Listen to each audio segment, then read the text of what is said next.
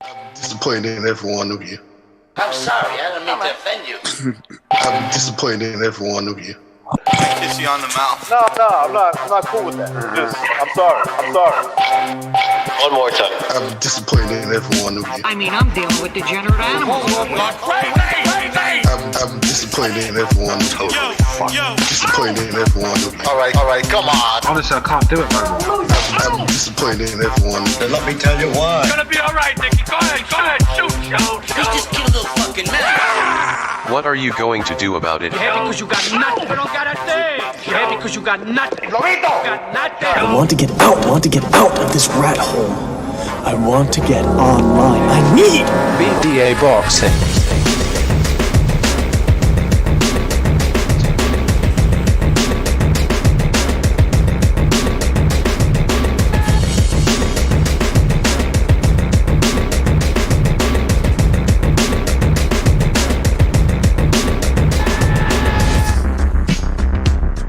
All right, this is King Bucho. Welcome to BDA Boxing, the boxing debate arena. We got a special show for you guys today. But before we begin, let's start giving some shout outs over here. Who do we have here? Marcy D, Omar E, WK Devon. I hope it's not woke Devon, but I'm just kidding. Eparakua, Kal L, Todi Kiros. Guys, welcome to the show. We also already have Jimmy, Gonzalo, and Recognize. Guys, welcome. Bucho, how you doing? What's up, Bucho? Yo. What's going on, everyone? What's going on? We're going to be talking about Deontay Wilder. He apparently appeared on this podcast. I listened to a little bit of it, where he said that he's contemplating retirement, or he's going to figure out whether he retires or not. And he's going to use psychedelic drugs to find out what he's going to be doing in the future. He also said that he's tired of the boxing politics and cheating. And he also said that boxing affected his career. Let me just find the exact quote. Here we go. Boxing's put a bad taste because of what it's done to me. Like, I don't understand what he means by what it has done to him. Like, positively speaking or negatively speaking? What do you guys think? Well, clearly, clearly means it in a negative context. Yeah. You know, what it's done to me. That's usually never, when somebody says what you've done to me, usually not in a good context, right? Yeah, but because to me it doesn't make sense. It doesn't make any sense at all. I mean, he made so much money. He defended his WBC belt, I think, 9 times. Something like 9 or 10. Yeah. He never really faced any tough opposition. So in my opinion, he had it pretty well, like pretty good. He was never mandated. Yeah. I don't believe he was ever mandated. There was no tough mandatories. I think he swerved a couple of mandatories. I know for a fact he turned down the best money. I mean, turned down Joshua to handpick because, remember what, quote, a drug addict, a pillow-fisted drug addict. So in his mind, in his camp, that's who they thought they were getting in the first the first Fury fight. And he went on to lose and get knocked out twice. And I just don't think he's mentally strong enough to deal with it. Mm-hmm. I mean, it could be, but I agree with you. Yeah, he was a fragile person from the beginning. I think that he went in there with realistic intent, and then when he started seeing that, man, I could make a whole lot more money than I thought, just based on image and me being American and all that stuff, and then he kind of like, start getting gassed up a little bit. And you start believing, you start reading your own headlines and what people are saying about you.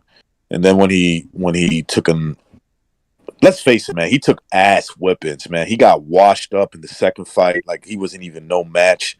And then in the third fight, he got bashed. You know what I'm saying? Like he was being like just there's memes about the way he got knocked out, dropped, So even though I liked his effort in the third fight, and that's probably had something to do with it. He knows that he really tried in the third fight, and he still got beat up. pretty bad. So he's heartbroken. And so he's still feeling sorry for himself, and this is a way. Men sometimes men tell themselves things, so we could just sleep at night. You know what I'm saying? So we could sleep at peace without thinking about consequences and responsibility. And I think that's what he's going through, and that's why he's talking about all these drugs and whatever. Well, the drugs are supposed to help him find the path, right? Where he boxes or where he does something else. But like I don't the know. movie, I mean, like the movie Tombstone, right? What's the guy's name? The Lou Diamond Phillips, where he takes the psychedelics and he's out in the desert. Remember this part? Kind of like that.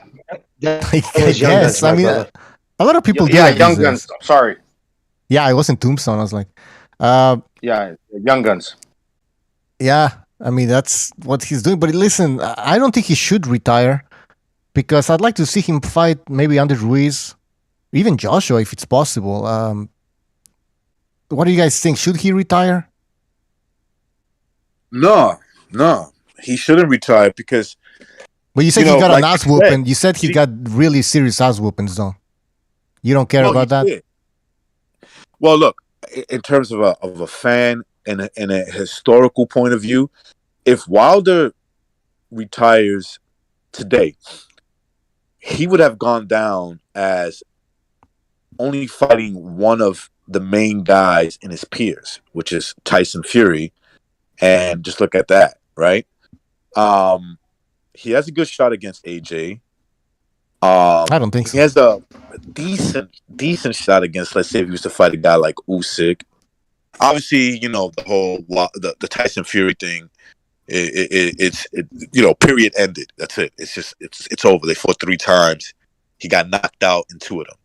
So that is what it is. Yeah, I understand. You recognize all of a sudden Wilder, he has a good shot against this guy, against everybody now.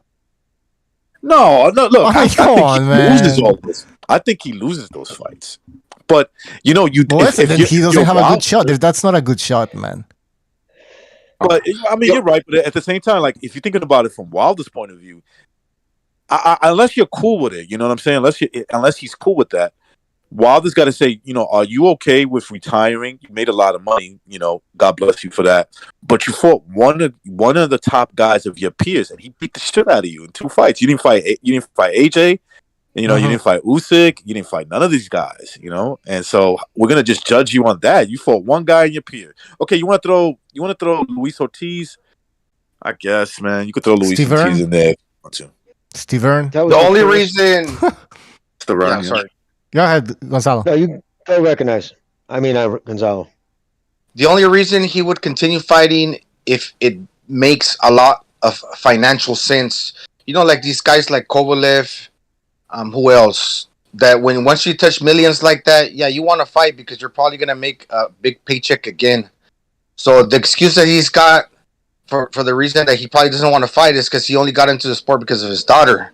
So he's kind of ambiguous. He's wishy-washy. He says, "Oh, I got in because of my daughter, but if I would continue fighting, it's because probably, like a lot of people, once you're in the pay-per-views, you would want to fight again to make millions, one more time. It's like these guys when they fight for millions, whether they win or lose. Caleb Plant, they fight again for a lot of money. Especially Deontay Wilder, he's kind of a name now. He helped himself out in that sense that he did promote his career, whether he was that good or not. He did. He had the knockouts, but that's the thing. And well, can I just say too? I mean, it's a great story. I mean, I saw videos with his daughter and shit. That's when I actually like Wilder the best. I think he's the most. You know what I mean? There's no front in then. He's just with his kid. He's a dad. But let's be honest, man. This isn't Jim Braddock 1920s Depression era. His daughter's insurance, even if there's not state insurance, Catholic charities. It was like I had to get into boxing because my daughter needed medication. What are you talking about, dude? I mean, it's not like they're starving. I think that was kind of a exactly. But so my thing with the money, to touch on what Gonzalo just said, he received $30 million, whether he won for his last fight. Let's put it in perspective financially, pragmatically. Who's going to pay him now? He doesn't have a belt, So even if he was to say, let's say right now we were in negotiations to fight White, and he was even going to say, it would happen either here or there. Let's be honest. The one time he did a really good gate was with Fury. On his own, he didn't sell well in the United States. He didn't actually put up good viewer numbers either. He just didn't. His one pay-per-view minus Fury lost millions of dollars. So you take all that and combined, and then you say, okay, so let's be realistic. 5 million would be on the outside if you start looking at other things. Because if you wanted anything at 10, even a 10 million or more range, nobody's going to sign to do that. Nobody's into boxing to promote fights to lose money. And you got to say, he would have to sell if they were looking at the same type of money. Again, remember, the last one with Fury did 800,000, right? And they barely broke even. Wow. So, I mean, you know what I mean? So think about it. Did 800,000, and Bob came out and said, we barely, the first one they lost money on because they paid so much for promotion. The third fight, they didn't promote it as much. So that's why they were able to break even. But Arum said it. We lost money on that second fight, and it did over 800,000, I believe, in sales. So, but it's understandable that that fight did the numbers that it did because a lot of people knew what was going to happen again. Right? There was no need for a third fight. But does that mean that Wilder doesn't sell? What do you think, Jim? I mean, is he a name in the sport of boxing? All right. Well, Wilder Ortiz 2, the one pay-per-view again he had without Fury. If you do the math, the purses, tie in the gate, all that, you lose 40% to 50% on the pay-per-view provider. So when you subtract that, add the gate, it lost $15 million. Right. It left. Yeah, he's not a pay-per-view star. When you did their purses, so. All right. So I guess we can conclude that he's not a pay-per-view star. I mean, would you like to see him fight again, Jimmy? I mean, I guess Andy Ruiz, would that interest you? Would you watch that? No, not against Andy Ruiz. No, not at all. I mean, because I don't rate Andy Ruiz one of the top heavyweights. Sorry. Yeah. I mean, I'd like to see him against Joshua, especially if Joshua was to fight Usyk again, and Joshua was to lose. It's still because Joshua, who's Joshua is, mind you. If Wilder was to travel across the pond and fight him in London, that thing would make money. You know what I mean? But is it worth enough? Would he make enough money to make him go through that? But just again, like I said. Just as a human look at it pragmatically, you just made $30 million. You're going to willing to go through all the same training, all that grinding, grueling bullshit, especially now he's past 35, right? At maybe a tenth, if you're lucky, the price. I mean, $3 million to $5 million, I would think would like be... Jimmy said, this big fights for him, but he's not willing to take the extra steps. And we saw it over the weekend with Ryder and Jacobs. We saw some YouTubers now, their little cry for why fighters shouldn't fight overseas, even if it's part of the Western world. Because Jacobs came on the short end of the stick in a very close fight. Me personally, I thought Ryder won. But if you had Jacobs winning, I could understand. You know what I'm saying? The fight was pretty close. So you got Wilder, who's not willing to take the risk of going to the UK, where these fights are bigger. AJ versus Wilder in the UK would be massive. I think it would be massive in the States too, but it would definitely be massive in the UK. Wilder versus Dillian White in the UK, the same fucking thing. It would be a bigger fight. But when you got crybabies, content creators about why their fighters shouldn't be going overseas because they're like victims, because they're American and maybe black, just that crybaby stuff that will always talk their ways out of big fights. So, I still think there's What have you heard from the YouTube community about? This is why we don't go overseas. First of all, Jacobs looked like shit in that fight, bro. Even if you thought he won. That's what I said on Discord. Exactly. I said, even if you had him winning, which, okay, fine, maybe you did have him winning on a draw, he looked like shit. He was supposed to, beat this guy, Ryder. He was supposed to win the fight. Yeah. Yeah. I thought he lost. I thought he got edged out. But, it was one of those kind of fights that, they're throwing, he got robbed. Like, bro, you need to calm the fuck down with with your, with your narratives, bro. Nobody cares, man. This is why American fighters are losing respect. They just respect them because they're from America. But in terms of like doing shit, nobody really respects them. They don't have that awe of respect for them because they just talking their ways out of fights. I still think Wilder has a chance to make big fights. I think some of them are going to have to be overseas. That's my honest opinion. Yeah, another thing, he's injured. He's always claiming that I think that interview he did, he mentioned that he hurt his hand once again in the rematch, and that was one of the reasons he lost. Blaming it on the hands. It's probably true that he gets hurt. So how many fights does he really have? Every time he steps into the ring, he gets hurt. Well, he only gets hurt against Fury for some reason. I mean, when he wins, hurt his hand because remember know. He chose to go to the puncher's glove. He changed. He's like, I'm going to wear that glove. Oh yeah, oh yeah. That's right. That backfired. Maybe he was going to lose anyways. I would imagine. Yeah. Hey guys, I have a good question here. Should Wilder retire without having a body on his record? Oh jeez. Well, I mean, he got bodied in the third fight. Well, put it this way: I would imagine most of his fans, especially the ones pushing that absurd glovegate theory, would trip over each other to say he belongs in the Hall of Fame because of his 10 title defenses. But let's be honest, you got to look at him. Other than Ortiz, who I believe was ranked 8th in the world at the time, everybody else wasn't even top 10. I mean, legitimately, he has the worst heavyweight championship resume of any WBC champ in the history of that sanctioning body. That's easily looked at because you just go back and look at other WBC champions going back 60 years who had the belt 3 years or more, and nobody fucking went that long without fighting anybody, at least close to the top, 3. He fought one top 8, and then he took on Fury. People can say, oh, he fought Fury, 3 times, and fought him, 30 rounds? Was it 30 rounds total? Did he lose 27 of them and got knocked out twice? So you can't use that. So my point is, does he make the Hall of Fame?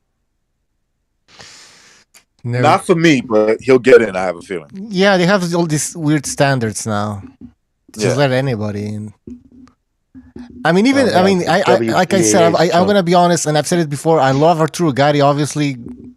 I don't think he should have been in. I mean, obviously they added him to the Hall of Fame because of what happened, right? It's exciting style fighting. It's exciting style. The way he was murdered, baby, he was killed.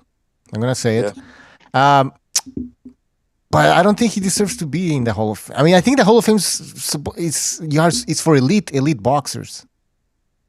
The Hall of Fame is for like above average fighters now. That's basically what it is, right? Before there used to be like this average, below average, above average, then great, or really good and great. There's like that really good section and great, and then obviously that dude is really, really great or whatever. You can start going up the ladder.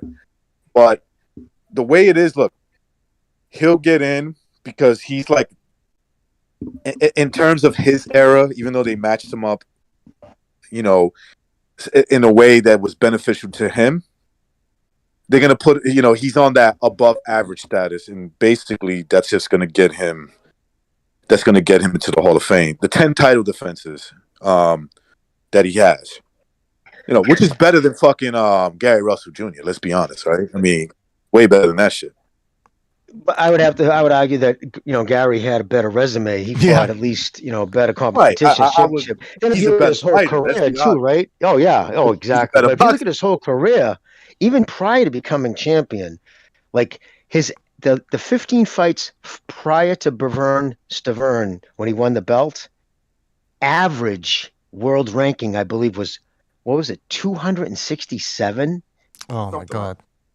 That's horrendous. Like that's and when you have a historically bad resume, like the dudes he fought weren't even in the top 10. So that has to mean something. Yes, I agree. I was always on the fence. Obviously, I like the Toro, personal level. So of course I would like to see him get in, but he still has a bet. And if you question Toro, which is completely reasonable to do so, but his resume is much better than Deontay Wilder's. Oh hell yeah. Oh yeah, Right? yeah. So, and if he's questionable, how in God's name could anybody with a straight face put Wilder in? If it was, it would be only because I've heard from people who actually were in the WBAA world, you know what I mean, the Boxing Writers Association of America or whatever the acronym stands for. I heard it's just now become like everything else a woke joke in kind of a way. You know what I mean? Well, it is. So- It is. It's always been. It's always been. Just look what they did in baseball. Okay, they basically took one guy into the Hall of Fame who has David Ortiz. And look, I know you're from Boston, and I respect the shit out of David Ortiz. He's actually a really good fucking baseball player. You know, he was really, really good. But if you're gonna put him in, Barry Bonds was much better than him. Alex Rodriguez was better than him. Roger Clemens was a legendary pitcher. Okay. Oh, no, I agree. And I And agree. these all, It was you just know a what they all have in DH. common? You know what they all have in common? They all were rumored or tested positive Steroid for users. steroids. Yeah. Yes, but they let one And guy in because the media likes him. Exactly. And Listen, that's he cool. popped. He admitted he did steroids back in 2013. Didn't he admit it back then? No, that- it was. Remember that 2003 Yes, secret 2013, drug 30. testing? Yeah, Yes, exactly. and his name and leaked out. His name and if leaked you're out. and if you're a purist, you wouldn't want him in because he was a DH. That's only half the sport. But he was No matter how much you like him, right? But he was a tremendous hitter. He was a fucking monster. As a Yankee yeah. fan, So was as a Wilder. Yankee fan, I was scared when he got up to the bat. I was like, God damn, here we go. I was scared when Who's that, Wilder Big- stepped Big into the Papi? ring, man. Well, I was scared when Papi. Wilder Yeah. stepped into the ring, though. How's that? How about that? Huh? When Wilder stepped into the ring, he would knock out his opponents, devastating Yeah. fashion. Yeah, he did. I mean, but look at the level, like Jimmy said, look at the level of opponents. You know, Yeah, that's the I'm gonna problem, give him people. That's the problem that you David don't Ortiz get. win. I'm gonna give him the David Ortiz win for the sake of the argument. So you only fought two. You fought a top contender and a elite fighter in Tyson Fury. So you beat the top contender twice. Let's forget about the content, behind it, but you beat him twice, and you got fucking embarrassed by the elite fighter, the guy that's, has an elite name like you do. So a guy within your peers made you look like you don't belong in the ring with him. Guys, can I just add, or as a side note, not to shit on Ortiz, but let's be honest. What's his greatest win? Yeah, we talked about Chambers, right? Was it? I think it would have been the smaller kid. The kid's last name is with a T, I believe, or the smaller guy. Ortiz's greatest win. What was that kid? Bryant Jennings. Yeah, Bryant. Jennings. Yes, Yeah, Jennings, no, that's it, brother. no Chambers. Bryant Yeah, Jennings. yeah. So that's Ortiz's. So like really, outside of that, why is Ortiz even considered an elite fight other than his ranking? His ranking is the only thing that made him elite, as far as I'm concerned, because I've yet to see him beat anybody.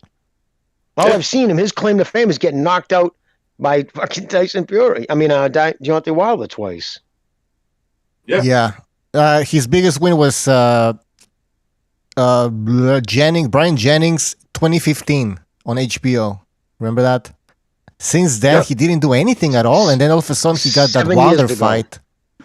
Yeah, and then he got that Wilder fight in New York. There was some drama, a little bit of drama in that fight, and all of a sudden, whoop, Ortiz, man, the boogeyman. Remember what they were saying? Oh, Wilder is the only one that had the balls to step into the ring with Luis Ortiz. I know. Never mind that they took his fucking his blood pressure medication away from him. Oh yeah, that was sad. Guys, let's take a I don't phone call. remember. Let's take a phone Okay, call. take a phone Hopefully, call. Okay. it's gonna work. 661. You're on the air. 661. Yo, what up, King Bucho? Yo, what's up? So I wanna add on the Wilder stuff about him taking ayahuasca. I think that's interesting because I've heard some story. I've done DMT, right? It's No the shit. version, but the free-based version, ayahuasca is basically DMT in a brew. You drink it and it lasts longer, 6 hours. DMT is like 15, 20 minutes at most. My point is, I've heard stories of people doing ayahuasca, right? And they go on spiritual journeys. She's called Mother Ayahuasca. It's literally this entity, this woman they see, and Mother Ayahuasca will take them on a spiritual journey. I've heard stories of somebody who took it said he met his friend who died, right, and died in a car accident.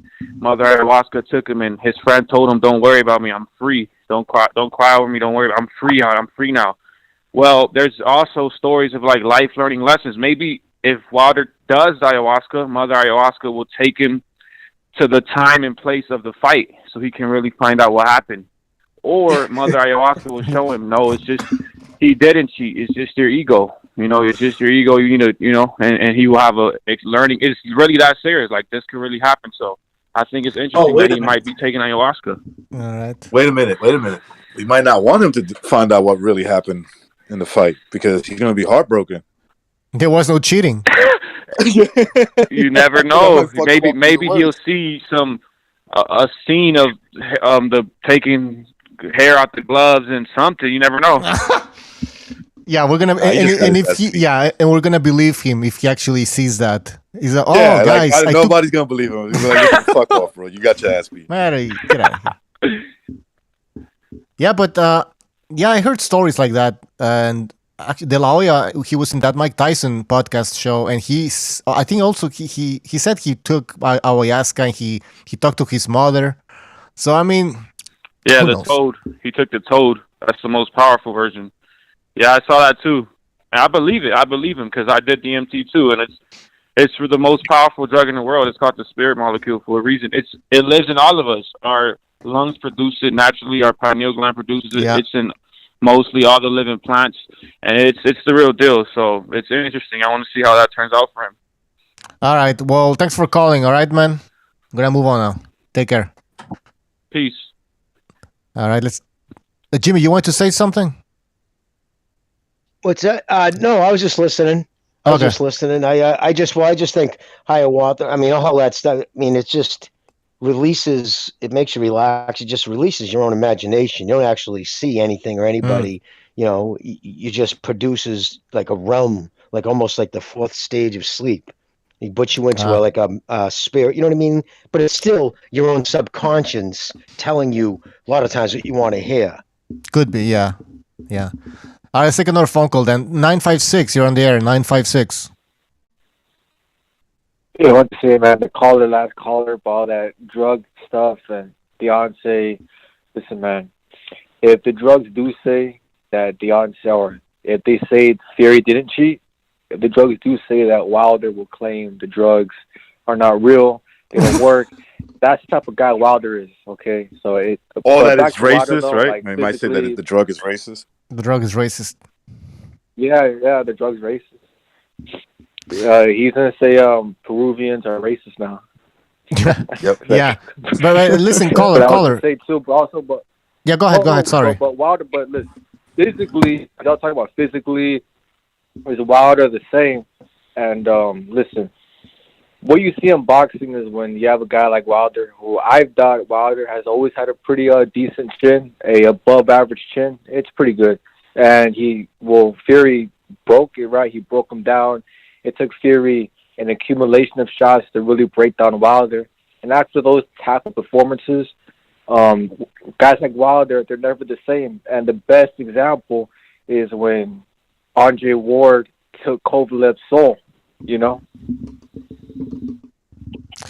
Yeah, he took his balls. He took his balls, that's for sure. Yeah, the balls. But I don't know about the balls, but I get what you're saying. I get what you mean. Yeah, caller. It's interesting that you mentioned that Wilder's somebody that's dishonest, and you're right, because in that interview he said that he was tired of boxing politics and the cheating. But what does he mean by cheating? Like, is he still like clinging on to that fucking lie? Like, seriously? Well, he has to, because why would you keep... The thing about Wilder is, and some boxers, is they need to lie to themselves in order to motivate themselves to actually go out and fight again. For example, I think the reason why he used that cheating thing was to motivate himself for the third Fury fight, right? So he can think, hey, I actually have a chance because Fury cheated, right? If he didn't think that, what the fuck is motivating him? Like, He just got his ass beat fair and Yeah. square. You know, he got that motivation. But he is, I understand. But listen, a boxer, amazing. I mean, could lie to himself or say, well, you know, I didn't train properly, I didn't do this. But to claim that your opponent is a cheater, that's dishonest and that's dishonorable. It's a completely different thing. Like, you can blame yourself for losing, Yeah, but you don't blame the other guy for cheating.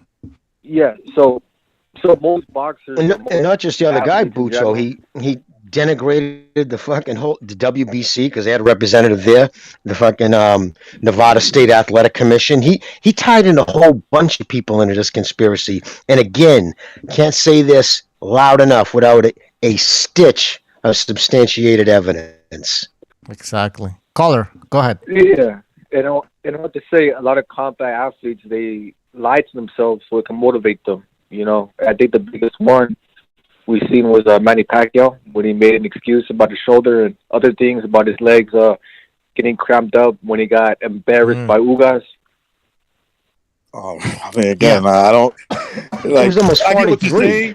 Yeah, I get what you're saying, but I think a lot of your points are like reaching. Yeah, I mean, Donito Donaire blamed the shoulder in the Rigondeaux fight, but this was insane. This is like a criminal accusation. You know, he was accusing Fury of being a criminal, basically. I don't know. He took it to another level. Yeah, that's a different. Like that's totally different. You get what I'm saying? Like your opinion of what somebody said and versus a guy making a criminal complaint accusation, basically. And they're not following. Recognize. Yeah. No. So recognize, Obucho, either one of you is, if you took a piece of like a leather sock, stuck a 16-ounce, like a hammerhead-sized chunk of steel in it, and walked up to somebody and cracked him in the head, you know, you'd get attempted murder charges. Yeah. You can't do that. So, like, that's what you're saying. He wasn't just accusing him of cheating. He was, accusing him of an outright fucking felony attempted murder. Absolutely, yeah, that's what he accused him All right, caller, one last comment. Yeah, what is it? No, you have anything to say? It's up to you. Oh, yeah. I have a comment. So, who's BDA's date tonight? He's not on? No, he's not on today. No. He's at the church. Church. Preaching. Ah, come on. Yeah, he is, man. He's a devoted. All right. Preacher, well, bro. You shocked? He's a preacher. Yeah. Anyways, caller, thanks for calling. Good call, man. All right. Next call. 678. You're on the air. 678. Hey, what's up? This is Soothsayer. Shout out King Bucho. Shout out panel.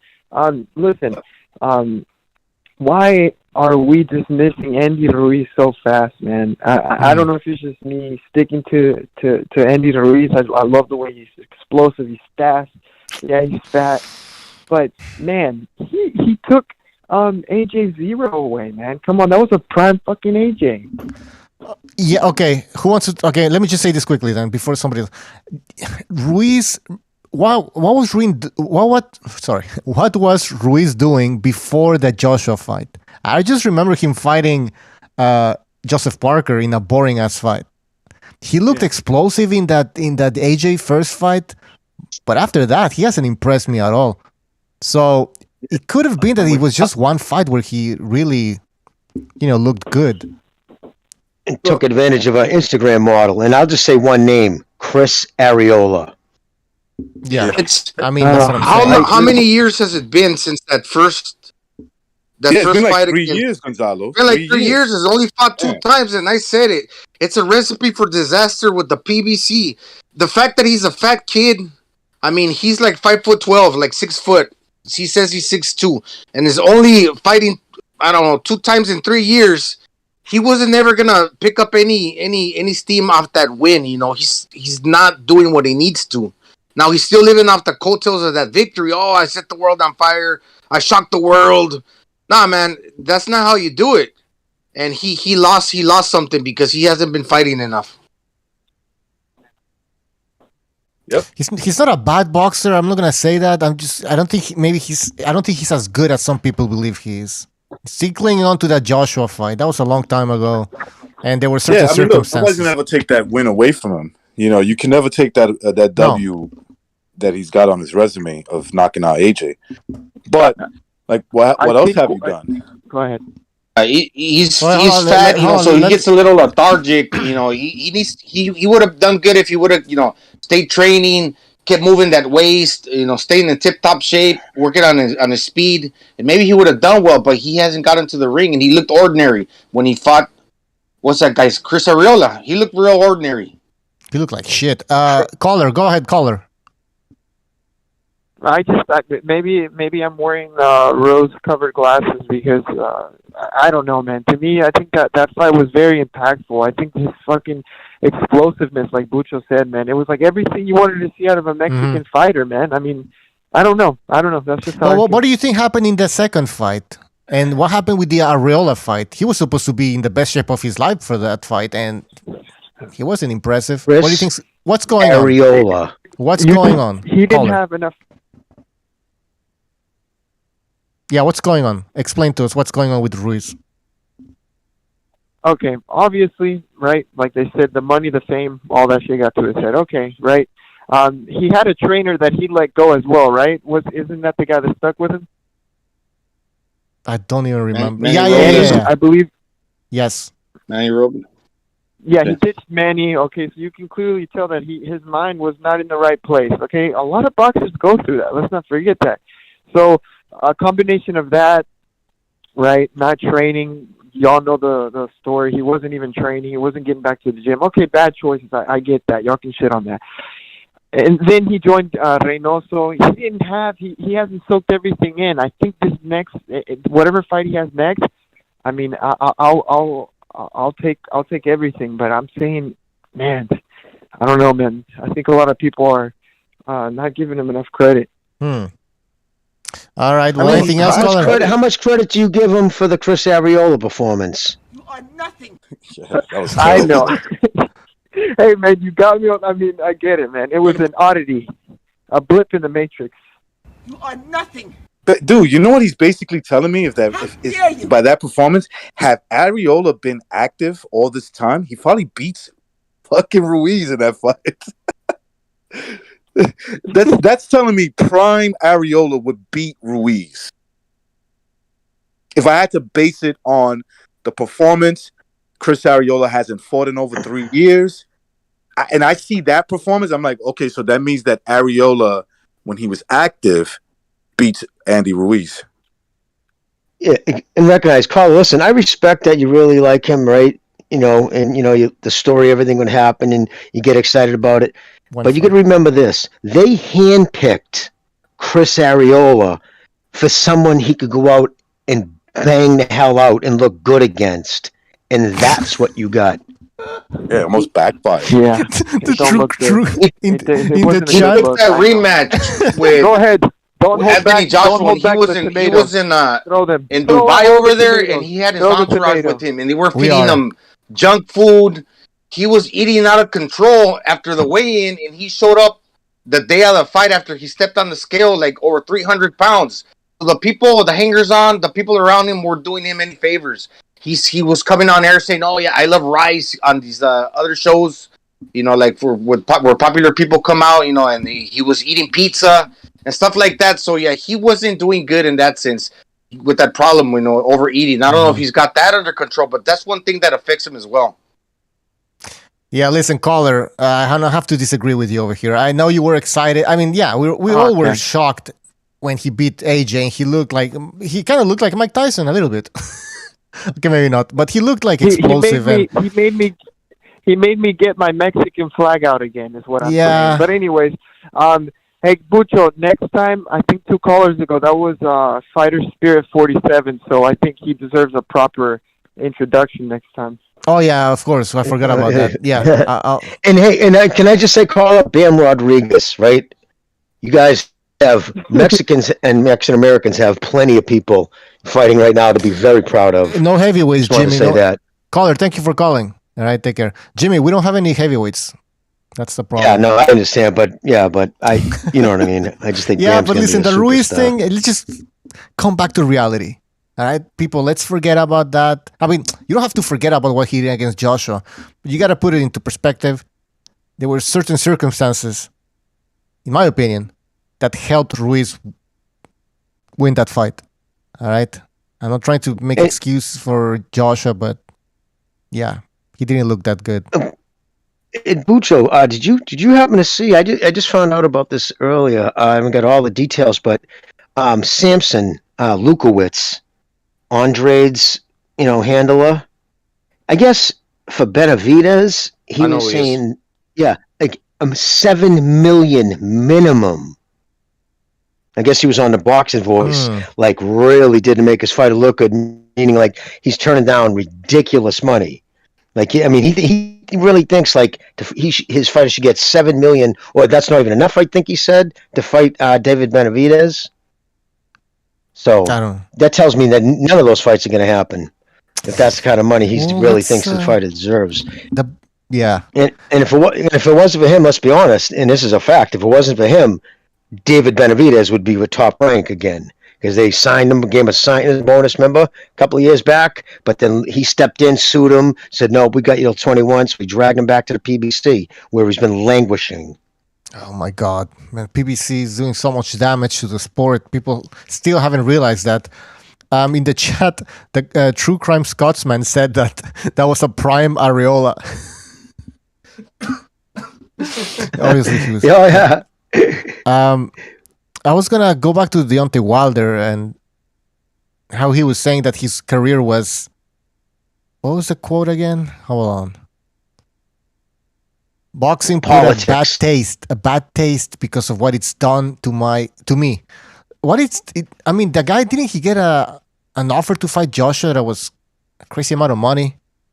Like 120 guaranteed, 2-fight deal. And he turned it flat down on his own podcast and Instagram page. He admitted that. So he turned down that kind of money and handpicked the drug addict off the couch. Pillow-fisted is what he said. And got schooled. So it's not what boxing did to him, it's what he did to boxing, basically, because we never got that fight that we wanted, the Wilder-Joshua fight. That was going to be big. They should have made that fight, man. That's the fight.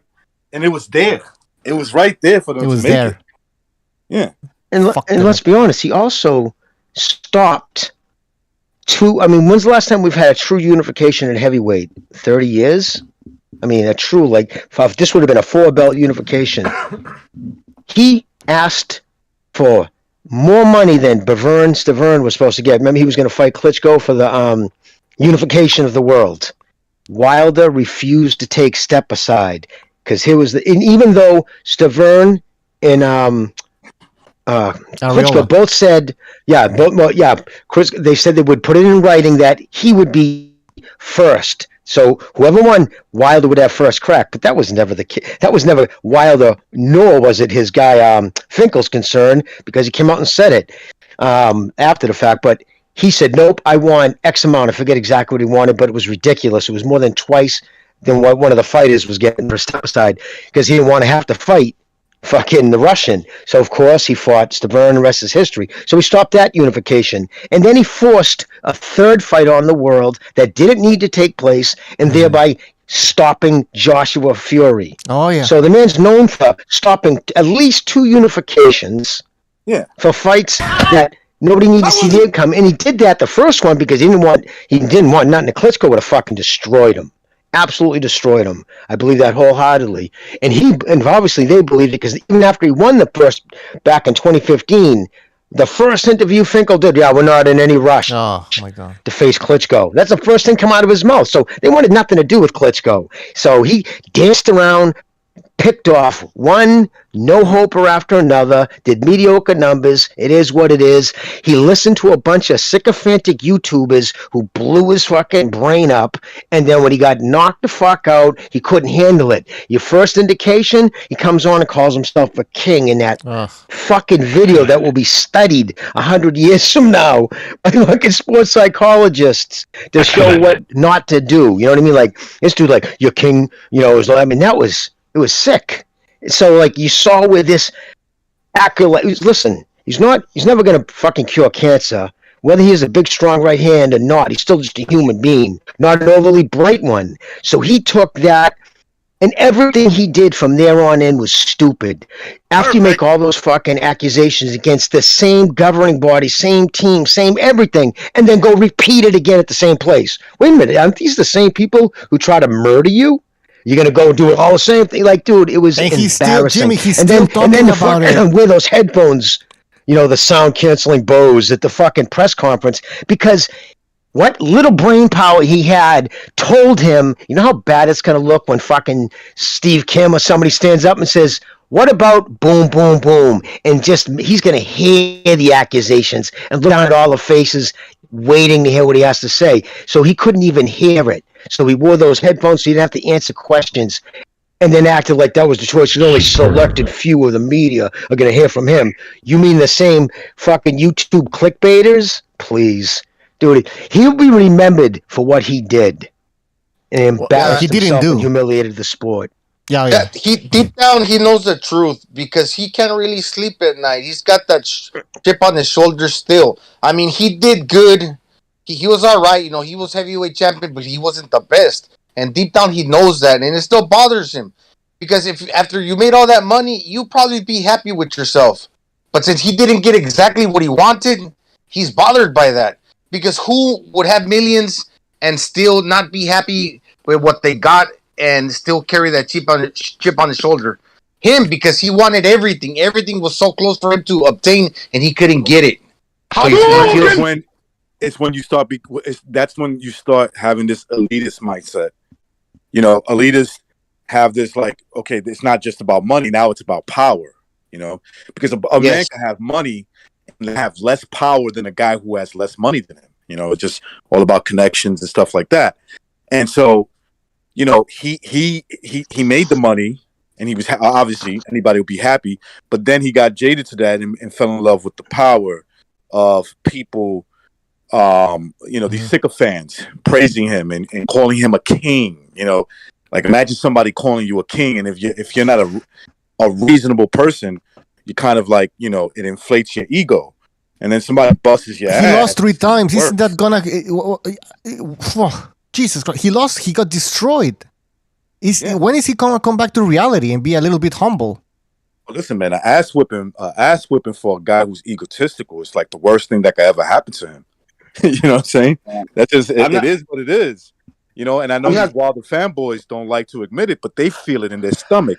They'll never admit it to us. They know they get those butterflies in their stomach when somebody's about to tax that ass, not even beat your ass, tax you, embarrass you in front of all your peoples. And they know. Dude, he's the perfect example of somebody who was born on third base but thinks he hit a triple. You know what I mean? Like one of those kids, everything was given to him. He was hand-fed fodder to knock out. Some of them didn't made him look bad in some of the performances. One of the dudes who ended up coaching him, is that the dude who coached him? Straight took a dive. I don't give a fuck what anybody says. Was that the dude who ended up coaching him? Or was that somebody else? Was that Washington? Malik Scott. That was a fucking dive. Man, the announcers couldn't even help. I mean, Burns, they were like, come on. The fucking punch didn't come close to landing. So, again, you look at his resume, he was fighting 300 ranked guys. Guys ranked 400. Dudes with losing records, bad losing records. Right up until he fucking, a smart person who doesn't believe all the hype and actually believe the bullshit being said about him would have sat back and said, I'm not really fighting top guys. You know what I mean? Because when I fought guys who kind of at my level in the amateurs, I was put on my ass a few times. So instead of looking at that, he just really believed it. I don't have to be good for 1 second. He really believed that. You listen to what his own trainer, fucking Mark, said about him. He really believed that shit. And then when he found out boxing's a whole lot more than your fucking 1 second, one punch, and he just couldn't handle it. He collapsed. And this is all continuous behavior. It's ayahuasca time, Jimmy. It's ayahuasca, psychedelics. That's the route he's taking. He's so desperate to find, I don't know, an answer to this. What's an inner voice to tell him a different story? Yeah. He doesn't like the story that has been written for him. But you know what? Hey, everybody can do something different, but deal with it, dude. What the fuck would, let's be honest. Let's be pragmatic. He wasn't in college. He left college. Come on. Please. But anyway, so even if, okay, what would he have done for a living that he would have never seen the kind of wealth if he plays his cards right and lives within his, a certain realm and doesn't do stupid things like, unfortunately, most boxers, that's generational wealth he has. He could set his kids, his grandkids up if he does it right. So my point is, boxing has been so good to this dude. Yes. Okay? And he's still complaining. Yes, go beat it, Bucho. I'm he's still ranting on him hard, he's still complaining. I mean, I think he did pretty good for based on the amount of skills that he had. He did have power. Yeah. He'd never fought the best. He had that fight with Fury, those 3 fights with Fury. I think he can be satisfied. He should be satisfied with what he managed to accomplish, and he actually made a lot of money. So for him to start saying that, boxing politics hindered his career and the cheating, I just find that disgusting, man. He's not even grateful for what he had. Especially since he started late, like 28. I forget, but he started late. So who makes that kind of money and who does what he did? He would be better remembered. Right? He would be better remembered if he just say, "Oh, you know what? I lost, but I accomplished all this. Yeah, I did get into the sport because of my daughter." People would find him more affable, more humble. Like if he came out across like that, he would be more liked. But I don't know, man. Gonzalo. I thought that after the third beating, he was gonna say what you just said. I thought he was gonna be like, okay, this was just an act. This was all an act. I was just, trying to, being this. I was being a character. Now it's like Mike Tyson. I mean, I know he really changed his way of thinking, and I thought that Wilder would probably kind of do the same thing. But nah, man, Wilder, he keeps on fucking talking about the cheating and how he's implying that there's racism in boxing, basically. When he says that the politics of boxing, he's talking about racism. I wouldn't fucking doubt it. Of course he is. Yeah. That's all he has. He has no argument. So it's like when you don't have an argument, just go to the racism thing. It's they use it as a cudgel, but we just established facts. He subverted the unification fight. We were the first one we would have seen in ages. Yes, thank you. Subverted a second one. These are facts. There are facts that he claimed multiple times publicly that he wanted to murder somebody in the ring or kill somebody. Let's be honest, kill somebody in the ring.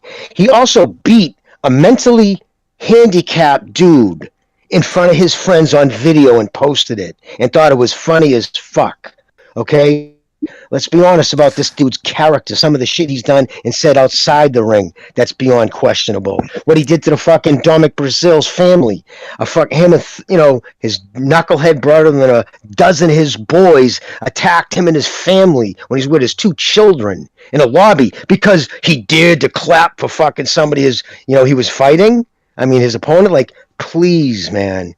And I want to he's never embraced himself to anybody. I want to say thank you. Remember when he punched that mascot, that Mexican dummy in the TV show? The Mexican mascot? Yeah. That was funny. But I want to thank Deontay Wilder for not giving us the fights that we wanted. All right? Not giving us a Joshua fight. He's talking about how the sport affected his career negatively or whatever, the politics.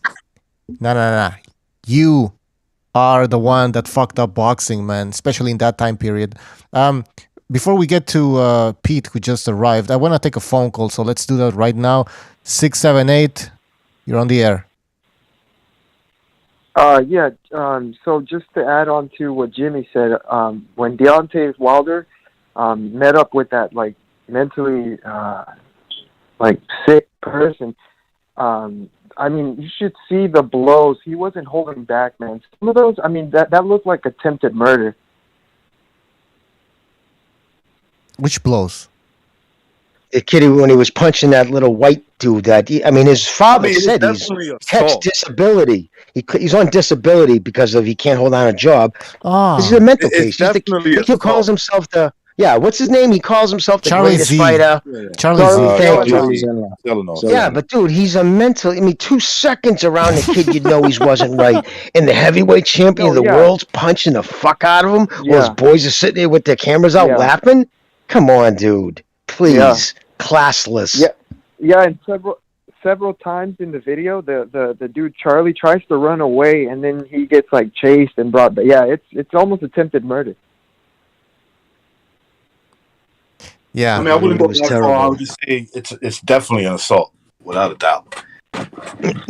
Yeah. And So another thing. like, what I wanted to call in and talk about was this Samson Lukowicz thing. No, what is Yes. that? What? Yeah, that's David Benavidez' promoter, right? Yes, David Benavidez. I said Andres, didn't I? I'm sorry. Thank you. Yeah. Okay. I thought that's what. Yeah. Jimmy, do you not kind of see this that like that these other promoters, the Al Heyman's, this guy, those guys, they feel like they can like suck the blood out of Eddie Hearn now because Eddie Hearn DAZN pays well. Of course, that's exactly what it is. He's trying to suck, because he knows that DAZN paid Haney $3 million for fights he didn't deserve. But that's when, like Steve Kim was on the show the other night, said they threw a real monkey wrench into the sport in general. That really screwed a lot of things up because it changed pay scales. So suddenly everybody got a raise that year because they had a match so they wouldn't lose their fighters because they signed these stupid promotional deals. So because of that, now the PBC is broke. That's the reason why they have to put everything. I mean, Broner came out and said it. They have to put anything. If we want to get paid, it has to go to pay-per-view. It's the only way we're getting paid. All right? So since we know that now to be a fact, it's not just a rumor. So what he's trying to do is, remember, he gets 15% of the fighter's purse. So isn't 15% of $7 million a lot better than the 1.5 at tops I think he should get paid for non-titleist? That's fucking crazy. Of course it is. Crazy. Yep. Anything else, I caller? just think it's disgusting, man. I just think it's disgusting that all these other promoters, man, are just looking at Eddie Hearn like, just because Eddie Hearn's doing right by the fighters, you know, and knows what kind of money he can bring into and the type of fights he can set. It's disgusting. All right. All right. Thanks for calling, man. All right. Call back again next time. Take care. You know who got really lucky with when they overpriced and the fighters got paid a lot, Jimmy? Tevin Farmer, $150,000 fighter. He made like $3 million or more. He got really, really lucky. Yep. Wasn't he supposed? Yes. Weren't there rumors he was supposed to fight some champ now? Devin Farmer, somebody. I don't know which champion they were talking about. That's right. He's coming back. I forget against who. Chris Colbert, somebody. I can't remember. Nah, he was boring. I'm sorry. He was boring. What is it? Yeah. Okay. All right, we got Pete here. By the way, people, don't forget you can call in. The number's on your screen. You can't fucking miss it. It's all over the place. And I'm posting it into chat. Pete, go ahead. It's in every bathroom you go to. Pete wants to guys. Pete wants to defend Deontay Wilder. So Pete, go ahead. You guys are sparking some outrage today. A little bit. Controversial topic. Yeah, no, I got to step in here. I just got off the phone with Shelly Finkel. All right. You guys are twisting the facts. He's not talking about retiring. He's talking about taking maternity leave. He spent his entire $30 million purse on in vitro. Very costly. And he's got one in the oven. Okay? We're expecting. And okay, now I feel bad for everything I said. Okay. He's having a baby. And the stress of a training camp could put you a miscarriage, and then he will have a body on his record. You know? Oh, come on, that's disgusting. Let's wish him the best. He'll be back in 9 months. Maternity leave, boys. Don't believe the hype. Fake news. Serious. Okay, we're gonna take a phone call. It's 858. You're on the air. 858. Oh my god.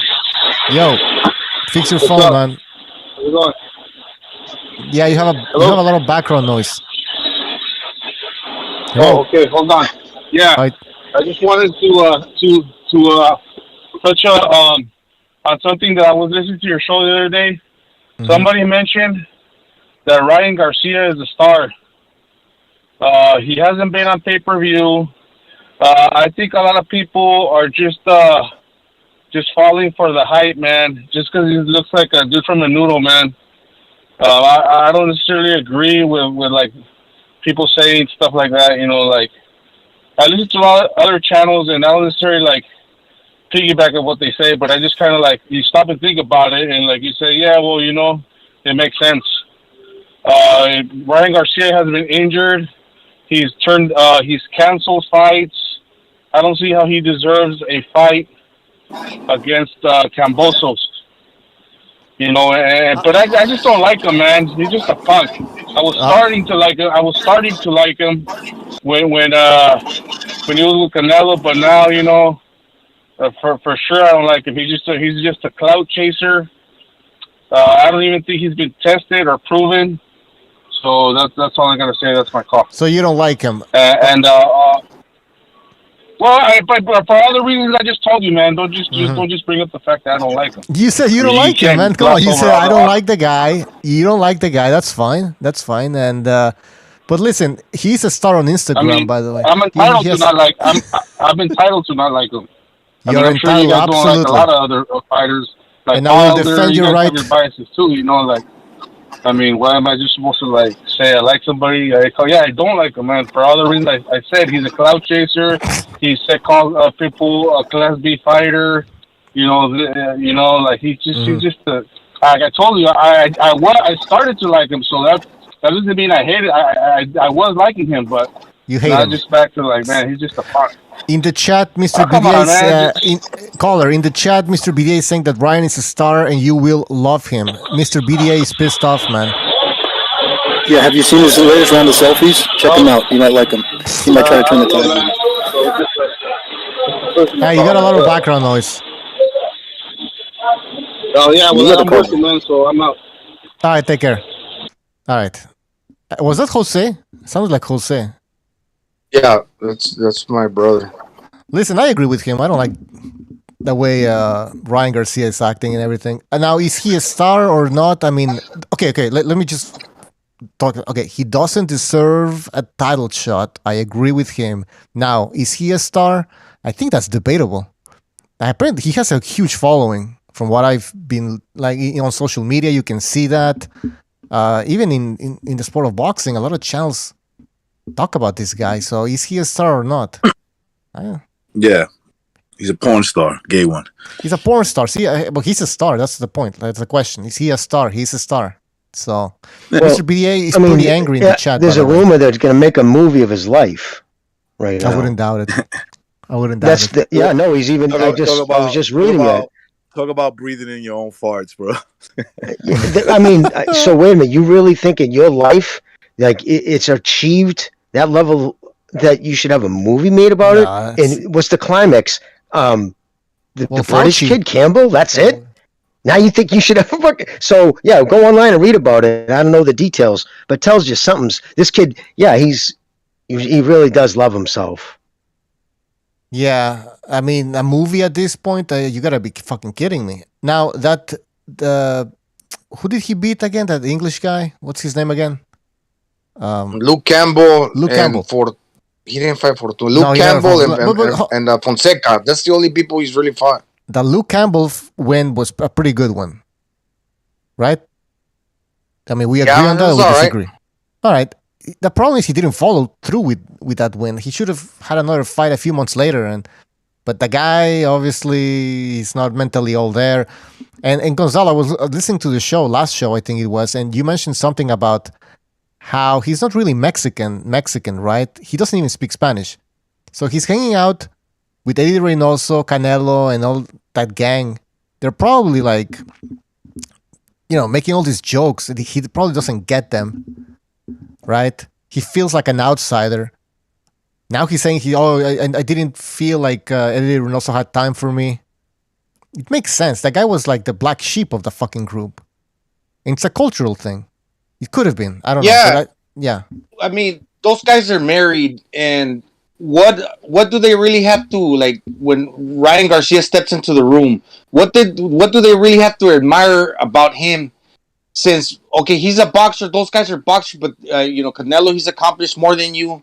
You got other guys there, they're doing their careers. And what are you gonna pay attention to what he's doing? His Instagram posts, his videos, where he comes doing all this, like, feminine stuff.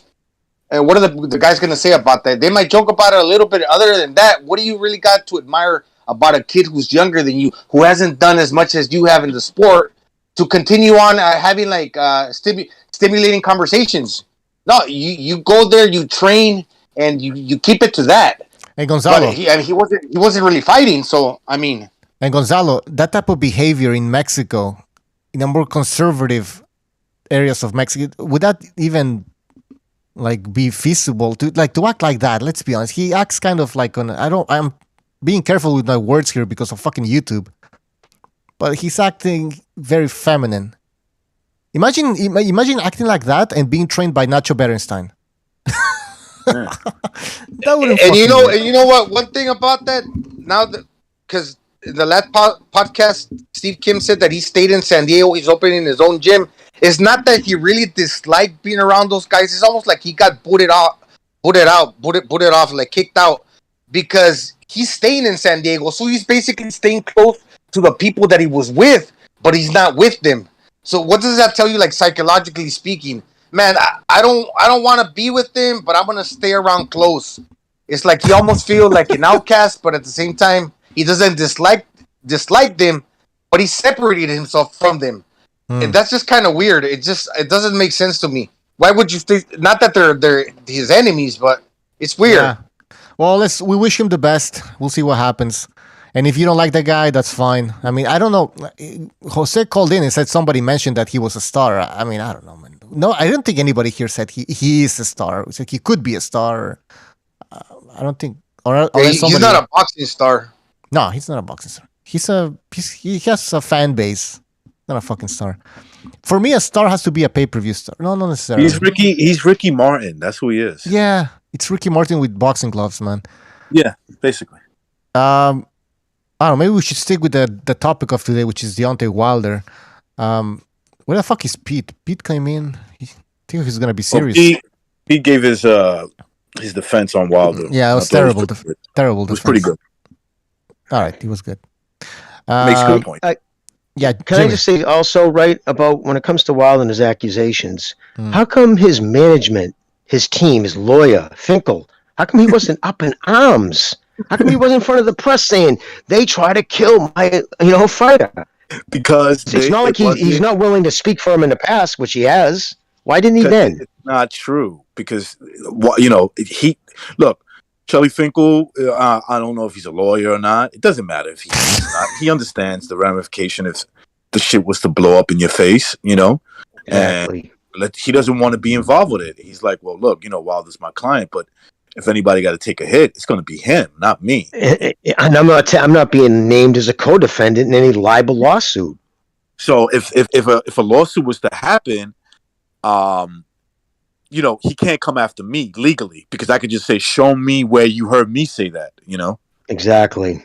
He never did, ever. Yeah. I don't think he even referenced it.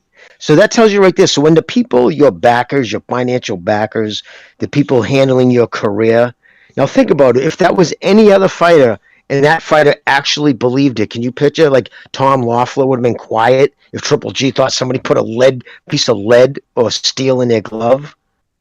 On an object to hurt them. I mean, come on. It's just, yeah. It's one of those things you yell over the people or you selectively shut them out so you don't have to hear opposition, and that's what the voices in his corner did. Like you couldn't call in, they wouldn't allow you to post messages when they weren't on live on YouTube unless you were a follower for X amount of time or there was other stipulations they added. They couldn't even even see that. So none of them were on Twitter for the most part. So they're in this unbelievably tight, echo chamber, and it literally almost mob mentality. One lie gets for some clickbait, and then somebody references or reports and their reports are the other clickbait guy said it, and it would just fester off that. And this knuckleheads at home in Alabama watching it all. That's why it took months until all these accusations came out, because what he did was pick and choose from all the things on YouTube. He's like, I remember the fucking first night, guys. Remember there was somebody driving home? Was it 78? Oh, no, recognize. Who was it? Was it the fucking Barbershop? He was the one talking about, I was talking to family members were telling me he didn't even look right. Fucking Wilder in his first video almost repeated that verbatim. He was the funniest one. I watched some, there's so many of them. I don't know who's exactly who. There were some funny ones too, but I don't know their names. But the ones that I do know, like Barbershop and 78, those are the ones I definitely know their names. And Yeah, something Oh, like that. that Those were the guy's weirdos, man. I mean, I had so much. It was so funny because you could see the narrative building. But that, that's because they always knew that their fighter, they were mad at us because when Wilder was undefeated, we're like, dude, he fights like a bum, We weren't convinced. And I've always told people this. This is not about convincing their people. That's already taken care of. It's about trying to convince others. That's the mindset that they have. So, that's why they come up with excuses and stuff like that. And you racist? Like, nah, bro, has nothing to do with race. I just don't believe your shit that's coming out of your mouth. I don't believe. That's why they never wanted to debate outside their little clique. No, they don't want There's to no way because they'll be crushed. Yeah, and a few people even called in. Remember, I used to create all these shows where I asked a question: how did Tyson Fury cheat? Few people, and when they called in, it was all conjectures, and there was nothing really like solid, man. There was no evidence that, or at least circumstantial evidence that could say, that's a good point. Yell an insult and hang up. Yeah. Anyways, guys, let's take a phone call. 905, you're on the air. 905. Yo. 905. Yo, can you hear me? Yeah, go ahead. Hey, how's it going, man? Pretty good, man. What's on your mind? Yeah, for sure, man. So I just wanted to talk about Wilder. So first of all, with Deontay Wilder, I hope he doesn't retire. Like, I know he's talking about wanting to do some spiritual journey and like do this ayahuasca stuff, and I kind of heard a little bit about it, and my opinion of it is it affects people differently, and a lot of people say that it causes kind of like an ego death of some kind. And when you kind of think about Deontay Wilder's personality, like you guys were just kind of talking about it, and yeah, I mean, the thing is, but the whole alter ego of Deontay Wilder, because I heard in real life the guy is pretty humble and he's not like how he kind of pretends to be, but he kind of had this alter ego, and I think a lot of that is just what it is, ego. So, him taking this spiritual journey and doing all this ayahuasca stuff and, having this ego death type of thing, I think it might not give him the fire to want to continue boxing. He might just realize, you know what, I don't need to box anymore. It's like I've done what I need to do, and I'm just going to go and retire and focus on other things. So this is what I hope doesn't happen, because for Deontay Wilder, he still has a lot of fights. There's still fights I want to see. I mean, like, who can fight right now? You can fight Anthony Joshua. Like, we don't know what can happen between Joshua and Usyk. But let's say if Joshua loses against Usyk again, and Usyk will go on to fight Tyson Fury for the what do you call it, the unification, right? And so who can Joshua fight next? I think Joshua versus Wilder would be fire. I think that would be a great fight to make. And, whatever fight can Wilder... within the PBC, Wilder can face Andy Ruiz. That would be a great fight. Let me see. I don't know if he would fight Hrgovic, but... I don't think so. Like, I mean, like, I just hope that Wilder continues to fight. But the honest thing is that Wilder took a absolute beating, right? And one of the reasons why his trainer, I forgot the guy's name, why he threw in that towel, because he just didn't want to see Wilder continue to, take more years out of boxing. And, it's just that with Wilder, again, his ego, his determination, he just wanted to continue to fight, and it just made him take a lot of life out of boxing. And I just hope that he just continued to box, But the thing is, aside from that, aside of his boxing, I know it's his usual BS with just how he is and just the people around him, and I don't really care about that. I mean, I find Wilder a very entertaining fighter, and I just want to see him back on the ring again. So that's all it is for me. All right, well, good call, man. All right, good points, by the way. Call back again next time, all right? Yeah, no problem. Okay, one more thing too with Ryan Garcia as well, man. I know Ryan Garcia. He's a diva for sure. I know he definitely like he can be a snowflake sometimes, but it's the same thing. I just want to see him in the ring. I want to see him fight somebody, and that's really all we should really care about. And if he does that, if he can get a good fight, then we can actually see what he's made of. But aside from that, I mean, like the guy's gonna be who he is, and that's it. But anyway, I'm done. So thank you very much. Thank you for calling. Good night. Take care. Good night. Yeah. All right. So the caller mentioned something interesting that I want to touch upon. But before we get to that, I have something else that I want to talk about with you guys. Mark Breland. So you guys remember Mark Breland was accused by Deontay Wilder for throwing in the towel. But if you look at the third fight, I mean, if Mark Breland was there, he would have thrown in the towel again. So basically what I'm trying to say is Mark Breland wasn't wrong. And yet he was accused of what was he accused of by Wilder? He was accused of drugging him. Right, drugging him. Okay, that's even worse. So basically Wilder was saying that was the reason why he lost that fight against Fury in the second time. But then the same outcome happened in the third fight, and Mark Breland wasn't involved. So that means that Mark Breland wasn't the reason why he lost the second fight. And so therefore, he should apologize to Mark Breland. Right? Well, look at so if you look at what happened in the first fight versus the second fight. So if you look at what transpired in the third fight, outside of the fourth round, the ass beating that Wilder took progressed every single round. So by the seventh round, you started saying to yourself, if this fight continues, Wilder's actually going to get knocked out. And that's exactly what happened. That's the difference between Breland stopping the fight, Malik Scott letting the fight continue, and the referee until he gets knocked out.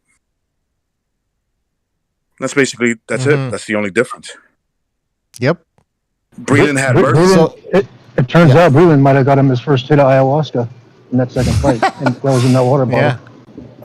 Apparently in the chat, Don Ramon Champ says Breland was accused of spiking Wilder's water with muscle relaxers. Yeah, right. That's what I'm saying here is Wilder needs to apologize.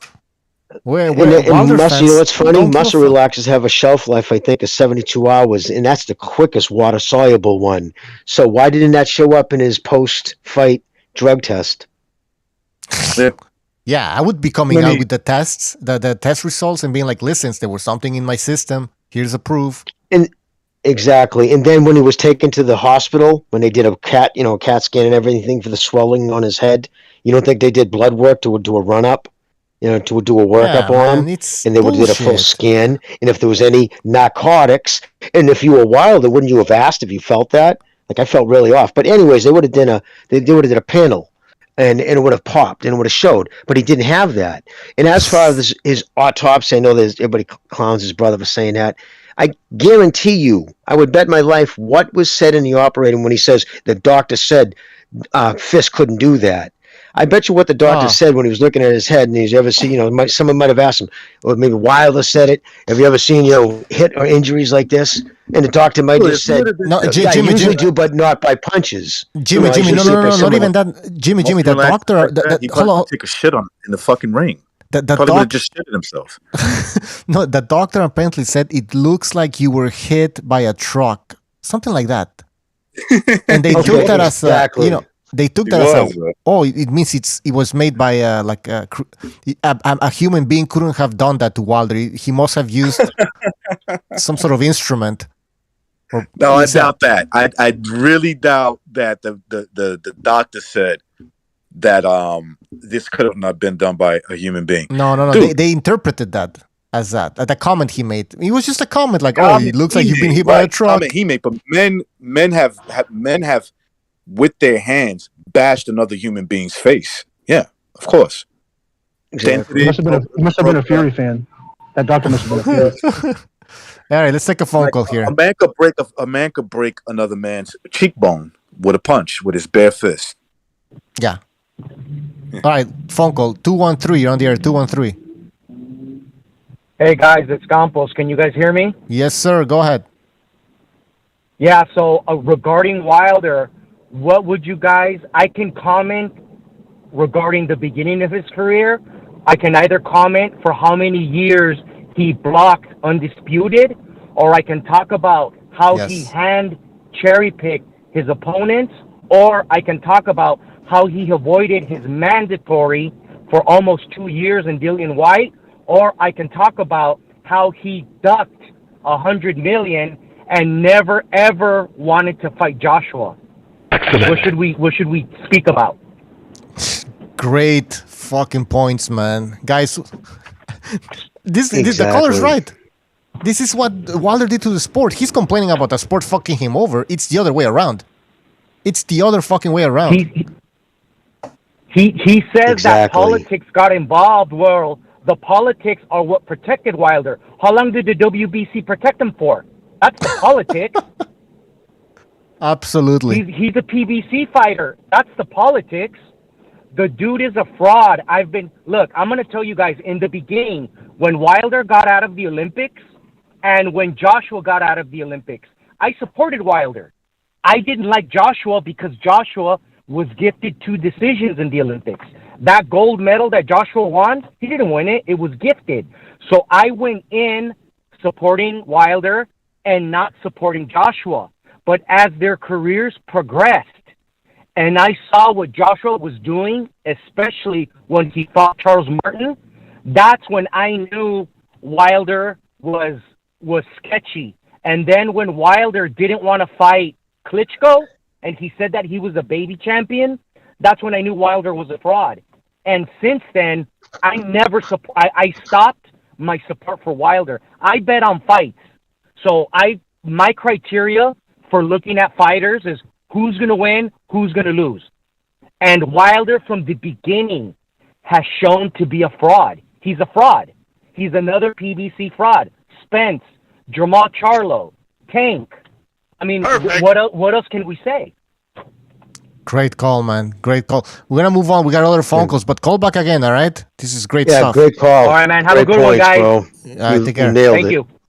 All right. Good. Fuck. I mean, yeah, of course. That's what I've been trying to say. You know what I mean? Like, this guy's acting like a victim. I mean, let's get real, man. Yeah, he knows it, Bucho. Listen, deep down in his heart, he knows his career was smoke and mirrors. It was a mirage, dude. And that's why they avoided Klitschko, avoided this, asked for ridiculous step-aside money, even though he was guaranteed a fight. His next fight would have been for the unified championship of the world, right? Who doesn't take that if you believe in your fight or your guys, right? Wait a minute, so you guys fight, you guys going to become an instant unified heavyweight, so then I have first dibs at those belts in a written contract, plus I'll get a couple of $1 million? Nope, I want double what you're going to pay him. Of course they were going to fucking balk on that. And he got his fight against the dude. His people sat around and said, we know we can beat Stubborn. Klitschko will destroy him. And that's why they avoided him like the plague after he won the belt. And he cherry-picked all the way, including Tyson Fury. Remember, to him was a cherry pick and his people when they first decided to step away from a $120 million offer, by his own words, to fight Fury. Remember, he said, he owes me. I gave you your fucking money. This is all owed to me. Remember, he was saying that in the second press conference? Because I picked you. Oh, yeah. Like, I was in control, basically. Yeah, I chose to fight you. I chose you. I gave you this money. You owe me. Which, in actuality, he does. He did pick Tyson. He wasn't mandated, but he also avoided Joshua. So that's all this.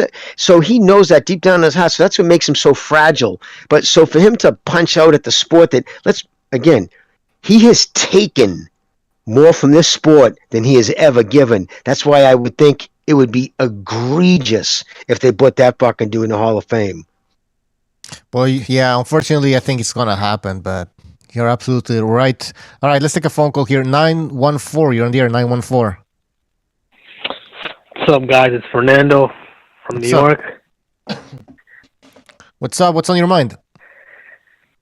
I think What's up, you guys buddy? have to look at the PBC system and the matchmaking. So when you look at a fighter like so any fighter that Al Heyman gets from another promoter, they're built from that point onwards a different way than a fighter that Al Heyman manages on from like when they're just a novice, a prospect, right? If Deontay Wilder took that fight against Vladimir Klitschko for the WBC, he would not have made what he made. Like, so when Al Heyman gets behind you, he gets behind you. But it becomes cannibalistic in how the finances get distributed within the PBC. For example, to appease Deontay Wilder, Al Heyman leaned on Steven Espinoza, and I think they paid him, more than $10 million for that fight against Brazil. So Al Heyman's maneuvering Deontay Wilder in a way where he knows Deontay Wilder's deficiencies and abilities. Deontay Wilder, the fighter, is probably, he's pumping himself up and he has all these types of delusions of grandeur when it comes to his ability in the ring as far as boxing technique. So what does that lead us to? Al Heyman will try to guide you in the least risk and get you the biggest fights that's in-house. The Caleb Plant fight against Canelo was on Fox. So I think like business-wise, Shelley and Al knew which way he was to be guided. I don't think he had that much say-so because the money just kept getting bigger and bigger and bigger. Who wants to take on this call? If you agree or disagree, Jimmy.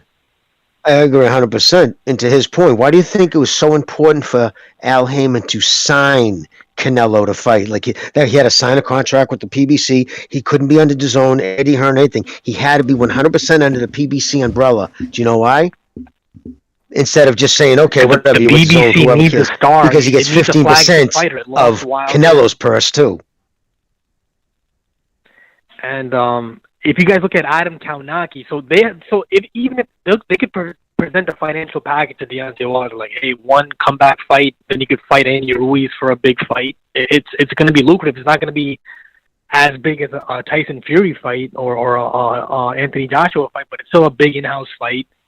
And I don't know if Robert Helenius and Deontay, I don't know how they're going to maneuver him now, but the Andy Ruiz fight was there, and the Adam Kaunaki fight was supposed to be there, but it's no longer there. But he still has the Andy Ruiz fight and one tune-up, so he can still make a nice chunk of change because heavyweight knockout artists are always marketable. Is he going to make as much as he did? No, but he's still going to make a lot. That's if he has the mentality to get back in the ring. He doesn't need to, I think. I think he's made like over 90 to 100 million from Brazil to the third Tyson Fury fight. All right. Well, thanks for that phone call, man. Good points, man. We're going to move on now, but thanks for calling. Call back again. All right, guys. Thank you. All right. We got more phone calls, so we got to get through these phone calls. 205, you're on the air, 205. What's up, BDA? Oh, this is King Bucho, but Uncle Charles, man, go ahead, man. Uncle man, Chuck. What's going on, man? Let me tell y'all. Y'all putting on a hell of a show, and y'all ain't telling me but the truth. But let me tell you where this went wrong. When Deontay Wilder signed that contract. Now, I keep telling y'all, I'm going to say this to the listening public again. You do not fight gypsies. And see, I try to tell my damn friend when we went to that gypsy carnival, and he got his ass whooped by that midget. Do you know how hard it is to get an ass sent out your car, especially when you have to ride 100 miles back home? And I've scrubbed my seat down for almost 2 nights. And that morning, guess what? It still smelled like ass. Let me tell you something. You do not mess with gypsies. I keep telling you, don't mess with no damn gypsies. And then I think Deontay Wilder started to feel himself. He was going around wearing this African garb and all this stuff. Now, you wear all this African stuff, and you've never been to Africa. Well, good luck with that. And see, where he went wrong was when he said Mike Tyson didn't have a Hall of Fame career. Let me tell you something. Mike Tyson drunk a gas when he was 9 years old, and he lived to tell about it. You do not mess with a man like that. And let me tell you right now, and plus Ryan Garcia, he running around here like an Instagram model. He needs to sit out from damn well. I'm getting sick of him too. And I'm going to tell you right now, if Deontay Wilder decides to get back in that ring, he needs to stay away from Tyson Fury and he needs to stay away from that other Russian. Because that other Russian will beat him worse. And that's all I got to say. So y'all, somebody needs to give him a call and say, let me tell you something. You can fight, but you going to stay away from them damn gypsies. I'm telling you that right now. And that's all I got to say, bro. I love y'all, bro. Great call. Call back again, Uncle. Good call. Great call, Uncle Chuck. He's always coming up with facts, man, real facts. And I forgot about that. What Wilder said about Mike Tyson. That was ridiculous. Can't believe his fans defended that guy. Actually, remember they were actually making videos about Wilder actually beating Mike Tyson. Remember that? Hey, come on, bro. Mob mentality.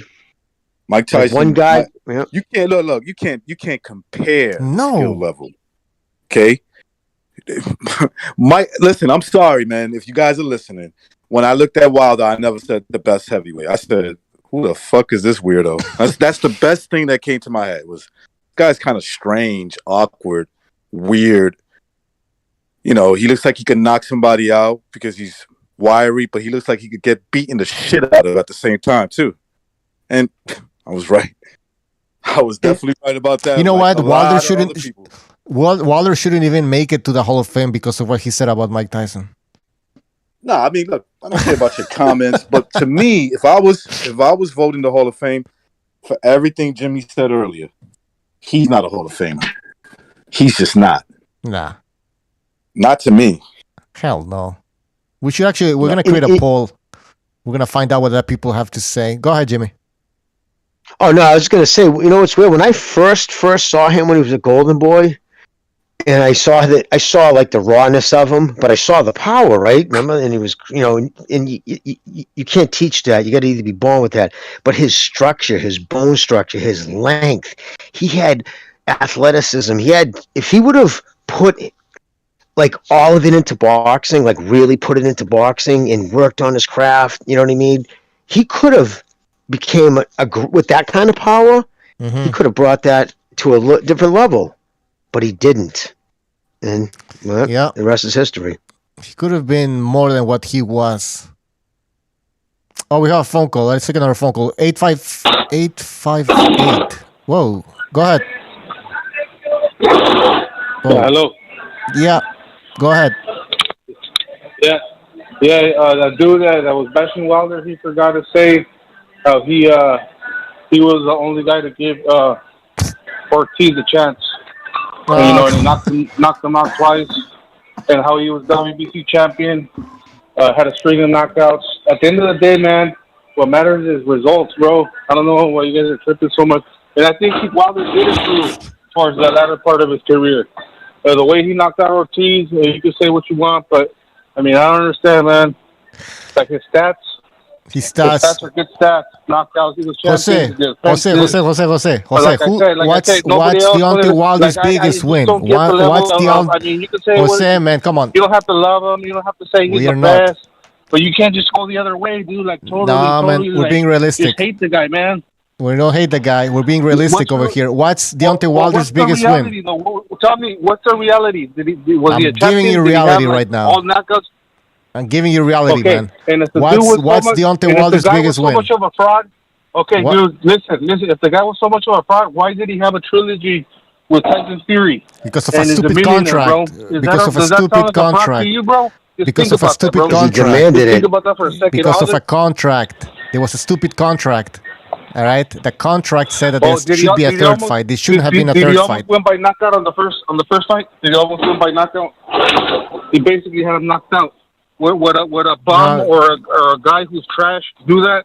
Like, come on, dude! I just don't get it, man. I never said he's trash. He's not a Hall of. He's not.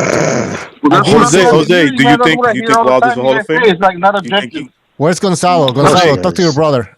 Gonzalo. Jose, do you think Wilder's a Hall of Famer? He is because he has knockouts. He has all knockouts. All right, and I respectfully disagree with you. But you want to know something? I respectfully disagree with you. But you know who's going to end up being right, more than likely? You. I'm okay with saying you're the one that's going to end up being right. He's probably getting into the Hall of Fame. But as a boxing fan that watched the sport enough time to give at least my opinion, right? Yeah, I'm not saying that it means the world, but I'm saying I could at least give my opinion. To me, he's not a Hall of Famer. I just think it's easy to miss or to gloss or to miss the fact that he did improve and that he did manage, like he won the fights by knockout, so he was able to set those knockouts out, set him up. in some way, somehow, you know.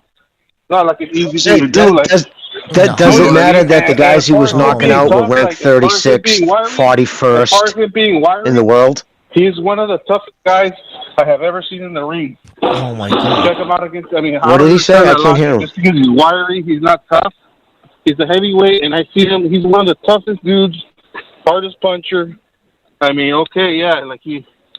I mean, all you guys act like if all other boxers are perfect. Like, you know what I mean? Jose, he had a trilogy, and he lost 27 out of the 30 rounds, and got brutally knocked out twice against the guy he cherry picked. And prior to that, the best win in his resume is the Ortiz dude, whose best win is Brian Jennings. Did you? Okay, question. Did you like those fights? Did you enjoy that too? No, come on. That's not the point. Did he knock down Fury? Did he knock down Fury? Yes. Did he knock down Fury multiple times? No. Did he Because a bunch of those other fights when he first won his belt, I didn't even watch. When I find out he's fighting somebody ranked 56 in the world, There's too much background. that was when. No, I didn't. All right, okay, Jose, we gotta move on, man. There's too much background noise. We gotta move on. Thanks for going. Jeez, too much background noise, Jose, man. Well, we should have this debate, man. Listen, I'm not calling the guy a bum. I'm just saying he's not Hall of Fame material. And I question the level of opposition in his resume, all right? I mean, I guess am I allowed to criticize his resume? What are his biggest wins? Luis Ortiz and Steve Earn. Never beat Fury. He got destroyed by Fury. And that's his career. And he knocked out a bunch of people. All right, then listen, he has power, no doubt about it. But who did he knock out? And by the way, setting up the knockouts, a lot of those knockouts, he didn't even have to set them up. I mean, go look at the Spilka fight. I mean, Spilka is lunging in, all right? You look at the George Washington fight, a fight that he was actually losing, all right? Of course, he makes a mistake,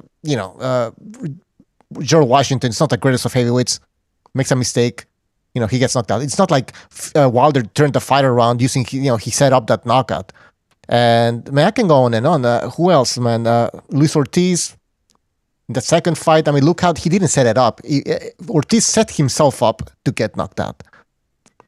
I mean, we can break this down, man. We should make a video, man. And Bucho, exactly. All right, listen. Okay, he beat Stavern to get the WBC belt. His first defense was Eric Molina, 37th ranked Eric Molina. His next defense, John Dupas, at the time ranked 34th in the world. Then Arthur Spilka, who was 24th. Chris Arreola, 43rd. Gerald Washington, 41st. Then Bavern Stavern again, who was unranked because he wasn't even fighting. Then he finally fought the guy who probably is closer to 50 than he is 40, and then then everything else after that. In Brazil, Brazil got a magic bump to 9th right before the fight. Prior to the fight, he wasn't even in the top 20, I think, in anybody's ranking. I don't even know how they pulled that off, and then you add all the things he's done outside the ring, the damage. I mean, you think that did the sport any good? That made the sport look like laughing like a clown show worse than it already is when he did that whole Glovegate bullshit. You know what I mean? And all the other, stuff he did and said. So, yeah, no, I don't think he's got good character, and I don't think he deserves what he did in the ring to be in the fucking Hall of Fame. Jimmy, great points. I just posted a picture that you sent me. You guys can look it up on your screen. I mean, unbelievable. Apparently, Jose stirred up a bunch of phone calls now. We get 1, 2, 3, 4, 5, 6, 7 phone calls, and we got 10 minutes left on the calling thing. So I'm going to have to restart the phone lines in a few minutes. So just be aware of that. 917, you're on there. 917. Go ahead. Yo, what's good? It's Black Chibi. How y'all doing? What's up, Black Chibi? What's on your mind? Chibi. Yeah, I was just going to say, this is the reason why I think that Deontay Wilder is going to make the Hall of Fame. It's because he gave us the best fight. He gave Tyson Fury and Deontay Wilder gave us the best fight in 2021. And on top of that, I mean, yeah, he did fight. He fought more than a couple bumps. Don't get me wrong here, but he he was knocking people out, and because if for a second, you know, the heavyweight division was kind of dying because of the Klitschko brothers, which were great fighters, but you know, it was boring, and he just brought that action back to the heavyweight division. And so for his reign, for when he was out, I think for a fact that he is going to make the Hall of Fame, even though he did kind of pull that. Did he bring it back, or did Joshua bring it back? Because Josh was the one who was putting 90,000 seats in Wimbledon when Wilder couldn't even sell out in his own hometown. I don't even care for Joshua. Let's be honest. Those are facts. Like if they were to even fight, I would go for Deontay Wilder. Like you know. All right, Black Chibi, listen, I disagree with you, man. I don't think he deserves to be in the Hall of Fame. I understand the reasons why some people believe he should be in the Hall of Fame, but come on, if you just look at his resume, it's not Hall of Fame worthy. I mean, I understand what you're saying. He did go through a lot of bums, you know. But let's be honest, like who was really in the heavyweight division at the time, anyway? I mean, he tried to fight Provoking. But Provoking, no, he didn't. Failing the drug test. And no, he did. No, he didn't. What he supposed to fight Provoking, and he had he went out there to his hometown, but then had tested positive for steroids, correct? Chibi, yeah, but he didn't actually go to Russia. But then how come he didn't fight him again after that when it was shown that the drug he took wasn't steroids? It was like a thing that was barely legal, and it was just a suppressant. Yet then you say, well, I'm going to stand on my score and not fight him because he took drugs. Then why did you fight Ortiz? Because he failed to actual steroids. It was all right to fight him, but not Povetkin. So nothing you can say about Wilder is going to hold up to the slightest scrutiny, dude, when it comes to facts. All right, man. You know what? You got it. But all I know is I'm just saying in my feelings, I think that Wilder deserves to get in the Hall of Fame. Because like I said, he brought the heavyweight division back to life to me. But that's not Chibi. I could agree with you maybe on that point. I could agree with you, but it's still Chibi. You gotta admit that that's not a reason to put somebody in the Hall of Fame because they were exciting. That's why I keep saying that Arturo Gatti shouldn't be in the Hall of Fame. Right, and I love Chibi's his passion for him. Wilder's your guy. I respect that dude, but you gotta take your emotions out of it. Just look at the facts, bro. Look at what he's accomplished and what it was against. The level of competition matters. Okay, yeah, I understand exactly what you're saying, but the only thing that I was just trying to say is that once Romain Stavern won the belt when Vitaly Klitschko vacated it. It was dead. The only person that we really knew about was not Klitschko, Tyson Fury, Anthony Joshua, and what's his name, and Deontay Wilder. And Anthony Joshua did beat Vladimir Klitschko, granted, but Tyson Fury already beat him. And then we had Tyson Fury going on his anxiety binge and whatnot. On his cocaine problem and everything. So we couldn't count on him. Anthony Joshua was just a goody two shoes and shit like that. Nobody didn't want to see that. And then we had the bronze bomber Deontay Wilder. He says he's out here even laughing trolls and everything. Chibi, Chibi, answer me this: why didn't he fight Klitschko? How come he turned down multiple offers to fight him when he was champion? When they both were champions? Oh no, I never heard of this. I never heard that he got an offer. Well, I can't even give an answer. Well, not only did he get an offer, when he was ranked to fight Stavern, and they said, but Stavern's the champion, he's going to fight Klitschko to unify the division for the first time in decades. Wilder wanted more money for a step aside than they were going to pay Stavern for one reason, because both of them said, we will put in writing that you will be our first title defense. So he could have sat back, made a couple of million, and fought for all 4 titles. Instead, he demanded, nope, I want ridiculous money, thereby forcing the fight with Bavern, because he knew he could beat him. His people knew, and he beat him. And instantly, first thing his manager said, we want nothing to do with Klitschko. And then Klitschko sent an offer, and they turned it down, and they did it again, and then it was it. They just stopped bothering. So he avoided Klitschko. Himself destroyed 2 world unifications. We could have got it with Stavern and Klitschko, but he put the kibosh on that, and then he did it again with Joshua Fury because he thought we needed a third fight when everybody knew what the result was going to be, and it ended up that way like everybody thought. So that's what I'm saying, dude. I mean, you got to take the emotions out of it, bro, and look at it pragmatically. Chibi, go ahead. One last comment, Chibi. Yeah. Look, this is the only thing. This is the last thing I want to say, Jimmy. All right, we can say that all that is true of what you're saying, but you do have to agree with me that he did help bring the heavyweight back to excitement. He at least agree with me on that one. Yes, when he knocked out those zipper heads, yeah, no, it was exciting to watch those clowns get knocked out. All right, Chibi, we gotta move on, man. Thanks for calling. All right, see you on Friday, man. Show up on Friday. All right. That was Black Chibi. Guys, there's a bunch of phone calls, but I'm going to have to restart the... Sorry about that. No, I'm going to have to restart the phone. Now. I'm going to have to restart the phone line. So everybody that's calling in, you're going to have to call back in like 2 minutes. All right? Because whatever, just call back. Jimmy, why don't you take over while I open the phone Thank you for using Blog Talk Radio. Goodbye. Shut up. Goodbye. Well, lady speaks out of line there, girl. Recognize. Gonzalo, we haven't heard from you on this. Do you feel that he deserves to be in the Hall of Fame for what he's done? No, I don't. Honestly, I disagree with my brother, but, since we don't get along sometimes real good, I mean, I know this is a boxing show.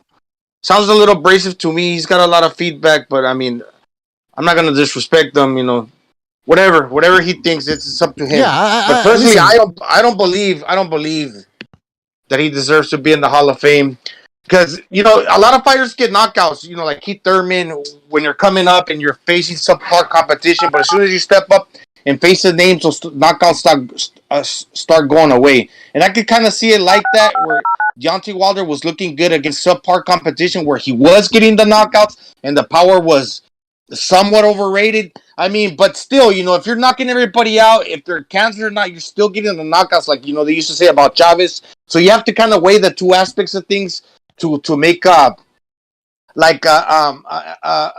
whether you're gonna make a smart point about deciding was a power real or not. I have to say, that if they're bums and you're still knocking them out, okay, you got the knockouts, but as soon as you start stepping up and you stop getting the knockouts, you kind of have to see it like that. Okay, his power was overrated. And what did he achieve against guys that were on his same level? Not so much. So if you got to look at it like that, he doesn't deserve to be in the Hall of Fame, in my opinion. But was he exciting? He was exciting when he was getting the knockout, but leading up to the knockout, he wasn't throwing a lot of punches, and he was only waiting for that one shot. Against Ortiz, he was kind of getting schooled, but he wasn't getting dominated because that he was trying to line up that right hand, and he was just waiting to time it. So it was kind of excited. It's kind of exciting because that the right hand was coming. I'm not gonna say that you were on the edge of your seat waiting for it to come, but you were kind of paying attention. Okay, when is it coming? So if you're looking at the fight from that aspect, it was entertaining, but it wasn't like thrilling performances. When the knockout came, a lot of times you were turning away from your screen because it was coming, but most of the time you weren't paying attention, right? Because he wasn't throwing a lot of punches. So it's like, he got the knockout, and you have to watch it in replay. So were his fights exciting? I leave that up to you guys, but I'm just saying what I saw. Absolutely. Something was so boring. You go to the kitchen, then you just hear the commentators screaming and yelling. It's like, oh, there you go. That was That's right. All right, guys, let's take a phone call. We're gonna take a wild card call. 111-1111. Go ahead, caller. Yo, what's going on, Bucho? What's up? I heard Wilder is doing voodoo again. I'm not surprised, man. But listen, he's probably sniffing crack off of 78's ass again, bro. So I'm not surprised. But anyway, Wilder, he's saying that Fury cheated, even though there's no proof. Like Tay Jones said they had proof. They said he was gonna take it to court, right? Never did.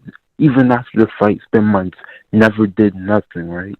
So I'm saying, if if he did all this stuff, why don't you sue him? Yeah, why don't you do all this stuff?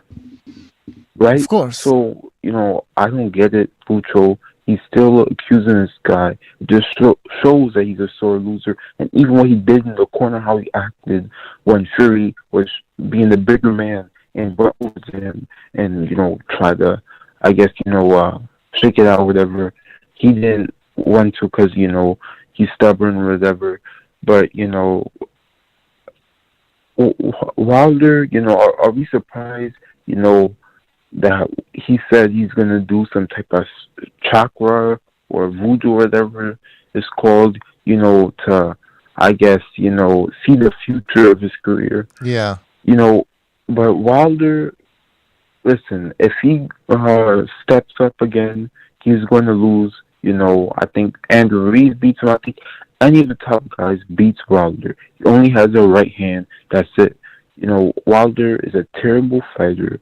He's disgusting, to watch fight, Like, I would rather watch paint dry than watch Wilder, and I'm being serious. Yeah, He's not really that good of a fighter, I think, Wilder should, focus on, his relationship with 78 TV, but, yeah, man. Yeah, that's a good thing. He should take care of that. All right. Thanks for calling. Next caller, 910. You're on the air, 910.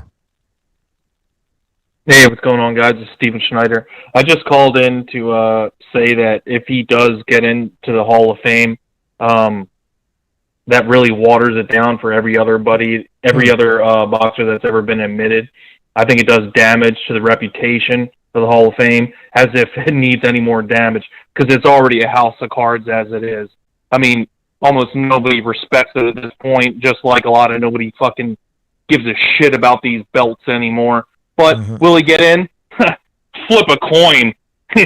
He probably will, he probably won't. But if he does get in, it's no favors on the fucking goddamn organization now, is it? That's a good point. I mean, it's just water it I'm not gonna, down. I'm not gonna. No, go ahead, Bucho. No, go ahead.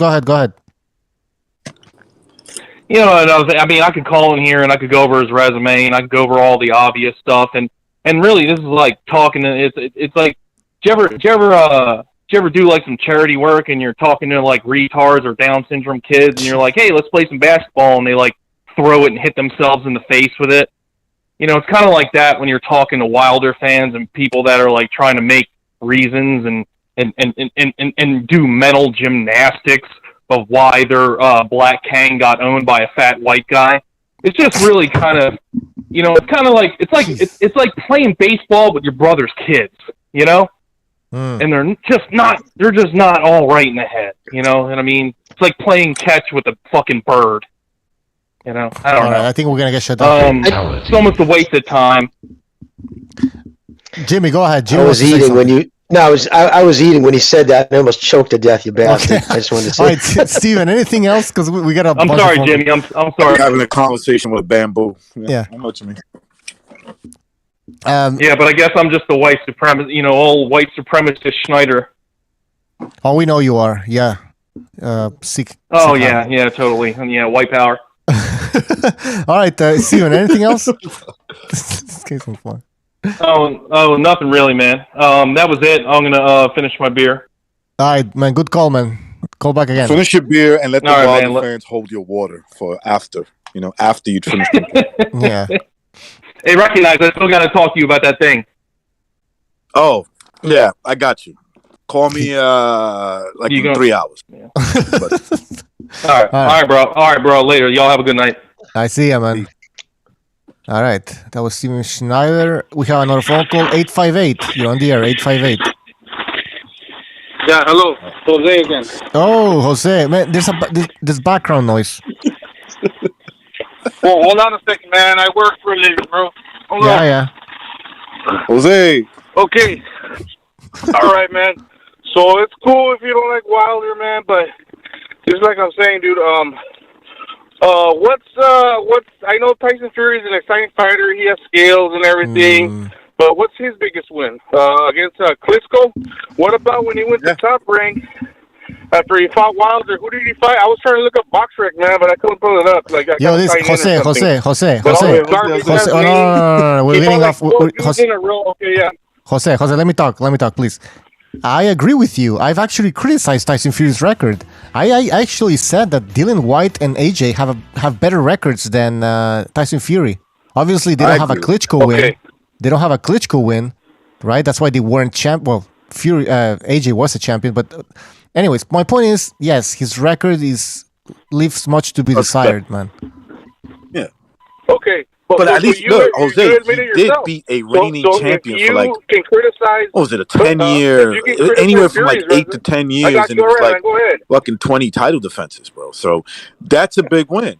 It was a boring ass fight, but it was a big, in terms of like, when you look at his resume, he accomplished something. Brazil knockout? Have you seen that? Was that And the same champion that Wilder. Guys, we can't talk at the same time. I don't He's the same guy that beat up Wilder, who you think. Guys were. It's so easy to say that those guys just got knocked out and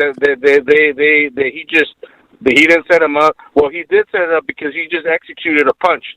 He didn't need to set it up. So, I mean, I don't understand the logic, man. Like, boxing is about knockouts. Knockouts are the most exciting, right? So how does that not equate to an exciting fighter? Okay, yes, it's in snippets. Okay, I get that. If he goes 12 rounds, it might, lack action. But at the end of the day, he got the job done during those fights. Gonzalo, I want to hear Gonzalo. I want to hear Gonzalo. If you can criticize Fury's resume, no, I agree with Jose. I agree. Said he wasn't exciting. He was exciting. You agree, but you not for the same reasons that you. My excitement was this dude's either gonna knock the dude out with one punch, or he's gonna get fucking torn apart. That was the excitement that I had from him, because I always felt it was just a matter of time. Somebody, whether it was Tyson Fury or somebody else, they were going to expose him. He didn't get knocked out. So what? But that's also making like a Hall of Famer. No, I'm not saying he's in the Hall of Fame. What I'm saying was he was like a train wreck. Not in the eyes of good. It doesn't have to be right, man. Gonzalo. Arturo Gotti's a Hall of Famer. Rocky Balboa is a Hall of Famer. Hold on. I mean, Gonzalo. Go ahead, Gonzalo. Say something. His mic's not working. Anyways, listen, Jose, man. All I'm saying is that Deontay Wilder is not Hall of Fame material, and I gave you the reasons why. All right, his resume is not the best. All right, he didn't. His best win is Luis Ortiz, and who's Stiverne? That's it, man. All those Severn was a champion, dude. He had a belt. He beat him for the belt. So at what point do we become fans of fighters and not of people who actually hold titles? All those guys. I can't hear him at all, man. Jose, you're breaking up really bad, bro. All that dude, that Spilka dude was a good fighter when he fought him. All those guys were good fighters. Maybe he's like walking around. Brazil, he's in San Diego. There's a lot of beaches over there. So sometimes when you're by the beach, we're having audio issues here. Call back again later if you can. All right, man. We gotta move on. But yeah, thanks. Bye. He could be by like La Jolla Beach. You know what I'm saying? All right, let me try to fix this. If this isn't working, there's something wrong here. Should be working. Let's take another phone call and see what happens. 661, you're on the air. How come I feel like I've heard that one before already? Hey, I just want to agree with Jose. I agree with Jose, but the only thing is, what I disagree with, the thing that's rubbing me the wrong way with Wilder is how he mentions the race stuff. He's basically implying that he got cheated. So what bothers me is, I want to know, did he get cheated or not? Because obviously not. Some black kid. Well, obviously not. He didn't prove it, and he fought the same guy that he accused of cheating. I want to make a point. It correlates with that. Some down the road, some black kid. They reported it as suicide, right? They found some black kid. He was hanging from a tree in front of the city hall, right by an American flag, and they reported it suicide. But they were saying that it wasn't suicide. That's like, if that's even Kim Kardashian, all these celebrities are talking about it, and trying to bring light to it. That's the stuff that that's like real racism. But for Wilder, if it really happened, if it wasn't suicide, right? But for Wilder to get paid all these millions, and then Are you talking about Fury, the incident that happened in New York? Right, Fighter Spirit. Are you talking about the incident that happened in New York, where the guy hung it was out here in himself? Cali, where I'm from. Oh, never mind. All right, so I don't know that one. There was another one in New York. I don't know if it had anything to do with a flag, but it turned out he committed suicide. They were saying the same thing. They don't think he did. He did. You think so? Well, anyways, we get your point. Yeah. We get your point. He's not a victim of anything. That's what I want. That's like all I want to say, you know. But you know, I don't know. I just want to know if he cheated or not, because there's a lot of speculations. And Do you know, think who he knows? cheated? Okay, hold on. Fighter Spirit. Do you think that Tyson Fury cheated? I seen pictures of like his glove, like the knuckles popping through. You know, there could be some like there was videos of like maybe he pulled out horsehair or like he was on some drug or something. It could be possible, because why didn't Fury ever like come out and like try to like defend himself? You know, like I don't know. It just, He did. when they asked He him, did fight a spirit. He did defend himself properly to those accusations. He laughed at him because that's what those accusations warranted: laughter, because they were a joke. Horsehair, they're punches gloves. The reason why they're punches glove, the horsehair separates, and by the end of the fight, it's pretty much just your wrapped knuckles coming through on the leather. There was no tampering of any gloves. There was a multitude of individuals who watched them get wrapped and signed, unless they're all in on it. All right, we're gonna move on because we've talked about this like a million fucking times. We can maybe talk about this on Friday, Fighter Spirit. All right, man. But thanks for calling. We're gonna move on. All right. Again, someone just bring something new. Oh, sorry. Yeah, that's No, go, exactly Pete. Jimmy. Just bring something new. I'm sorry, I got my hands full here, but I just want to step aside. And I just realized, I think Fighter Spirit's the retarded kid that Schneider was trying to play basketball with. Hey, Schneider, have a beer and smoke him in the face harder next time with that basketball. The man Not some sense in the Fighter Spirit. Thank you. Hey, this is what Wilder fans claim is the reason why he should be in the Hall of Fame. The man fought wars in the ring. The man fought wars in the ring. Oh, yeah, it'd be the greatest fight ever. When the press is right, they're right. All right. You know, that's it. Just what I think of that. I don't know if you can hear it. Was that? You don't hear it? What the hell is that? All right, we're gonna move on. I'm air spraying the room because somebody just threw a fart. Oh, Jesus. All right, 301, you're on the air. It was probably you. 301, go ahead. It was, actually. Jesus. What's up, guys? No, but that's what I think of that comment. It's just like somebody throwing a fart. All right. Go ahead, caller. Cool. Caller, go ahead. All right. I was gonna call in and talk shit about the Hall of Fame, you know, because it's already pretty much known to be not the best. But yeah, I don't know, I was looking through it, and yeah, it's not actually that bad, you know, to allow Deontay Wilder in. I gotta say, I had a hard time finding someone less deserving. Yeah, it got me thinking, how many of these guys, let's say in the past 5 years or so, actually deserve to be in the Hall of Fame?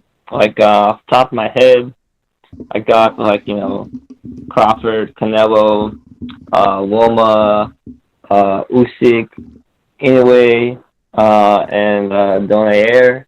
And then, I don't know, it's starts to become kind of edge case from then on, you know? Kind of a sad state of the sport, you know. So I feel like they're just gonna put people in based on notoriety. So you know, yeah, you're just gonna go in anyway. It could be. I don't know. It's kind of depressing to contemplate, to be honest. Deontay Wilder, Hall of Fame champion, even Fury. I don't know. Both these guys I agree. Cancer's the sport, right? I agree. Listen, even Fury. Can you really make a case for him to be in the Hall of Fame? And you know what? I started thinking, guys. There's to the caller too. There's a reason why there's a cool off period, if you could call it that, where it used to be 5 years, but now it's 3.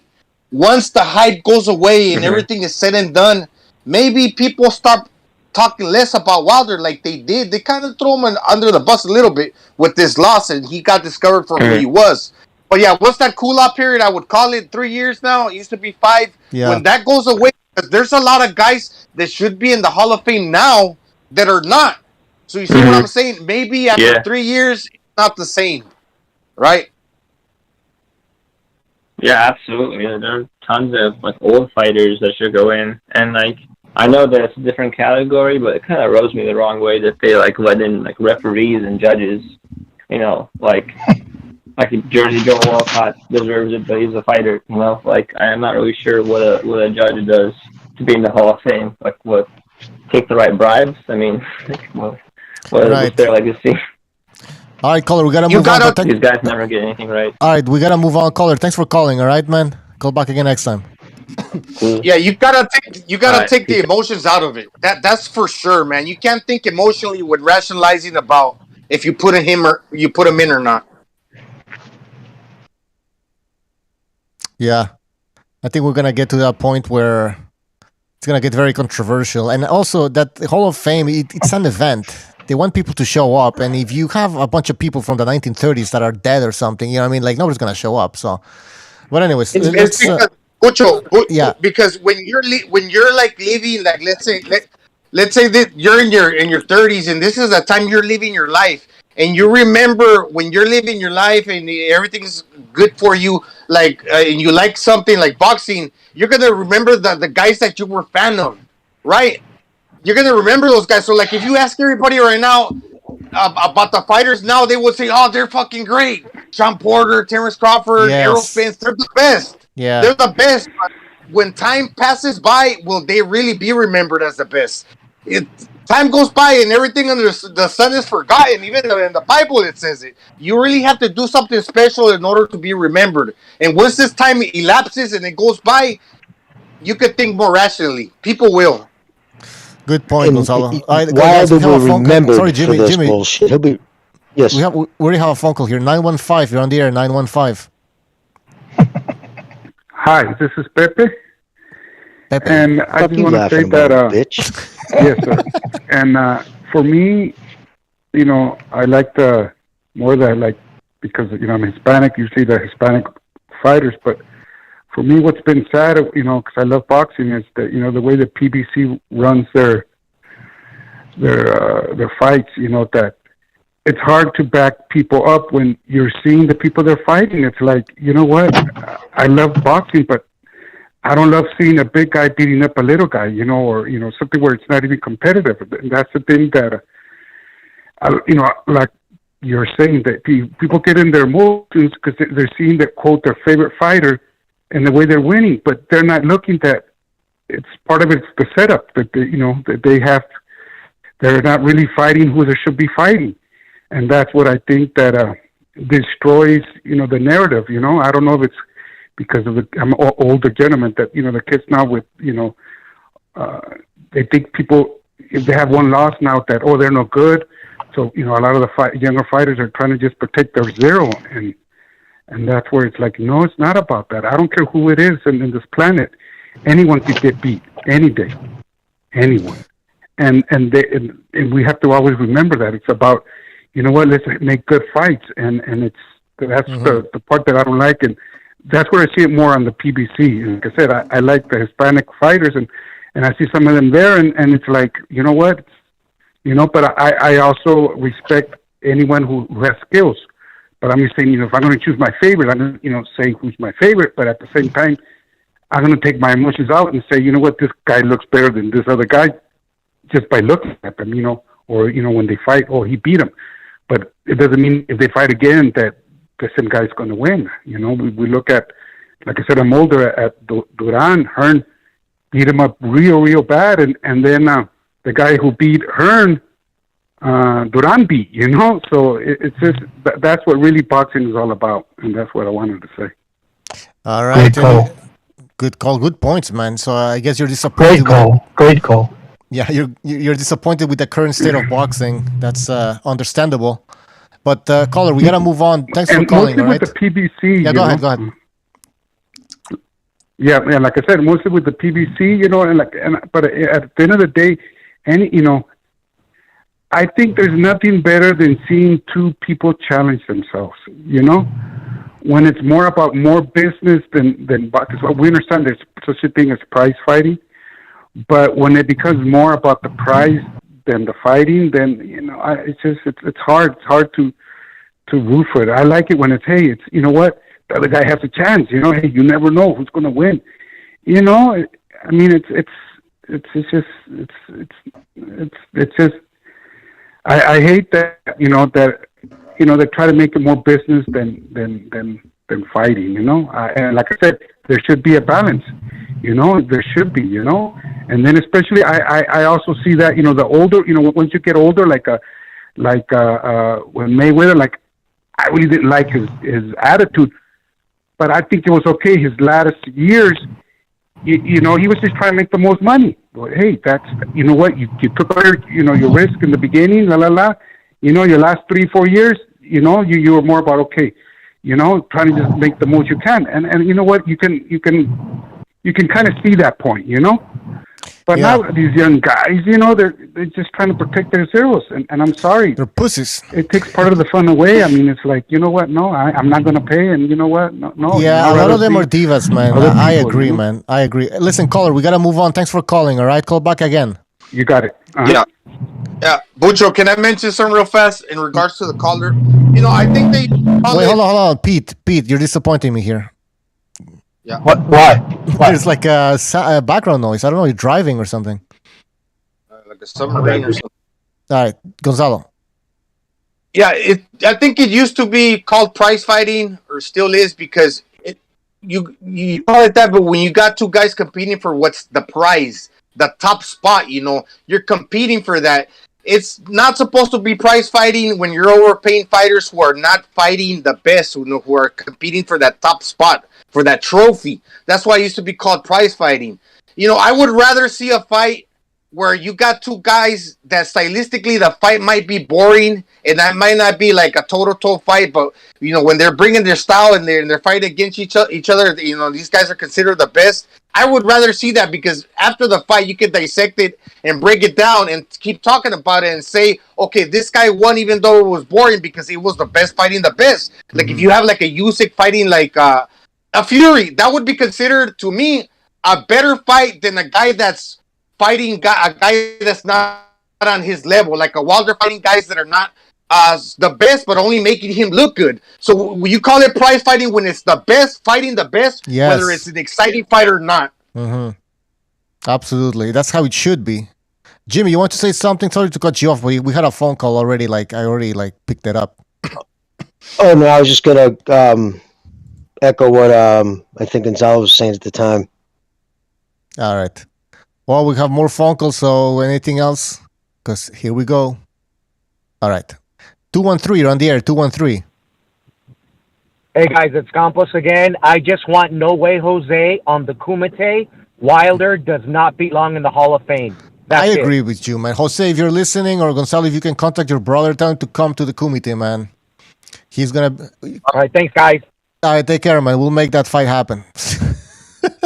All right, let's take another phone call. 202, you're on the air, 202. Yeah. How's it going, guys? What's up? What's on your mind? I'd say Wilder belongs in the Hall of Fame. I mean, here's my thing. In our generation, he's brought us one of the most anticipated heavyweight fights of our generation.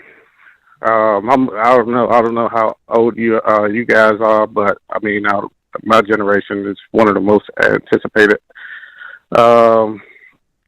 That, along with the 10 title defenses, I mean, that counts for something. I mean, because I look at, for prime example, Rocky Marciano. I mean, is a Hall of Famer. I mean, and his most credible win was against an older Joe Louis. Right, but can I just say something about that? And I'm not here going to defend Rocky Marciano or whatever, but he was that heavyweight champion. Deontay Wilder was a title holder. He wasn't unified. He wasn't undisputed.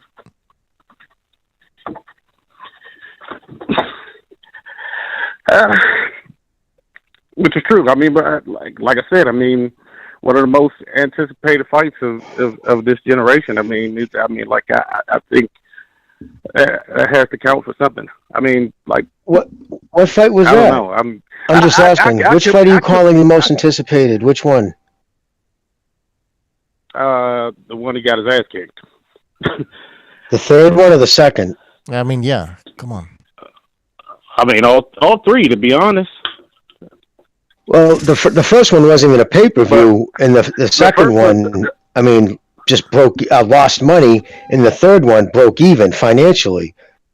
I wouldn't say that's the most anticipated. I would think like Triple G Canelo did 1.3 million pay-per-views. And talking today's era in this group of fighters who are still currently fighting, that would be a successful pay-per-view. You know what I mean? I'm just being honest. I don't think it was as anticipated. In fact, when the third fight was announced, I think everybody would agree, everybody in this panel, it was a collective moan. Nobody wanted to see that fight. I mean, I agree with you, but that's why I specified out of the heavyweight division. All right. Listen, I don't know. His resume is not the best. He has 9 title. I think. Did you say 10 title defenses or 9? I think he defended his belt 11 times. I think 11? He defended his belt. Yeah, I think if you count, obviously after he beats Deverne, the draw, and when he lost his belt, I think it totals up to either 10 or 11. It's one of the two. And what the caller's saying is, he makes a good point. He's talking about his generation, you know, and he did say, I don't know how old you guys are, inferring that you might have seen better anticipated heavyweight fights. And so in that aspect, I do agree with him. He might be, in this year's generation, especially here in the States, one of the most popular fighters. And maybe that counts for something. Look, I think... we're talking Hall of Fame here. We're talking Hall of Fame. I will admit that, I mean, I have an American bias too. I mean, no, that's natural. That's natural. Like if I was younger, and I think that a guy like Wilder would be more known to me, right? Especially if there was like no internet, he would be the more popular guy. Now, that doesn't change my opinion whether or not he's a Hall of Famer, but that might get. And I would say this, caller. More than likely, he is going to get into the Hall of Fame because the precedence has been set already that guys that reach a certain number, they just get in. I don't think he had 10 though. 10, I think it was 9 title defenses. I think it was Fury 9. Was his 10th, right? Yeah. Okay, so Fury was his 10th when he lost it. Yes. Okay, so still, it's like 10 title defenses. They're going to look at that and give you a reason why they're going to put him in. But you got to they look wouldn't at have to count the 9, right? Those are the 91. Wouldn't you say? He won 9 or 8 because remember there was a draw in there. Oh, listen, I agree with you, Recognize. I think they're going to probably put him in too, just for all the reasons you said. The political winds have shifted, you know what I mean? And you know what he would back if, let's be honest, it would be true to his character. He would yell, he would say it was because of that reason, and they probably wouldn't want the fucking headaches. All right, guys, the standards have lowered. That's the issue. It's going to come down to whatever group he's up for, whatever group that they're trying to choose 5 guys from, whenever that choice is. And at this rate, I mean, it's not going to come down to pay-per-view buys. It's not an Emmy. I mean, when he's not going for an Emmy, it's going to go in the Boxing Hall of Fame. And if it's him next to, if he's one of the 5 most presentable guys that year, well then your king is going to be crowned in the Hall of Fame. Yeah, well, let me just say something. Caller, are you still there? Yeah. Okay. So you mentioned Rocky Marciano being there, therefore Wilder has a good reason for also being in the Hall of Fame. But let's say that Rocky Marciano wasn't introduced into the Hall of Fame. Would you introduce Wilder into the Hall of Fame? No. I mean, it's just like I don't know who that was that who just said it, but I mean that goes into my point too, is that the standards are lower. I mean, what other dominant heavyweights do we have in that division? I mean, well, he needed to unify. I mean, I don't know, whoever was there to unify. He never unified. No. Never. So yeah, and he never separated himself from the rest, because the only person he did fight of his peers in terms of like who everybody felt were the most popular and best fighters, he fought Tyson Fury, and he lost, right? So right, that's gonna hurt him in terms of like that all-time great guy. He just might get in on I'm just saying, if he ended his career right this second, never had a fight again, he would probably just get in on a like consideration list instead of like, yo, he came back, bro, and he fucking beat AJ and then he beat Usyk. You know, I'm just saying the scenarios if it did happen. You know, and it's also how he lost. It wasn't like he put in good fights. I agree This with that. first fight, I gave him 2 rounds. The second fight, no rounds. He got demolished in the second fight in a one-sided fashion. In the third fight, he wasn't like he was spectacular there either. So the one time he steps up to somebody at his level, he didn't even perform exactly. well. I mean, that's just the cold Right. out of it. And yes, listen, popularity, I understand, like not maybe pay-per-view buys, but popularity is a criteria they look at when considering to vote somebody in the Hall of Fame. All those things go into it. I mean, if you're a cult leader, by de facto, you got some popularity. You know what I mean? Like, they're pushing him over, they're smashing him over. And another reason for the cooling off period, or the, you know, the refractory period, as I call it for some of these fans, is that you guys are, so everybody's talking about these Fury fights, right? I mean, this is the kind of the knock, you know, if you retire today. Well, we got to see who Fury is, you know. So Fury keeps fighting later than, forget names. If the guy that you're basing it off of is still fighting, we got to see what that's all about. I think you guys are giving Fury a little too much, like, you know. In other words, that's you're absolutely right, Pete. Once the dominoes have fallen and you know the chips land where they may, you can see more clearly in the future. And once you get all the emotions out of it, right? Because you can also hype yourself up so much that you're speaking about yourself in great terms, and you can become endearing to other people where, you know, people believe the hype. But once that goes away, you can make a better assessment, right? From the outside looking in. This is what happened, and like you said, once Fury's career is all said and done and all the opponents that these guys are facing, or Wilder's a subject matter here, then now you can see more orderly, you know, how everything came down, how the dust settled. You see the bigger picture also, Gonzalo. That's a good point.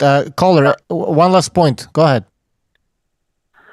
I guess my point would be just like somebody on the panel said, is that I wouldn't claim him to be one of the greatest heavyweights that ever fought. No, I mean I wouldn't, but I think that he definitely deserves to be in the Hall of Fame. I think like I said, the fight with Fury solidified that, and then the title defenses. I mean, because like realistically, 30, 40 years from now, I mean, nobody's going to really know, you know, like, or really pay attention to, you know, who he actually fought. Nobody's, you know, like, I mean, and it becomes a stat thing at that point, you know. So I think that's what gets him in. I mean, do I think can I put him in the same breath as one of the great heavyweights? No, absolutely not. But I think that that fight with Fury, I think it definitely solidified his claim to the Hall of Fame.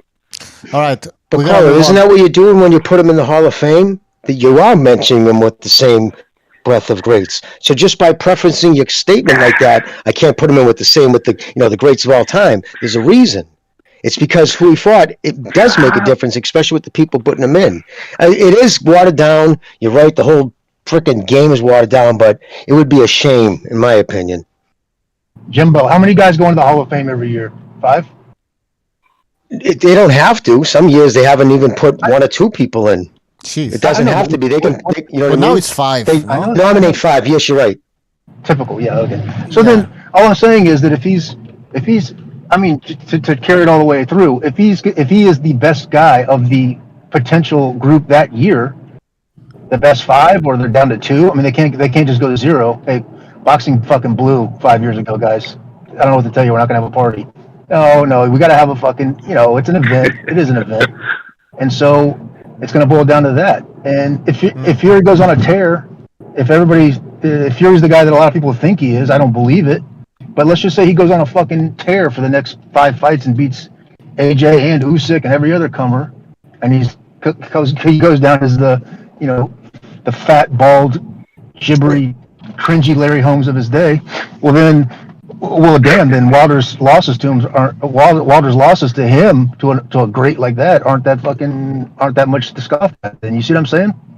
Oh no, of course, it definitely softens it. It would soften the loss. That would help Wilder. That would help Wilder. If you're all right, and we gotta move on. Caller, thanks for calling. All right, take care. All right, thanks for having me. The first fight was close. You know what I'm saying? In the last fight, the Gypsy King almost got crowned himself. He was on the ground a few times himself. So, but you would need more than that one opponent to assess Wilder's career to quantify that. I believe I'm saying it right. But because everybody can fight anybody can fight a great and lose. How many people did Chavez? How many people have great fighters? Ali fight, but does that mean that because that fighter lost against, like, let's say Ali, that just because he lost to him, he was in with the great, that means he qualifies to be in the hot? No, you need more things to assess another man's career, more than one. Well, yeah, we have 3. I'm just saying that the knock on Wilder is exposing to Fury. Well, that's 3 fighters. That's one fighter 3 times, and he lost twice and tied once. You need more than one opponent. You're saying the same thing. You're saying the same thing that I just said a few seconds ago, which is that we don't know who Fury is yet. Let this thing play out. And the retirement thing. It's tough. I'll tell you something else. It's tough with the 5 years post retirement, because the way these guys fight nowadays, they basically retire after every fight. I mean, it's really a fight to fight basis. I mean, if you're an Al Heyman fighter, you're on a fight to fight basis. I mean, you're gonna.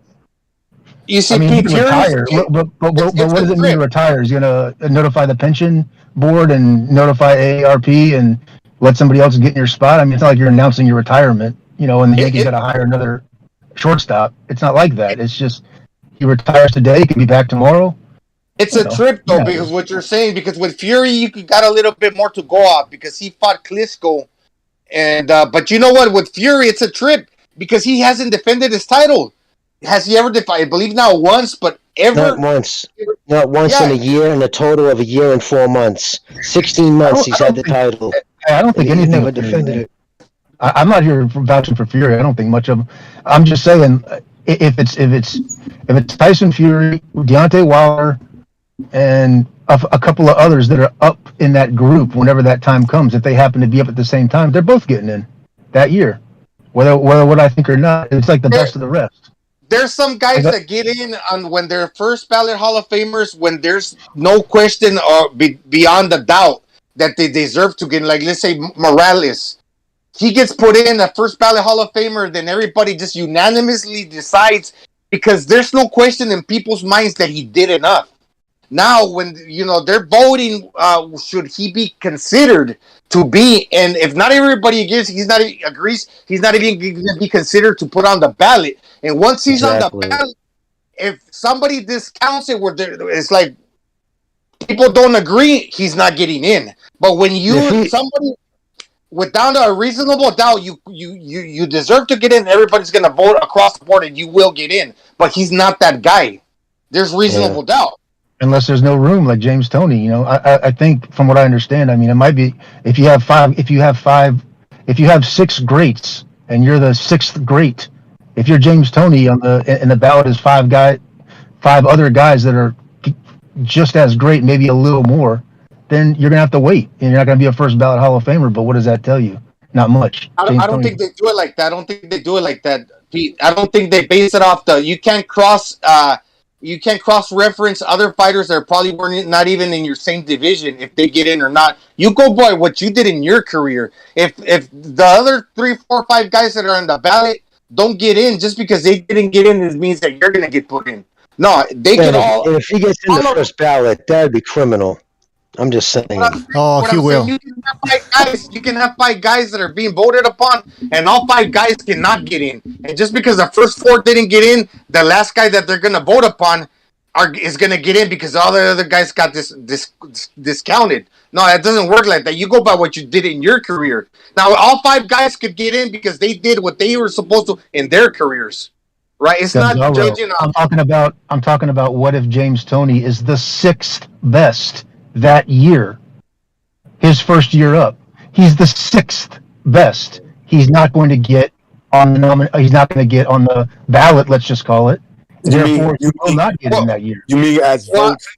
He finished 6th place in votes. Is that what you mean? No. He's just legitimately not. Oh, right. Top 5 best. There's just 5 guys that much better. That would be hold on, real quick. That would be consensus on the writers, meaning, so you know, there's not like a metric number that says he's the 6th best. It's them sitting down and saying, we came to a vote, we came to a decision. He's the 6th best guy, so he's not getting in. I understand that. That's what I just said. I mean, it could come down to if you have all grades. No, I just wanted to understand. That's all. Well, then he wouldn't be on the ballot, right? If he was the 6th best, he would not make the ballot. He would not make the ballot. Rightfully so. I mean, just it's the way it works out. When people do on the ballot, doesn't mean they get on the ballot. There's been time where they've only let 1 fighter in out of the 5. No, my personal opinion, I don't think there's any 6 guys. I don't think there's any 5 guys. That's what I'm saying. It's swung that far. It's swung that far in the other direction. Yeah. In other words, in Tony's era, it might have been that fucking tight. He might have been just 5 guys that are that much greater, and so he will not have a shot. But if you fast forward, Wilder might be the only guy he might be the best of the rest. Yes. I mean, he might be. We can't nominate nobody. How likely is that, Pete? How likely is that gonna be? At this rate? Come on. Yeah, even at this rate, he doesn't mean he has to get in. It's once again. Do I believe he's even retired? No. I don't believe Ryan Garcia retired. These guys are just in other words, if you retire normally, you think of this, right? You're retiring, you're freeing up a spot on the roster for salary cap, and you're not coming back. I mean, it'd be a fucking like a machination to come back. If you retire from a company, that's it. He'll be back. Turn your papers in, you're done. You know. Yeah. But I mean, a fighter, he can get a fight offer to him the day before the Hall of Fame, before his induction ceremony, and now he's what are you gonna do, guys? Well, they start a clock when you announce your retirement. Like, you got to be retired for, I believe, 5 years. So once you announce your retirement from boxing, that starts your Hall of Fame clock. Even guys who come back and fought but retired again, I believe in the old days they used to restart the clock, but not anymore. I think that's how it goes now. They'll just, at the end of the 5 years from your first announcement, that's what they've done in the past recently. Guys, I have a question for everybody. Let's just say that you guys are in charge of Wilder's career, and he's not going to retire. So what plan would you suggest, Deontay Wilder? What would it be? A tune-up here and then Ruiz? Or what would be the plan? Tune-up. Get a tune-up. See if I could get a fight besides Tyson Fury. See if I could get a fight with Anthony Joshua or Usyk. And if not them, the next best thing, below that. Dillian White, Chisora, something. I'll take a tune-up. Joyce. Yeah. See, and then I wouldn't take a Joyce off the rip. No. That guy could probably beat you. You know what I'm saying? So, no. What I would do is get a tune-up, a guy that I feel comfortable Wilder could beat, see if that does anything to his confidence, right? Because he's had 2 fights where he lost. He's 0-2. See what that does, and then start working on seeing if I could get a big fight. That's if I want to complete Wilder's career, so he can get in to that Hall of Fame where you don't get in because we need somebody. We need to put a name in. You know what I'm saying? But that's the thing. He didn't get those guys on his resume when he was champion. He didn't give them the opportunity. It's what you think he's really going to give those guys an opportunity now? Well, when you don't that's what I'm saying.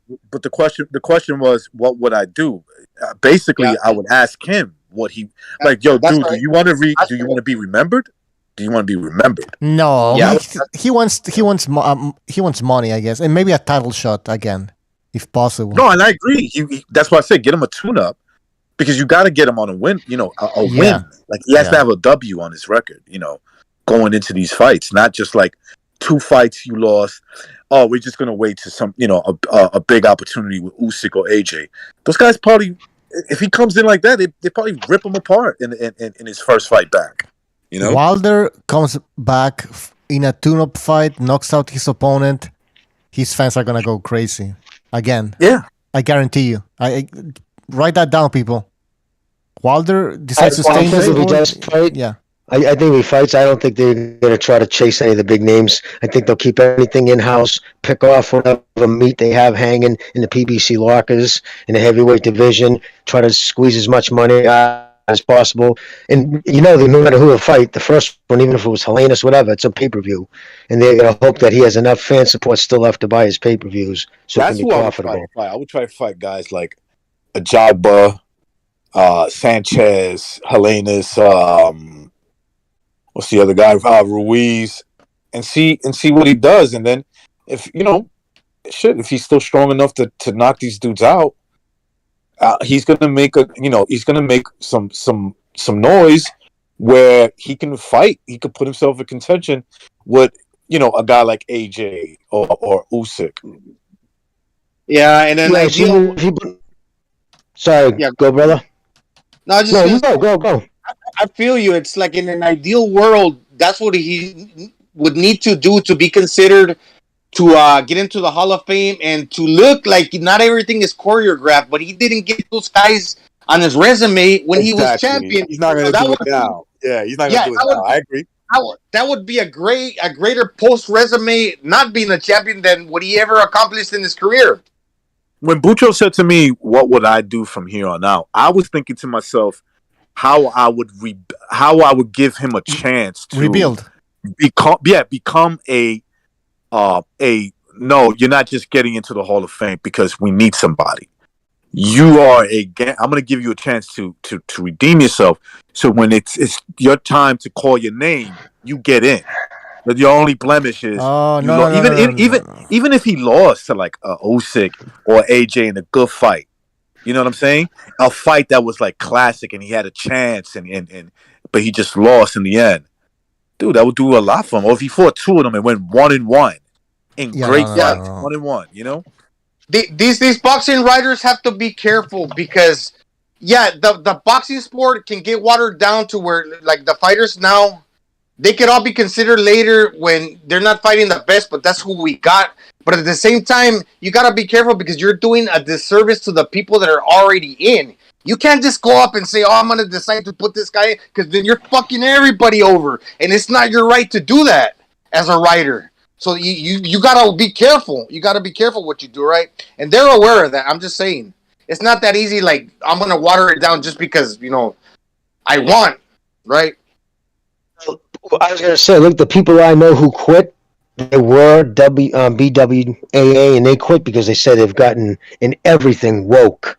They've embraced the ideology, so it's got toxic. So a lot of guys have left, and it's the younger generation taking over. So you never know the directions they're going to go. But I just that's just my thoughts on Wilder as a whole. I don't think he deserves to go in. I think it dilutes, like you said. Brother, it dilutes it to hell. It just brings down everybody else's worth because you've got to mention him in the same breath then. Yeah, and the Hall of Fame, no, my question was, what would you do to rebuild his career? I mean, I don't think he can make it into the Hall of, based on my standards. Well, you need to find the money. He would need to become a champion. Think about Hall of Fame during your career, man. Fuck that. He thinks he's going to be in the Hall of Fame as soon as he gets a chance. Yeah. They can't wait for him. He thinks that. You got to have your fighter thinking like that. I don't give a shit if he's a total scrub. You can't even fucking mention Hall of Fame. If I can't even waste breath talking about how I would try to manage him because I've wasted enough breath after the second fight. I'm like, you got to take a goddamn tune-up, dude. You got to fucking take a tune-up. I mean, just take a fucking tune-up. Let your hand heal. Let the egg weights dent come out of your head, and let the Jamba Juice wear off that Breland slipped you. We're gonna prosecute him. Don't worry about it. But he ain't listening to that shit. Here's the deal: you gotta treat him like a fucking racehorse, like an animal. You gotta just say, you gotta just say, look, this is what you got for a window for the rest of your career. I'm gonna put some offers in front of you as I get them, and he's gonna fight. Yeah, he's gonna fight lower level, safe opponents. Hellenius, that ring a bell. Just a Tank Davis type of approach to it. That's what it's going to be. In-house, as Recognized called it, that's a good term. It's going to be like a Tank Davis approach. They're going to bring in these guys, Hellenius, and they're going to tell you what a killer Hellenius is, and in the whole 9 yards. And then at the very end, to the question of is he going to wind up fighting AJ or an Usyk, he'll get beaten by either one of them, but they probably wind up serving him up to one of these up-and-coming guys. This who's this kid, the PBC heavyweight they got? Real big fucking kid. Sanchez. Huh? Yeah. No. Real Oh. young black kid. Well, I can't remember his name. The pimp? They had Jeffy, but he left. Yeah, He was with something like Top that, Rank. right? Well, Okay, whatever. he's now with Top but Rank. whatever. Yeah. But whatever. Fill in the blank. So I had a Jeff A type of dude who's going to ascend and one day kind of like be like a one of the top three. And Wilder will be on his he'll twerk into the sunset with probably a knockout loss to someone like that, and he should make the most money he can, man. You know what I mean? Like this might. Did you say something about Wilder in the Hall of Fame? What to me doesn't make sense is how is Wilder gonna eventually, in 20 years, whatever, he's in the Hall of Fame and they're interviewing him about his career. What's he gonna say? Like, what are they gonna talk about? Like, I can imagine Tyson talking about how he was the youngest heavyweight champion of all time when he fought Larry Holmes, even though he was in his prime or whatever. It's a big name. He can talk about a lot of things that happened in his career. What can Wilder say about his career? Oh, that night when I fought Luis Ortiz. Oh, those 3 fights against Fury. Like, what else? Like, what can he talk about? One of two things. Either he's going to go off like he did, in the preacher voice, like he did when he's, went away from Showtime. He's in control of his own career. Or he's going to go off like he did on Radio Raheem. Or, and I still think it's the best presser he's ever given, he's going to put those fucking Beats by Dre on, all right? He's going to put those fucking headphones on, big ones. And maybe he'll line up with like a BDA live stream. He doesn't want to miss the live stream. And he can just sit there and say nothing. He just cross his arms and say nothing.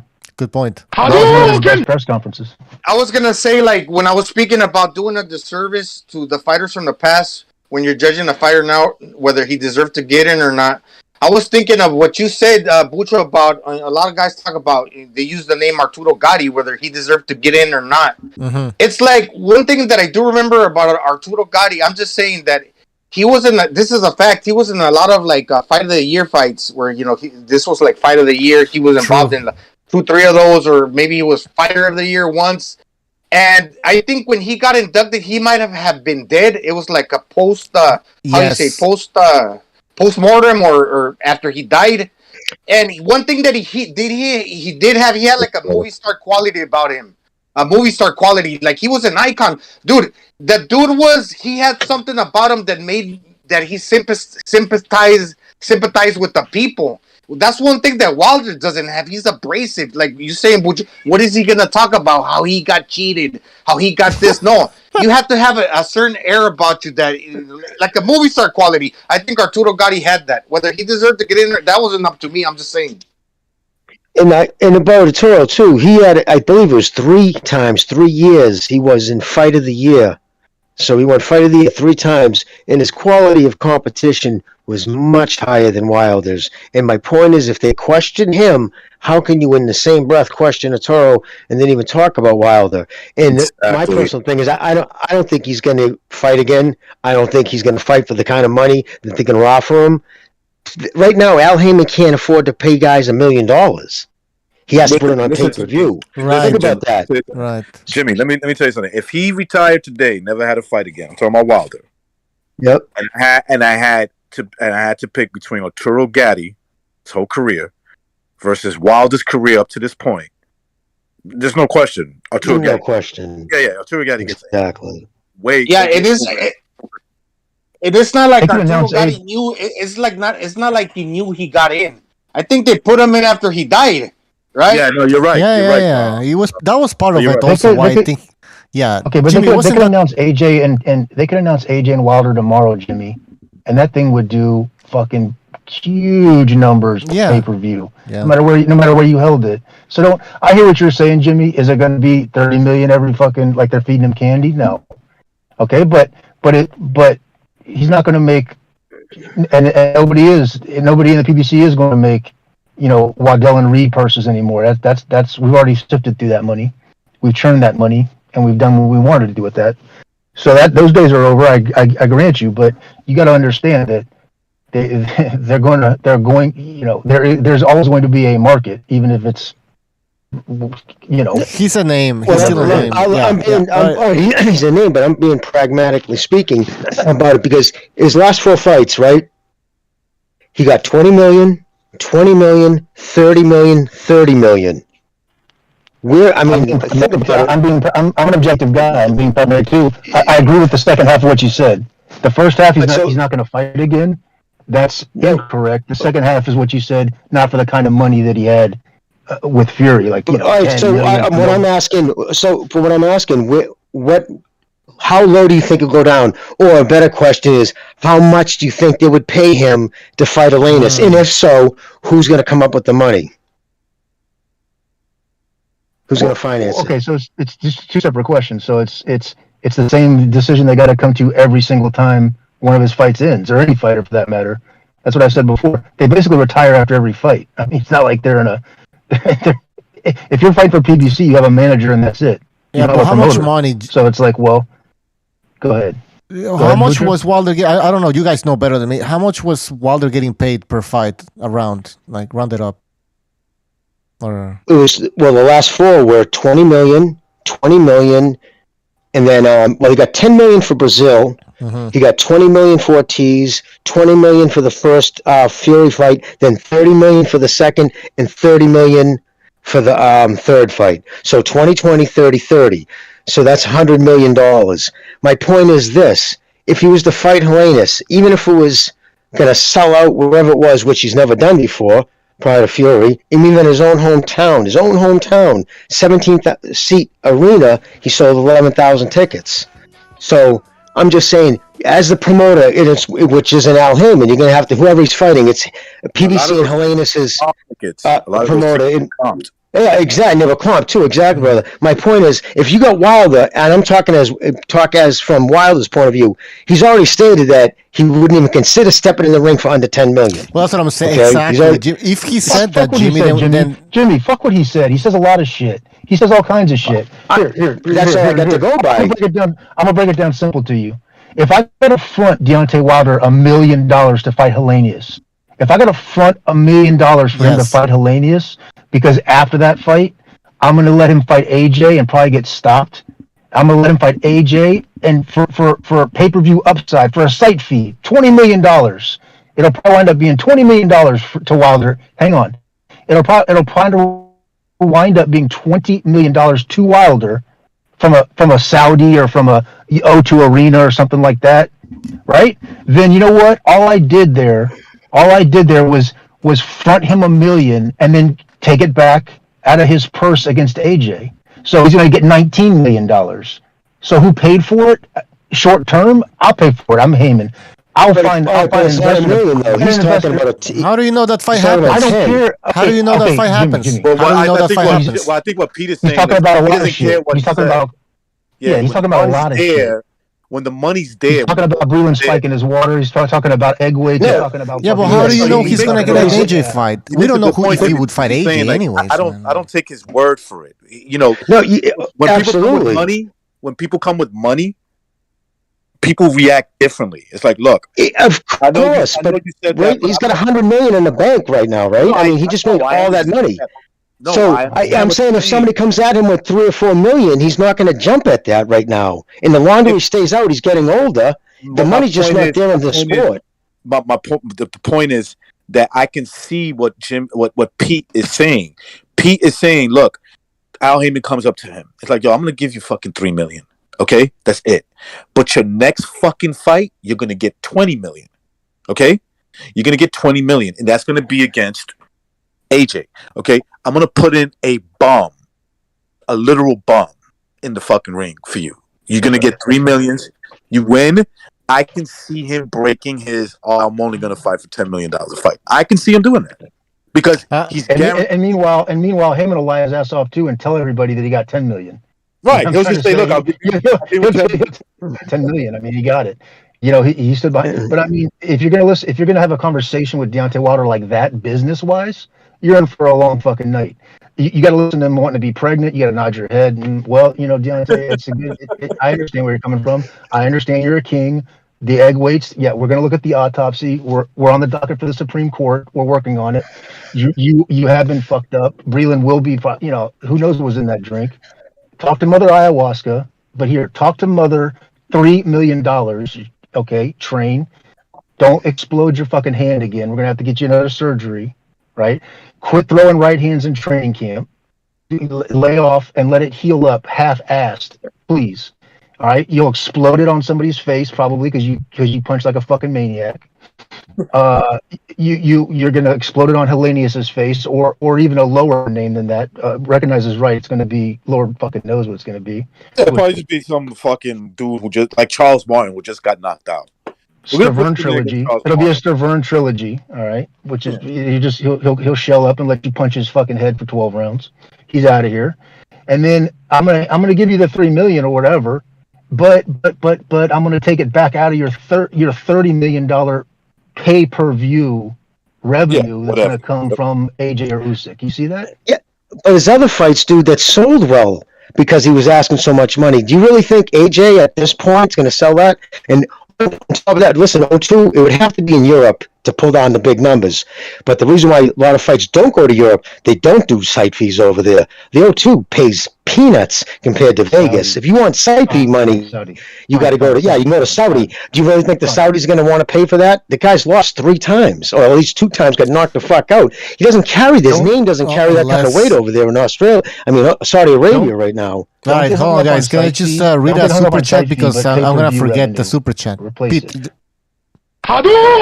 let me just read a super chat because then I'm going to forget about it. Yeah, hold on. Amok PvP, thank you for your contribution. He says, if Wilder gets into the Hall of Fame, then Andy Ruiz Jr. deserves it too for beating AJ, who was a better win than Ortiz. However, they should not by default. Good point, and that's a great point. Yeah, go ahead, Pete. Yeah, if I'm advising him, I'm not gonna give a fuck about Hall of Fame. To be honest with you, I'm trying to keep this kid, my arms around this kid, and get him to get him to be still for a minute and cooperate. And you know, it's like, and Jimmy, I'm saying, I know I said site fee. What I meant to say was the revenue that was generated through site fee and or live gate and or pay-per-view, which we know is going to be substantial. That fight will be substantial. If he doesn't do what I said not to do after the second fight when he got clipped. You took a loss, you got clipped, and you never recovered. All right, that's it.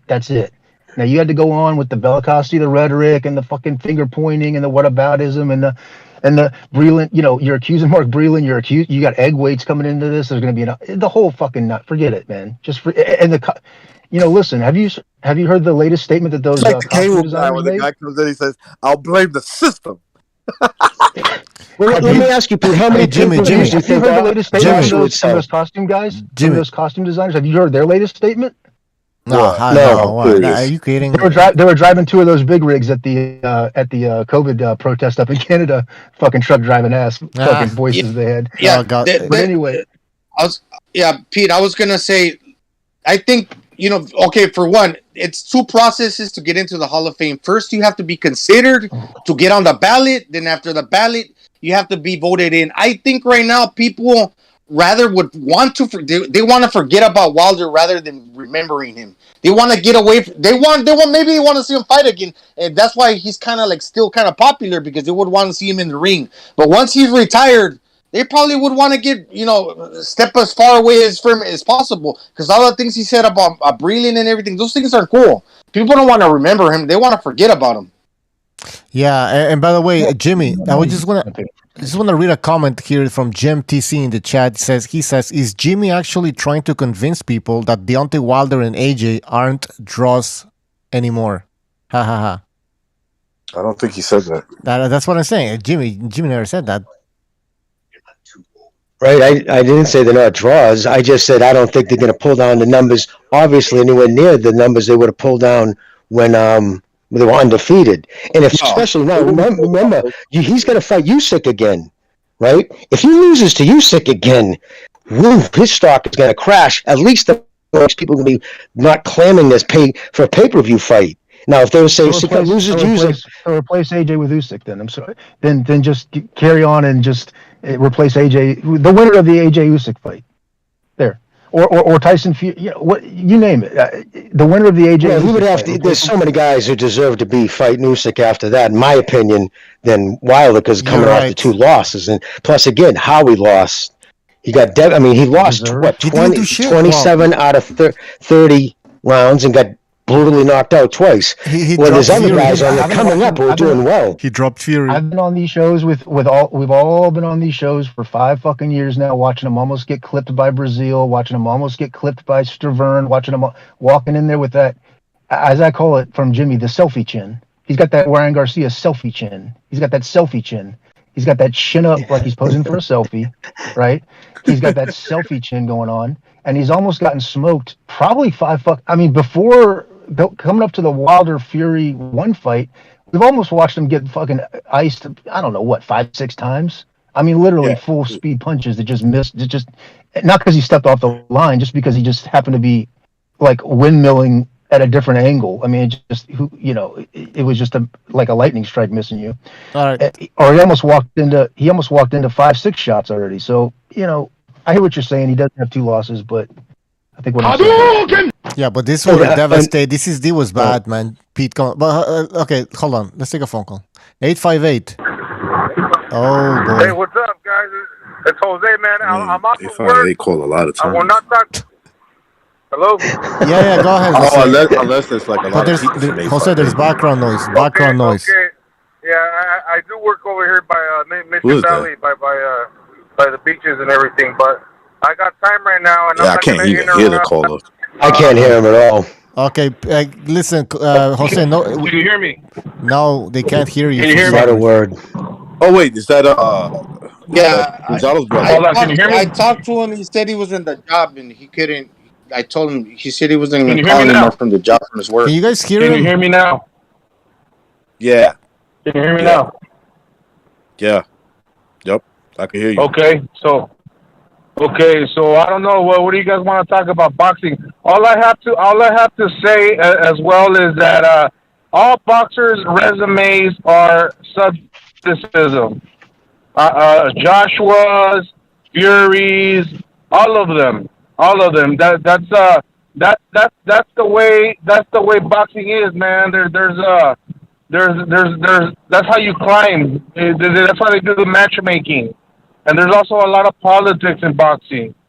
The reason that fights don't happen, the reason that the Wilder and Joshua fight didn't happen, we don't know, man. We're not privy to that information. We're not behind the scenes. We could spend hours and hours, weeks debating all these who ducks who, but the reality is we don't know, man. And it just kind of bothers me that I don't even get into all like the Breland and all that stuff, because honestly, at the end of the day, that's not even about the actual fight, man. Whoever has all these biases because Wilder is black, this and that, I don't care, man. I really do not care. That's besides the point. You know, but obviously a lot of people like to make it about that.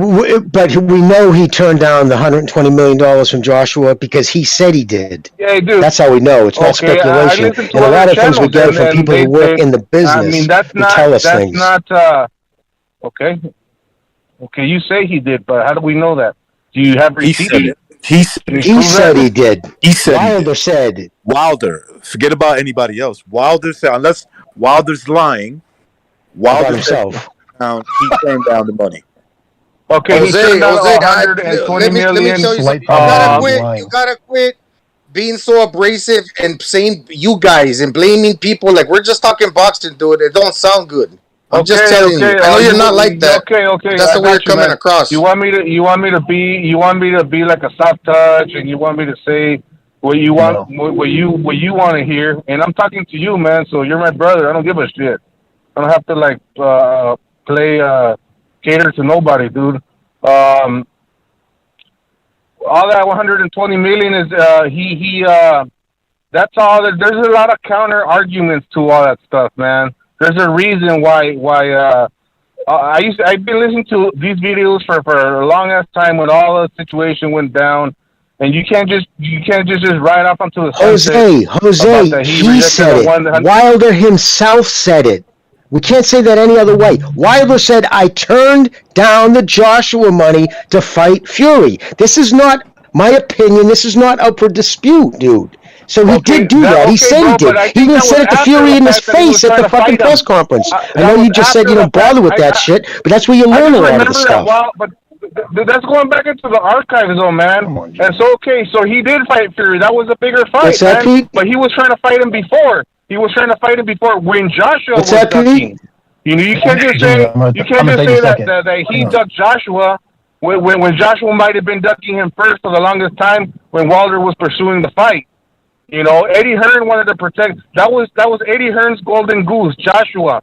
That was his cash cow, bro. He did not want to put him up against Wilder, man. Oh, Jesus Christ, dude! I mean, fucking Gonzalez, talk to your brother. Wilder said it himself, dude. I'm not talking about internet rumors, and this person said this. Wilder said, I turned down the Joshua fight for two reasons. He said he did it because he fucking, for loyalty to Al Heyman and the PBC, and then he said it to Fury. So he admitted it. You just said it yourself, Jose, about the whole back and forth that nobody's privy to that. Then you can't really say that yourself. That's just speculation on your part as well. If nobody's privy to nothing, I think there we go. So that's my opinion. That's my opinion. I thought that Joshua was Wilder. Right now, but you said it yourself. If the fight didn't happen, can't really talk about. And I'm sure there's more people like me that would agree with me. So how can we say that you're right and I'm wrong? So people are going to say, I mean. All right, so and if you listen to a bunch of other channels, they got a different narrative. It's because every boxing channel has a different perspective, bro. And it's up to the person. I mean, listen, but when the guy himself is saying that when he's trying to prove a point, right? Wilder was trying to prove a point to Tyson Fury, like, motherfucker, I did you a favor. I turned down the Joshua fight for more money to fight you. Then either two things. Either Wilder's lying, right? Wilder's actually lying or hyping himself up to say, like, you know, I did you a favor, you're nobody. Or he's actually telling the truth. You know what? At the end of the day, even if he did, like you said, which I don't think so, even if he did duck him and he took the Fury fight, that does not make Wilder, I mean, that's besides the point. That's not I'm not saying that he makes him a duck. I'm not saying that. I'm saying he turned down the fight to fight. He took from what he's saying. He's saying he turned down more money to fight. We can go on and on about Fury. Excuse me. That's what I'm saying. Yeah. Well, I mean, now people could say that's a duck, but what I'm saying is what he said. I don't think he ducked. I don't think he ducked AJ either. Simpson, Joshua Simpson. He got knocked out by Ruiz. He lost to Usyk. In my opinion, Joshua, he's not all that he was portrayed to be. He's not. He hyped himself. I agree. If that's what you want to call it.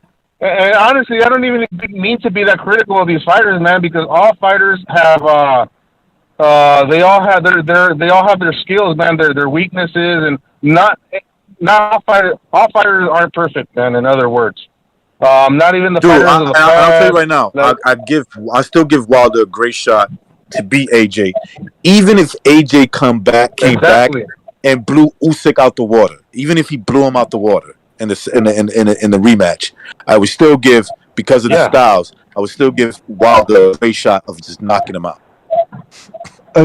Recognize. Listen, this is quote, right? This was Wilder. I'm going to say quote verbatim, yelling during his rant, yelling at Frary. You know, I was offered more money to fight Joshua than I was getting to fight you. Again, being a man of my word, I fought you. Okay. But like I that said, came out of his mouth. At the end of the day, I don't want to be. It's not even worth arguing about, because even if you say that was the case, how does that just destroy Wilder's career, man? Why is that just one way of attacking him, or finding a way? Even recognize that he gives Wilder a shot. Listen, because you're not listening. This is not giving prizes for like the second best or like for a consolation prize. This is considering people for the best of all time, for like the Hall of Fame. Okay. I mean, I agree. Okay. You know what you're saying. All these, giving all these extra credit points, and then Wilder's not that bad. He's a good fighter, and let's not criticize him. But we're talking about the Hall of Fame, and we're talking about somebody to be put in there compared to fighters of the likes of like a Muhammad Ali and all those guys. That's all I'm saying, bro. You get what I'm saying, right? You don't have to sound so fucking abrasive, man, and to like disrespectful, bro, to the people here in the panel. Okay, man. It's like, check it out. But the thing is, you can't just cancel one thing. Two wrongs don't make a right, bro. And you are always finding a way to say like the extra credit points. We're not giving him extra credit. He already did. His career was his career, and it was what it was. Now, if you want to poke holes at it and find all the things he did wrong, like I said, you could do that about any other fighter, man. So it's like but not all those fighters get into the Hall of Fame. When you're considering a fighter to get put in the Hall, you're supposed to poke holes into his career. You're supposed to sit down in the table, and the boxing writers. Okay, now you guys are making it about the Hall of Fame. You guys are making it about the Hall of Fame, and guess what? You guys aren't the ones who are going to determine if he's in the Hall of Fame. And he is going to be in the Hall of Fame. That's the crazy part.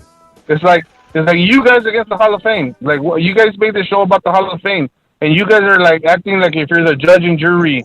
At the end of the day, he is going to be in the Hall of Fame, and that's not me wanting him to be in the Hall of Fame. All right, well, let me pose this to you. Would a criteria? So you're sitting around, everybody. All right. This guy's coming up. Okay, what's his notables? Okay, he has the worst championship resume of any heavyweight champion in the history of the sanctioning body of 3 years or more. That's not an objective opinion. That's a subjective opinion. That's an objective. I mean, you could say that, but let's break it down.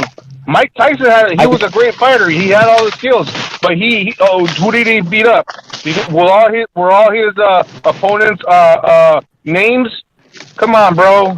I mean, you can say things, but if you don't break them down, okay, right. Listen, I'll break them down. His first defense, 37th ranked fighter. His second defense, 34th ranked fighter. His third defense, 24th ranked. His fifth, 43rd ranked. His sixth defense, 41st ranked. Then his seventh, this is charming. His seventh wasn't even ranked. They had to drag his fat ass out of retirement. Then he went on to fight Luis Ortiz. So I just told you, I broke it down, how he has the worst heavyweight resume in that sanctioning body's history. 60 years of that body's history. Man, and that's even saying that it's a good heavyweight era. Imagine if we, imagine when there weren't any heavyweights out there, man. I don't get it, man. I mean, there is a lack of. Everybody can't be names, bro. Everybody can't be Muhammad Ali. Everybody can't be a. Exactly. That's why everybody doesn't get in the Hall of Fame. You got to fight who's available and who's out there. Did you just hear the rankings? So there was 41 guys ahead of that guy. There was 42 guys ahead of the next guy. So to sit there and say that's one thing, but he was picking these were handpicked to make him look good. I don't know why you can't accept that, because those are the facts. He didn't fight any of his mandatories except like one time throughout the 9 title defenses or 10. He should have fought.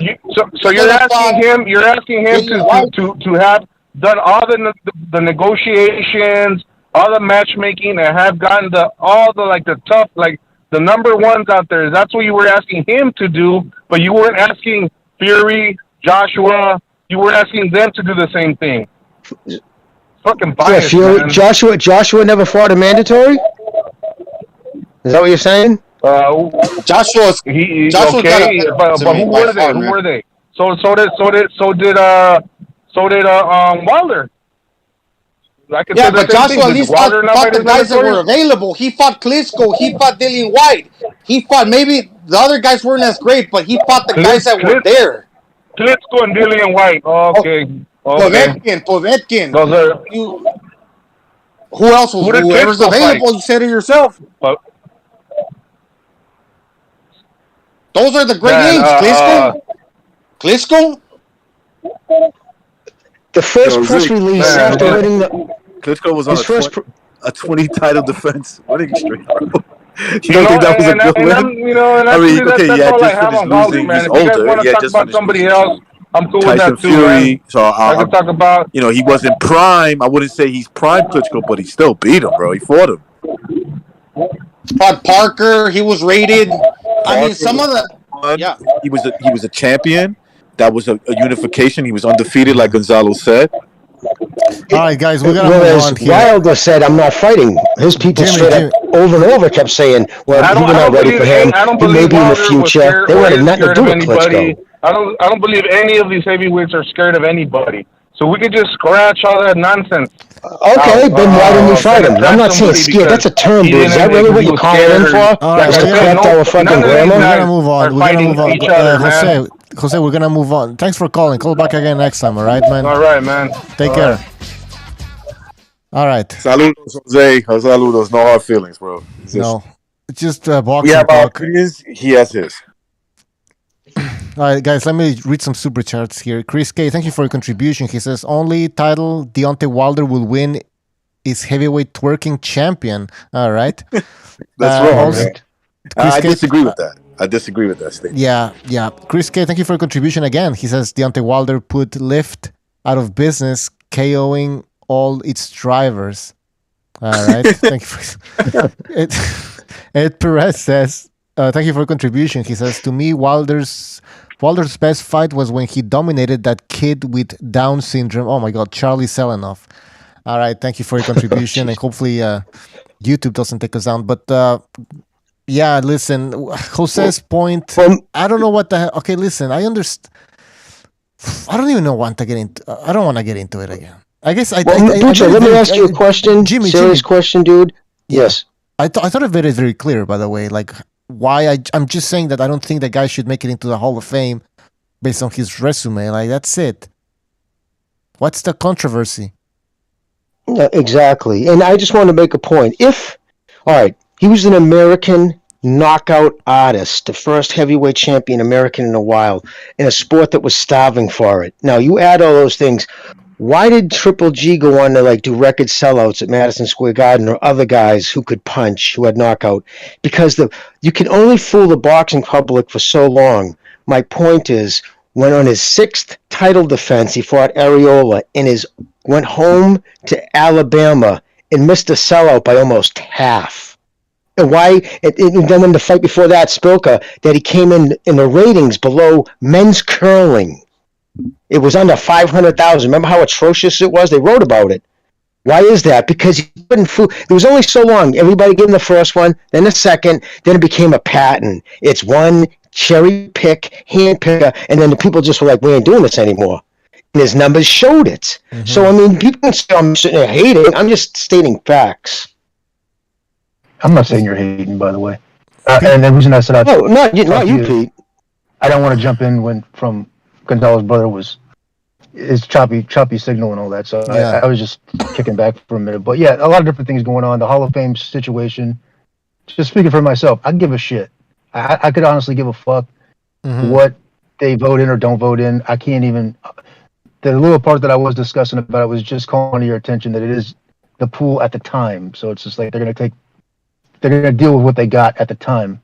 I guess you're gonna have some kind of but even then, yeah.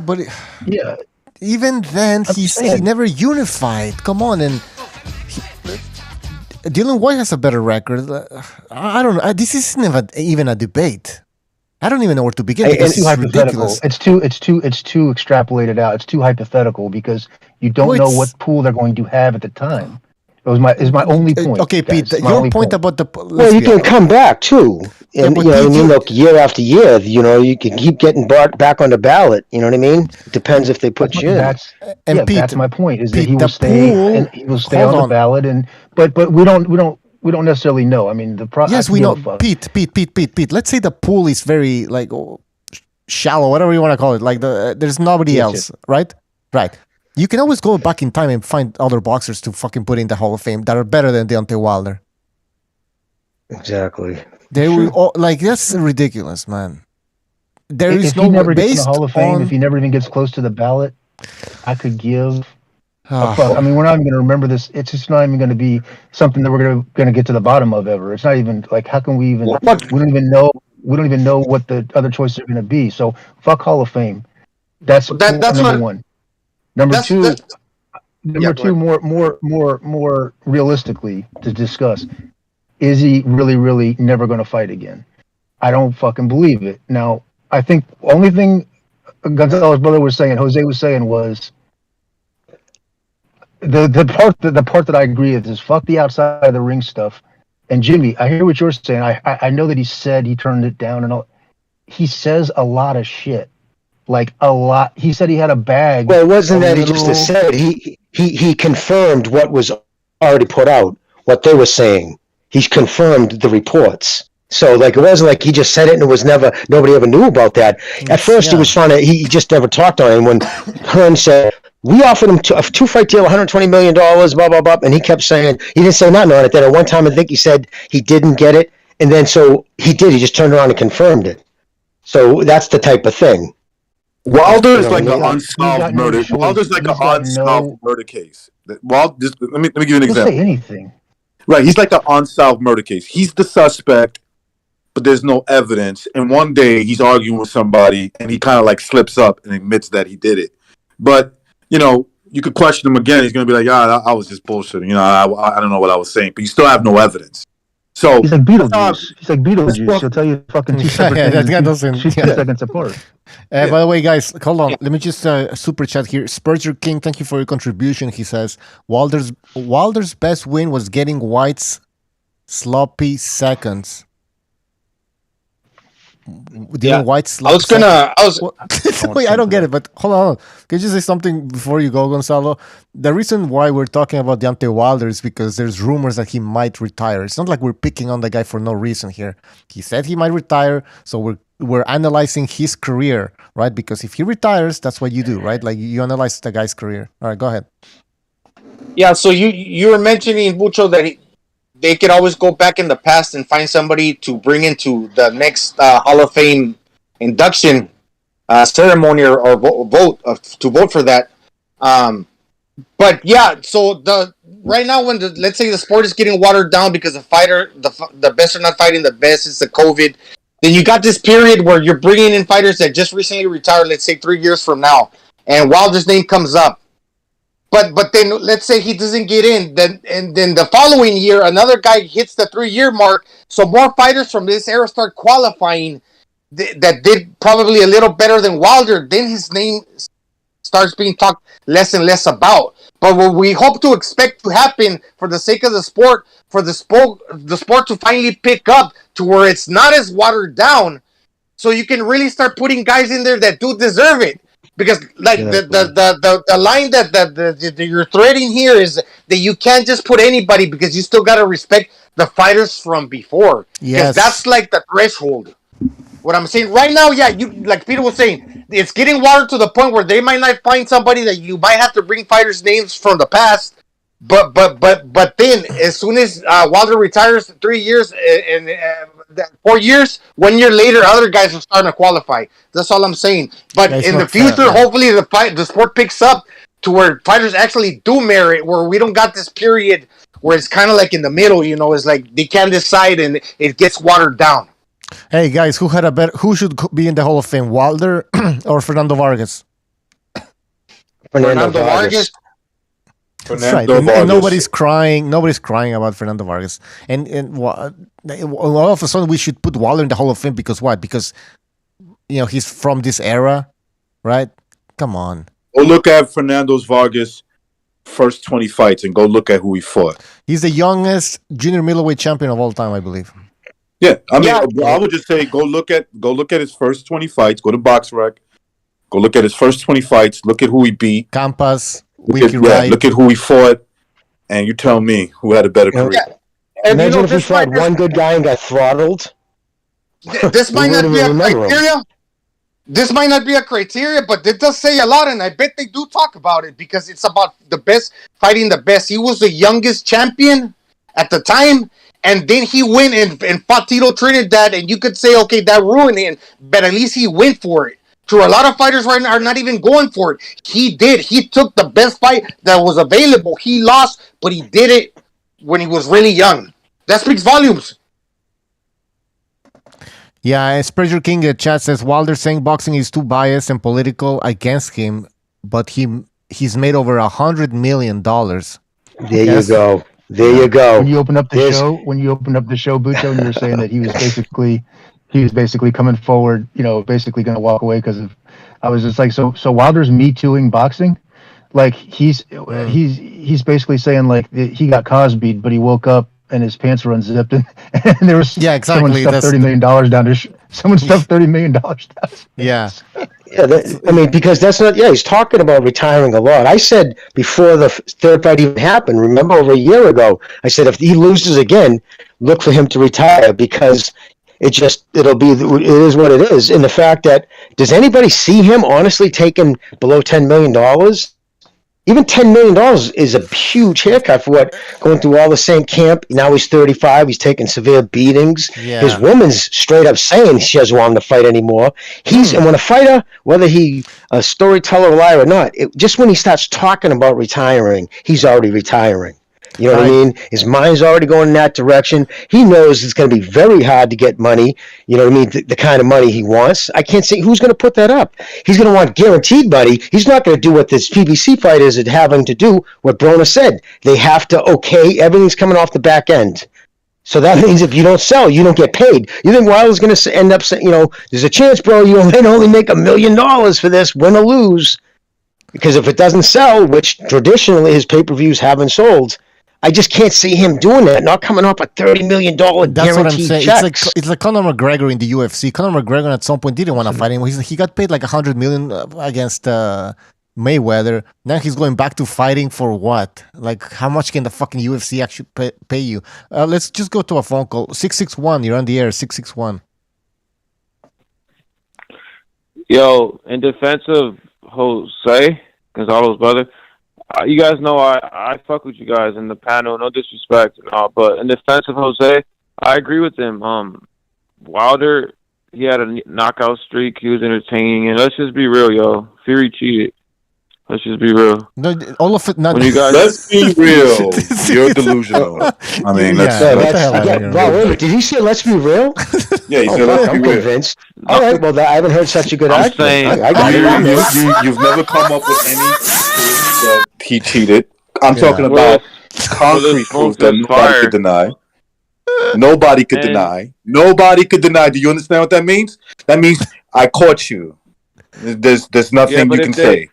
Can you if they went to court, and they did a case, whatever, and they ended up deciding to give him a rematch, I guess that's them, being a little admitting of their guilt. And I get it. No, you're confusing.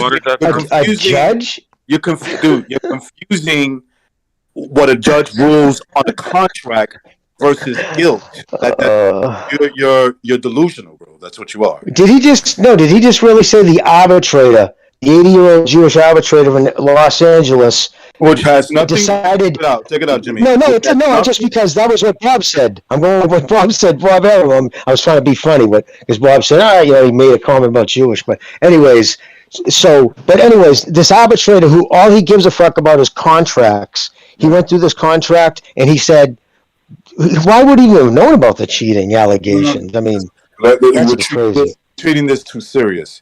The caller's point is delusional. He's not operating from a place of reality. It has nothing to do with reality. That has to do with him staying at home, thinking too much, probably smoking too much weed, probably watching TV. It's stuff like that. I get it. The LDBC come off super crazy, and I get it. They could come off a little crazy sometimes, but when you I'm not talking about the LDBC. I'm talking about you personally. What you're saying is crazy. It's insane. That has nothing to do with reality. What you're saying has nothing to do with reality. When it gets brought up, you guys kind of get riled up, so it's kind of like an admission of guilt. And I'm just saying, I get he ducked. We're riled up. It's an admission of guilt. Is that what he's saying? An admission of guilt. You would know it. Nobody could deny that. Like, look. If an admission of guilt would be that the person that's trying to defend the person wouldn't even be able to argue that point. They wouldn't be able to because the guy actually admitted what they did. So you see what I'm saying by being delusional and living in reality? You're in delusion, and while we're talking reality. An admission of guilt is I did it. Usually that's an admission of guilt. Hold on. We have another phone call. 111 MMA. Is that you? Hello? Can you guys hear me? Oh, I thought it was MMA. Yeah, what's up? Yo, man, this is LT, bro, and let's be honest, bro. Fucking Canelo kicked the shit out of fucking Deontay Wilder, bro. I don't even know what they're fucking considering this guy over Canelo Alvarez, bro. It's fucking crazy, bro. No, but seriously, LT. Canelo Alvarez would beat Wilder? You guys are going... Huh?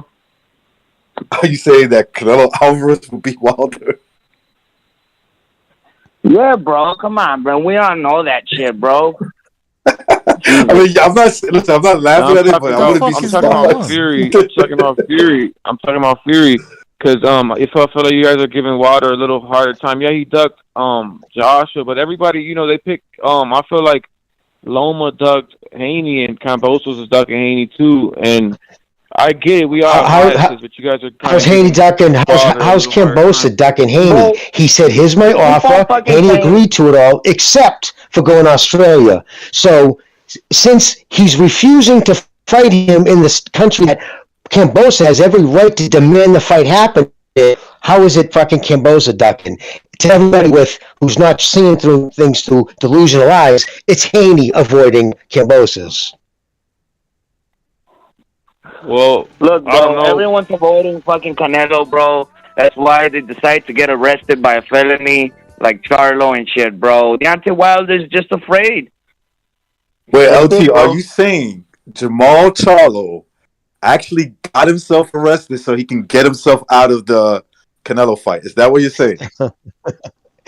Yes, sir. That's what I'm saying. LT, Charlo was hanging out. I have a point there. Hanging out with Mother Ayahuasca, and then he woke up in custody, and then now he's looking for Daddy Bale. You know what I'm saying? That's the problem with Mother Ayahuasca. She's a whore. She gets you all fucked up, and then you wind up in custody. All right, caller, good call. You're absolutely outstanding. LT, you're a fucking. You guys are insane. All right, hold on. We got a lot of phone calls now again. Shit. All right. First of all, thank you guys. Yeah. Oh, brother. What's I gonna fucking say, man? Yeah, super chats, just quickly here. Yo, LT, Bucho. Yeah. Can I say before I go real quick? Last thing. All I'm saying is, if he really is making accusations, that's some serious stuff. Like, the fans, the people should boycott. Speak up or just bring public hanging back and put him on that noose and just call it a day because those are serious accusations. You know what I'm saying? Right, but okay, I'm going to prove my point. Don't Caller, engage. I'm going to Don't engage. accuse Don't you engage. of Don't engage. Don't being engage. a child molester. You're a child molester. Oh God. Do I have total carte blanche that everybody should believe me just because I said it, or should I prove it? What accusation? Is there? What if I made an accusation that the caller is a child molester? Okay. You know, I'm pretty popular on this platform. Right? I'm pretty popular. So should everybody just believe me and not believe you? I mean, didn't that come with proof that you are a child molester? I heard him say something about hanging somebody. What was that about? No, I don't know what he's talking about. Like, oh, okay. I'm sorry, dude. Everything checked out. I couldn't hear. This guy, I don't even know what he's talking about. What I'm saying is, I'm trying to equate a point. Because I am popular on this platform, if I call the caller a child molester, should they just believe me, or should I show proof that he's a child molester? Yeah, you show proof. Absolutely. Okay, same applies. Exactly. To the same thing applies. Okay, you said it. You said it. Wilder hasn't shown any proof. Oh, he's talking about. Recognize he's talking about Asbury. It's crazy because he said that. Like if you're a child molester, you're always gonna be a child molester because you committed one crime one time doesn't mean that you should be judged like again for the same crime in another situation. Gonzalo. What I'm not calling the call. I'm using it as an example. Yeah, I know. What I'm saying is,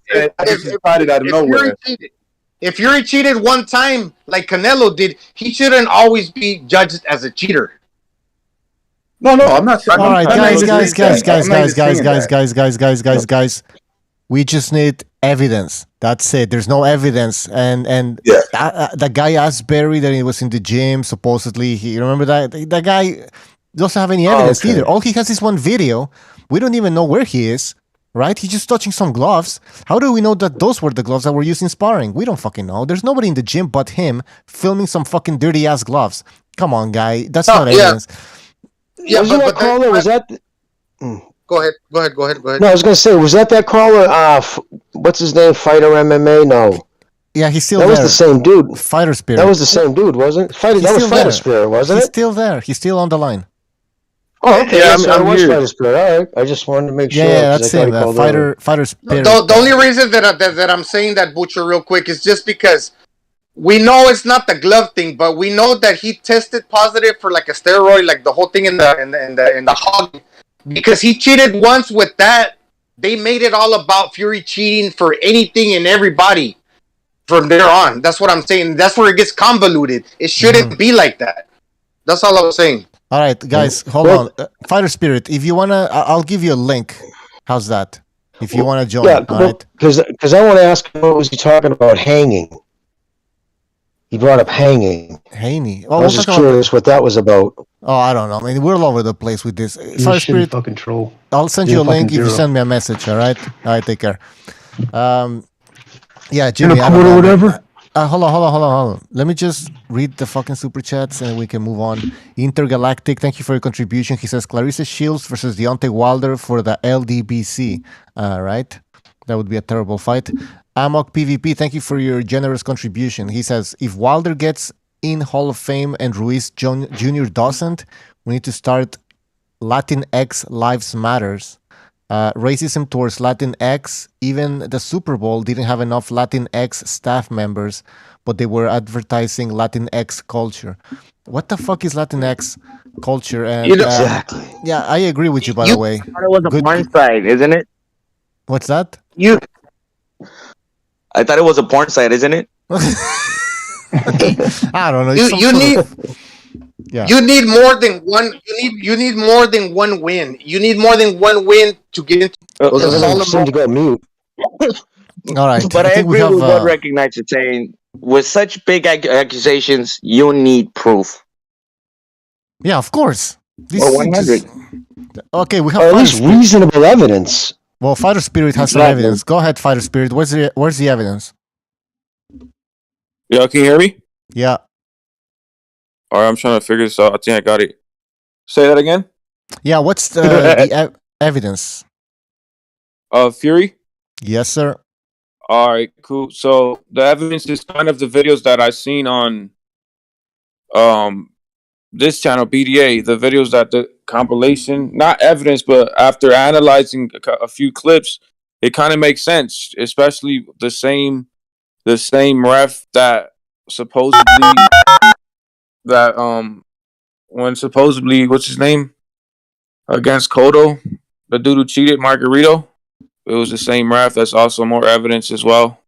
And where there's smoke, there's fire usually. But because it was the same ref during a supposed cheat, because the Margarito was never actually proven beyond a shadow of a doubt. But because that ref fought, ref the same fight, that's proof that Fury cheated? Come on, dude. Please. You got to do better than that. Well, that's just, I feel like that's where there's smoke, there's fire, and it was just that's not a legal term, man. You can't. That's where there's smoke, there's fire. What does that even mean? Did he have a bunch of people? I think he's talking about his crack, Jimmy. I think he's talking about his crack pipe. I'm gonna kick back and let y'all handle this. But where there's smoke, there is fire, and that smoke is coming from the stem. The fighter spirit is sucking on with his wrapping his lips around that glass dick, and there's smoke and fire because that rock's cooking.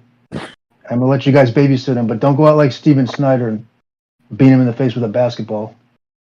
Shut the fuck up, bro. You sound retarded. I feel like you're getting a little too emotional for Fury. It just shows, once again, guilt. That like that saying: "See no evil, hear no evil, speak no evil." Okay. Again, I think Fury's a fucking clown. I'm gonna be honest with you, okay? Yeah. I think he's a clown. I think he's a drug addict. I think he's a con artist. I think he's all that stuff.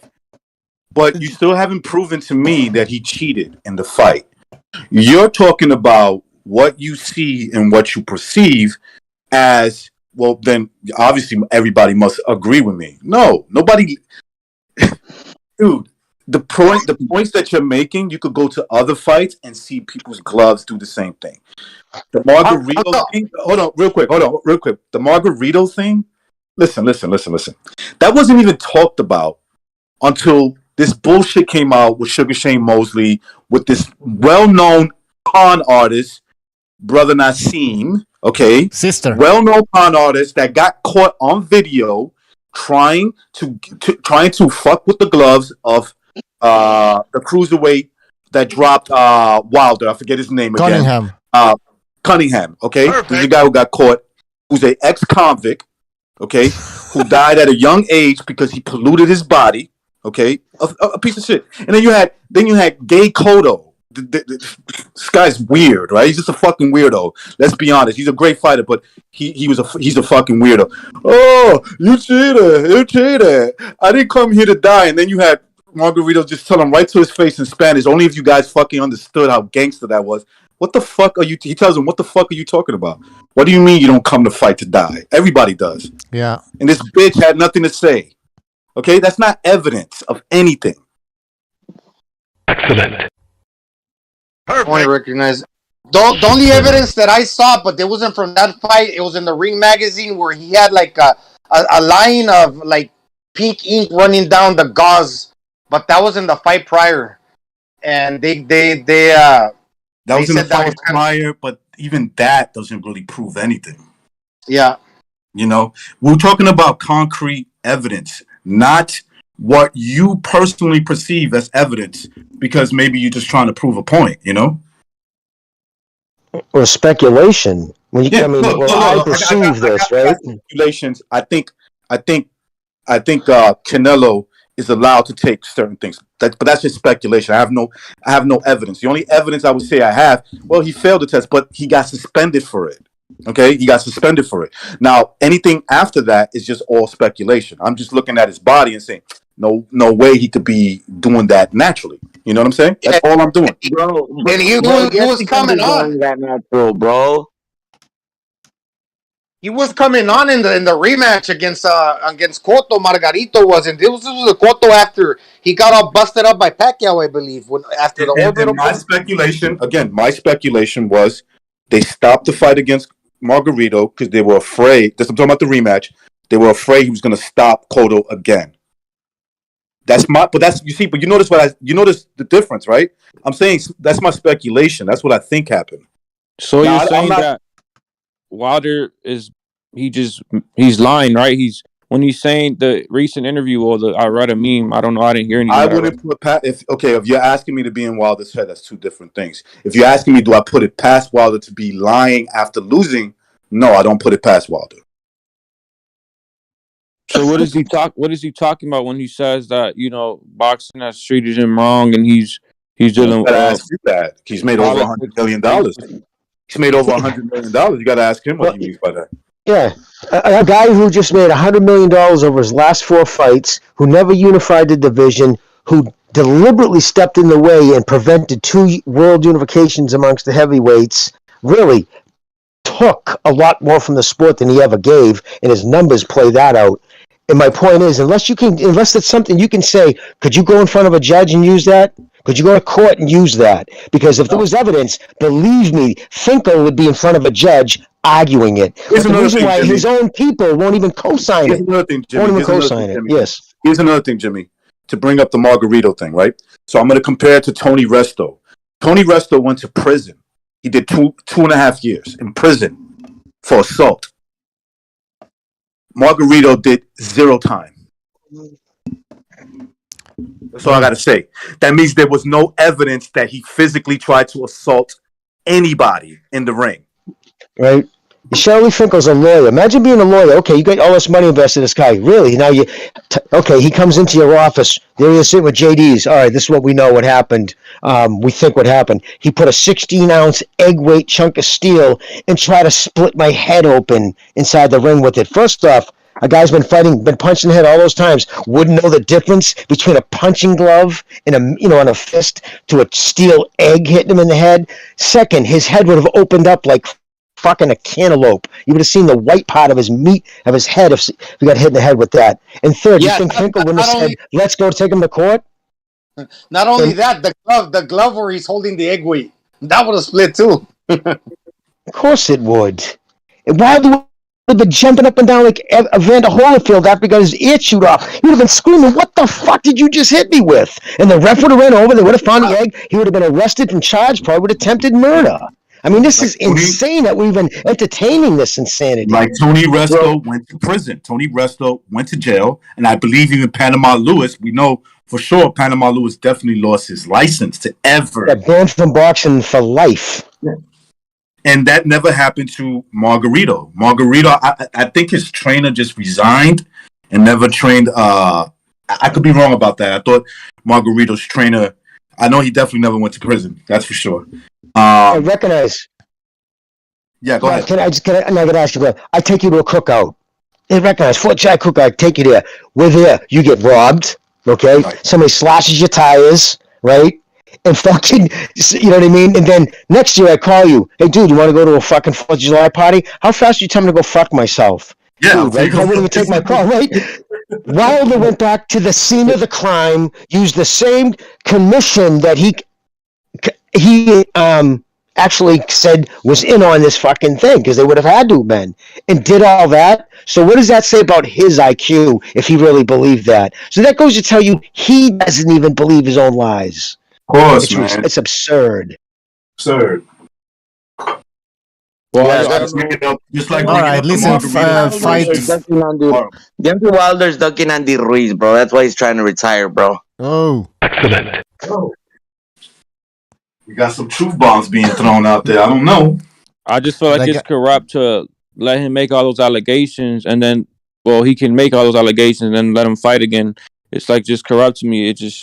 To me, it's all rigged. Anyway, it's probably. Let me ask you a question. So anybody can make an accusation and it'll make you look at them suspect, at the person that's being accused. Is that your character? No, I go by. So then why are you going by that? You brought up Margarito. You brought up Margarito. Yeah. You brought up Margarito without doing any research because the number one thing you should be saying to yourself: has this ever happened before? Yes, it happened before Margarito. Tony Resto, he went to prison. He actually went to jail, and so did his trainer. I could have sworn it really did happen. Like I thought it did happen. I thought. Yeah, but no, Margarito never. prison. Never went to prison. Never lost his license. I think he got suspended by the commission. Only the commission. He got suspended by the. So by that logic, that should mean that Canelo is clean, right? He doesn't take steroids because.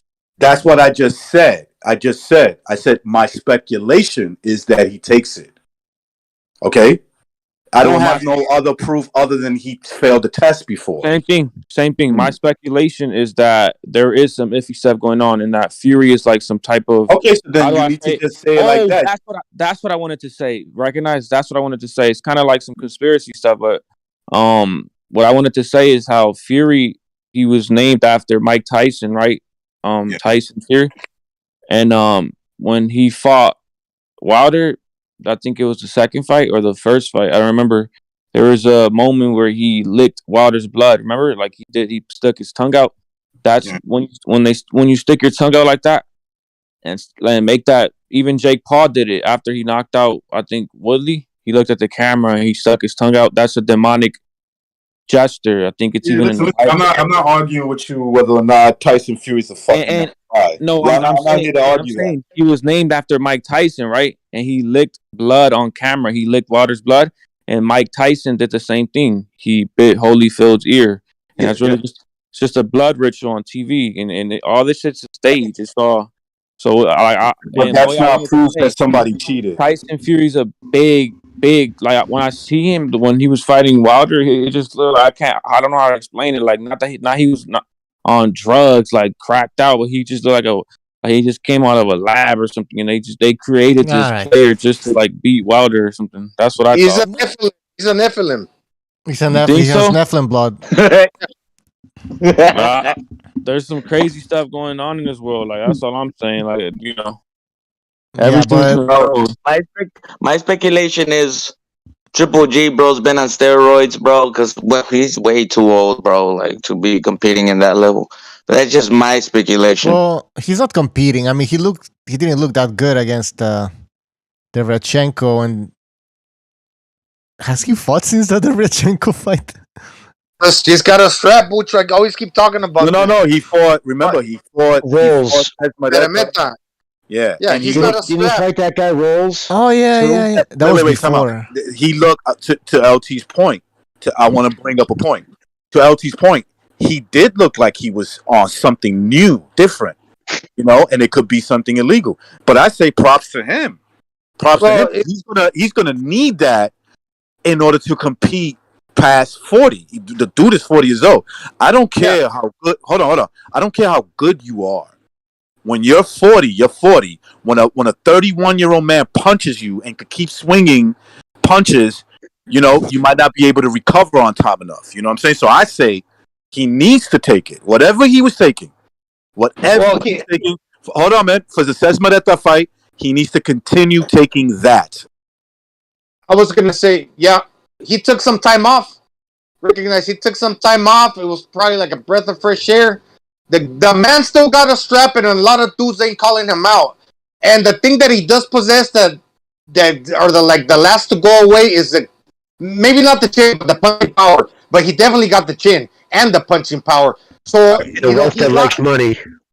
And he lost a little of the timing where he's getting hit. His reaction time that's gone. But to knock him out, it's going to be a hard task. And that means even though he's slow. He lands, he's still hurting you because he's got heavy fist. So he's good at 40. Yeah. That off, it refreshed him. Well, listen, he ain't your average 40-year-old, for sure. He's not your average 40-year-old. But what I'm saying is, I don't care what he did. As long as he doesn't limit the other fighter from doing whatever that person needs to do to come prepared, okay? There's going to be an even playing field. I mean, even all the way. Yeah, absolutely. Good thing we'll probably see him because he's still got a strap, and we're gonna see him go down, like probably on his shield. And we're gonna see what these young fighters can do against him. I say he does. Retired myself. Can he beat Canelo? What's that now? I don't think so. I don't know. Right now, no. I wouldn't pick him to beat him right now. No, he's just too old now. He can't change that. I think what you saw in the first two fights, especially the first fight, was what he can do against Canelo, which is beat him on the scorecards. And at 68, look, I gotta mention this. At 6, he's a slow guy already now, especially because he's older. Because he's older. So at 68, he would get bigger. That means he would slow down even more. Yeah, he got heavy fist, but he would slow down more where he wouldn't put the speed behind his shots. So Canelo's pretty tough. You know what? I disagree. I kind of disagree with that. If he was smart, right? You know how they'd be like, "Oh, 168's the limit," you know, so just cut. I would be like, you know what? No, I'm gonna cut down to 165 and come in my natural fight weight. There you go. Middleweight. Yeah, I would do it like that. Why do I have to gain weight when all I got to do is cut less weight? Yeah. So Canelo would probably have in the contract. It would probably be contracted, though, bro. Yeah, no. Wait, tell my daughter. You can never contract. It Canelo would say 168. Triple G could say, "Yeah, I'm just gonna come in at 165, and then on fight night come in at 175." He can't. He can never contract down. That would be. I thought you were talking about the fight being at 165. No. Sorry, I'm having a hard time hearing you guys. I'm sorry, dude. No. No, you're right about that. No, Triple G will not have any leverage. The only thing Triple G could say is, "This is what I want. This is my paycheck that I want." You know. The problem is though, Canelo's acclimated at that weight now. He's grown into that body. He's got more confidence ever. He's now, like, to what Gonzalez said, trying to get acclimated for Triple G because he's going to be a little bigger and heavier in the ring. Especially he's fought at 160 for 17 years. That would be different. It would be, I think, crazy to go right to 168 fight Canelo because he's acclimated. In fact, he's gone up even heavier and fought at 175. Jimmy, from what I'm hearing, that's part of the deal. That's the deal. The deal is. I agree, bro. Because let me say something. The key that fucking Triple G had was his jab, bro. Canelo had so much problems with Triple G's jab, and now fighting at 168, I think that jab will be way slower, man.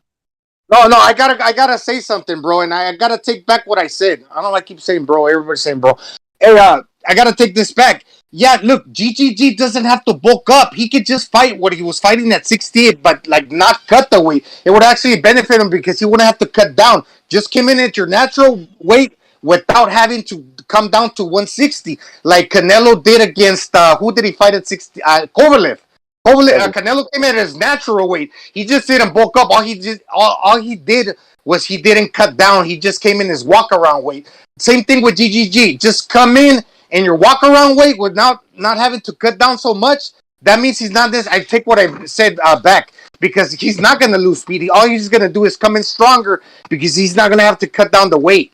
He'll still be strong and retain that speed because all he'll be doing is coming in like right around like when he's sparring and training with at the same weight as that. And the thing about what you said, LT, about the jab, I said this, and this is an observation that I made. The reason that Canelo was getting hit with that jab is because, look, if you want to get out of the way of a punch, it's probably the trail hand. Because if you try to swerve the jab, you're probably not going to be as intent in watching the second punch coming. And when you take the jab, like say Canelo, who was getting hit with the jab, and then you take the jab, but you're keeping your eyes open and watching for the right hand, you have a better chance of dodging the trail hand because you're getting hit with the jab, but you're not biting for that. You're getting hit with it, but you're watching for the trail hand to come. And then when you duck the second punch, you can counter back because when Triple G throws the power punch, he's there to get hit because he committed to his power punch. Right, he's committed. Right, he's committed, and he's committed. Look. Let me square up against you. You throw your jab at me. I'm keeping my eyes open as you're throwing that power jab. It still hurts, but what I'm really watching is for you to throw that trail hand. And once you throw that trail hand, I'm gonna duck out of that one, and that's what I'm gonna counter you. That's what Canelo was doing. He was smart. He was getting hit with that jab. But you get hit with the right hand from Triple G, you're getting your ass knocked out. And that's the smart part about it. He didn't get knocked out, but he all the while taking jabs and getting hit by the jabs, which still hurt. And you might be losing on points, but at least he didn't get knocked out. Because with the grain of a chin that Canelo gets hit, if Triple G turns that throw hand because the punch is coming from behind, you turn that shot. You turn and you Triple G's known for getting a lot of leverage on his punches, whether he's slow or not. He gets that leverage and he'll put that torque and knock you the fuck out. That's why Canelo was able to go the distance with Triple G, because he got that piston like jab, but he was keeping his eyes open. He was blocking. He wasn't intent on swerving the jab. He said, okay, it might hurt, but it's probably not going to knock me out like a right hand could. You throw that right hand, I'm going to swerve out of that one, then I'm going to counter you because you committed and I can counter you back. That's all I'm saying. All right. Oh my God, what the fuck is that? Is that who is that? Yo, can I say something? Well, let me show everybody what the hell I'm talking about. Go ahead, Fighter Spirit. Canelo won the first fight. I hear you, Canelo won the first fight versus Triple G and the second fight, right? But Teofimo beat Kambosos. I promise you. I know what I saw, right? Cruz beat Tank. I know what I saw. But for some reason, everybody just acts like it's something else, right? So it's the same thing when I hear people kind of speculating with Fury and Wilder. Now, don't get me wrong. If Wilder is lying, why is it okay for a grown man to just make lies like that and just live another day in the USA? That's my question. That's what I want to know. Why? What? I don't understand. But my question. What do you mean? Who lives in the USA? Huh? Who lives in the USA? No, I'm saying, why is it okay for Wilder to just lie like that? Like, it's evil. If he is lying, making accusations, then it should be like a duty for it to be called out, not just like, Okay, well, that's what we've been saying all along. You're the one here trying to defend Deontay Wilder for some reason, so I don't know what the hell. He just, because he's insecure, man. Wilder, he just couldn't deal with the fact that he lost because he believed the hype. So because of that, he just couldn't deal with it. So he had to make it about something. Because remember the second one, not the third, because going into the third fight, he didn't know that was going to happen in his mind. So he started maybe actually believing, you know what, I really didn't get knocked out. You kidding me? That dude couldn't knock me out. You know what I mean? And so it was hard for him to accept. But then he went back and fought the same place. The same thing happened. It's just sad that that's what he's going to be remembered for, as far as I'm concerned. I feel like it should be called out because a lot of black people are evil. They lie a lot. All right. But hold on. Super chat. Nicolas Argayos, thank you for your contribution. He says, Wilder going to drink the Aztec juice and see pink. All right. I guess, yeah. I guess if he fights Ruiz. He's gonna drink that shit and he's gonna see that face. What is that? Is he going to an actual? Is he going to a shaman in Mexico? Because that's, if you don't really take it, I guess there's people down there who really put it out. I remember Yuri Boy Campas. You guys have to realize that not everything you see on the media is true. Like, most of it is fake. Tupac Shakur is still alive. He goes by. All right. Let's look at this. Everybody watching, just look up AKILVMC or Kill VMC. That's Tupac Shakur. He's still alive, right? You told me about this guy. That's not Tupac. Most people would think that he died and they believe the lies, this thug life, but he was an agent to promote thuggery and influence little kids. That's why little kids today, they'll whatever the new word is, they'll say it like parrots, and they copy the slang because they've been brainwashed under a spell for a reason. And a lot of these black people are responsible for their own chaos, and they're evil. So it should be called out. I told you this fucking crackhead was a troll, man. Yeah, games with this guy. He actually ruined my joke too, because I was gonna try to bring up that trunk of COVID monkeys that fucking overturned in Texas, but like, who would have thought one of them would have got a hold of a cell phone and be calling into their show? You know what I'm saying? You're all right, man. You're funny, man. You're good. I just spoke back though. You're going places. That's really Tupac Shakur. Like, I'm not even lying. I understand. Yeah, I got you, man. I got you. I thought that truck of monkeys flew in South Carolina. Was it Texas? I thought it was South Carolina. Ask him how he got a cell phone and managed to call into the show. Jimmy, this Tupac, the guy that they're saying is Tupac, is just like this old dread that kind of has facial features. He has some type of features of, Tupac. I mean, how many black guys share like some similarity in looks, man? I just don't understand why he would walk away. What would be the purpose of because walking away from fame and money? I don't know. I'm just asking. Because he said it. Machiavelli, my plans to get richer. When he faked his death, his popularity went up because people are fake. Most people love people. You know that it takes. Look, I'm not saying that it's not possible. I would never say that, but you know that you have to get like basically. Look, this might be against what I believe in, so I'll be careful when I say this. But you need a lot of people in that conspiracy. You would need a lot of people involved in that. Hold on. From the morgue, to the doctor who pronounced them. Mm-hmm. No, it's not that. It's not that difficult. Look at the faggot who's hating on me. What's his name? Who called me a troll or whatever?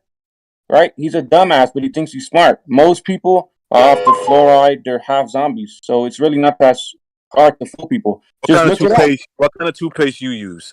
Hey, why don't you put that crack pipe down and smoke me? You fucking half a whore. You're not even funny. The problem is you're not funny. That's the issue. We've been fighting 400 and still fighting to this day. I want you to take your fucking stem.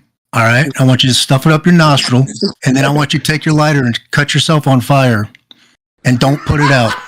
Let it cook. Do the world a favor, and go run head on into traffic. Fucking fruit. I didn't say that. I didn't say what you said. I'm not allowed to say that anymore. But you're a fruit, and I know it. So carry on, man. I'll kick back. Hey, Fighter, you know pizza about 200 pounds solid. No, I think you're about $120 soaking wet. Don't turn them on, bro. I weigh one. I weigh, man. You weigh 200 grams of fucking rocks. You damn right. I'll take every one of you sorry piece of all trash I was saying is that it's the news is a lie.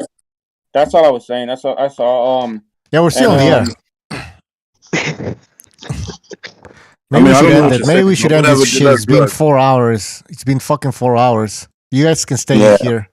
I'll be back. All right, everybody on YouTube, we're gonna end this show. It's been 4 fucking hours. This show is going down the drain. But I want to thank you for joining us, and I want to thank everybody who donated.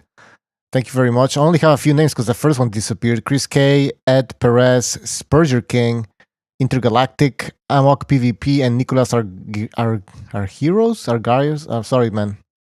Fucked up your name. But thank you for your contributions. And everybody, don't forget, every Friday we have Open Lines Friday. Anything goes, and anybody can join. So I want to see you all there. All right? Having said that, thank you for your contributions. Thank you for joining us. Like and subscribe. And we will see you on the next one. Take care. I'm disappointed in every one of you. I'm sorry, I don't mean to offend you. I'm disappointed in every one of you. I kiss you on the mouth. No, I'm not cool with that. I'm sorry. One more time. I'm disappointed in every one of you. I mean, I'm dealing with degenerate animals. I'm disappointed in every one of you. Disappointed in every one of you. All right, come on. Honestly, I can't do it, man. I'm disappointed in every one of you. Let me tell you why. It's gonna be all right, Nicky. Go ahead, shoot. You just killed a little fucking man. What are you going to do about it? You're happy because you got nothing. You don't got a thing. You're happy because you got nothing. Lobito! You got nothing. I want to get out. I want to get out of this rat hole. I want to get online. I need BDA Boxing.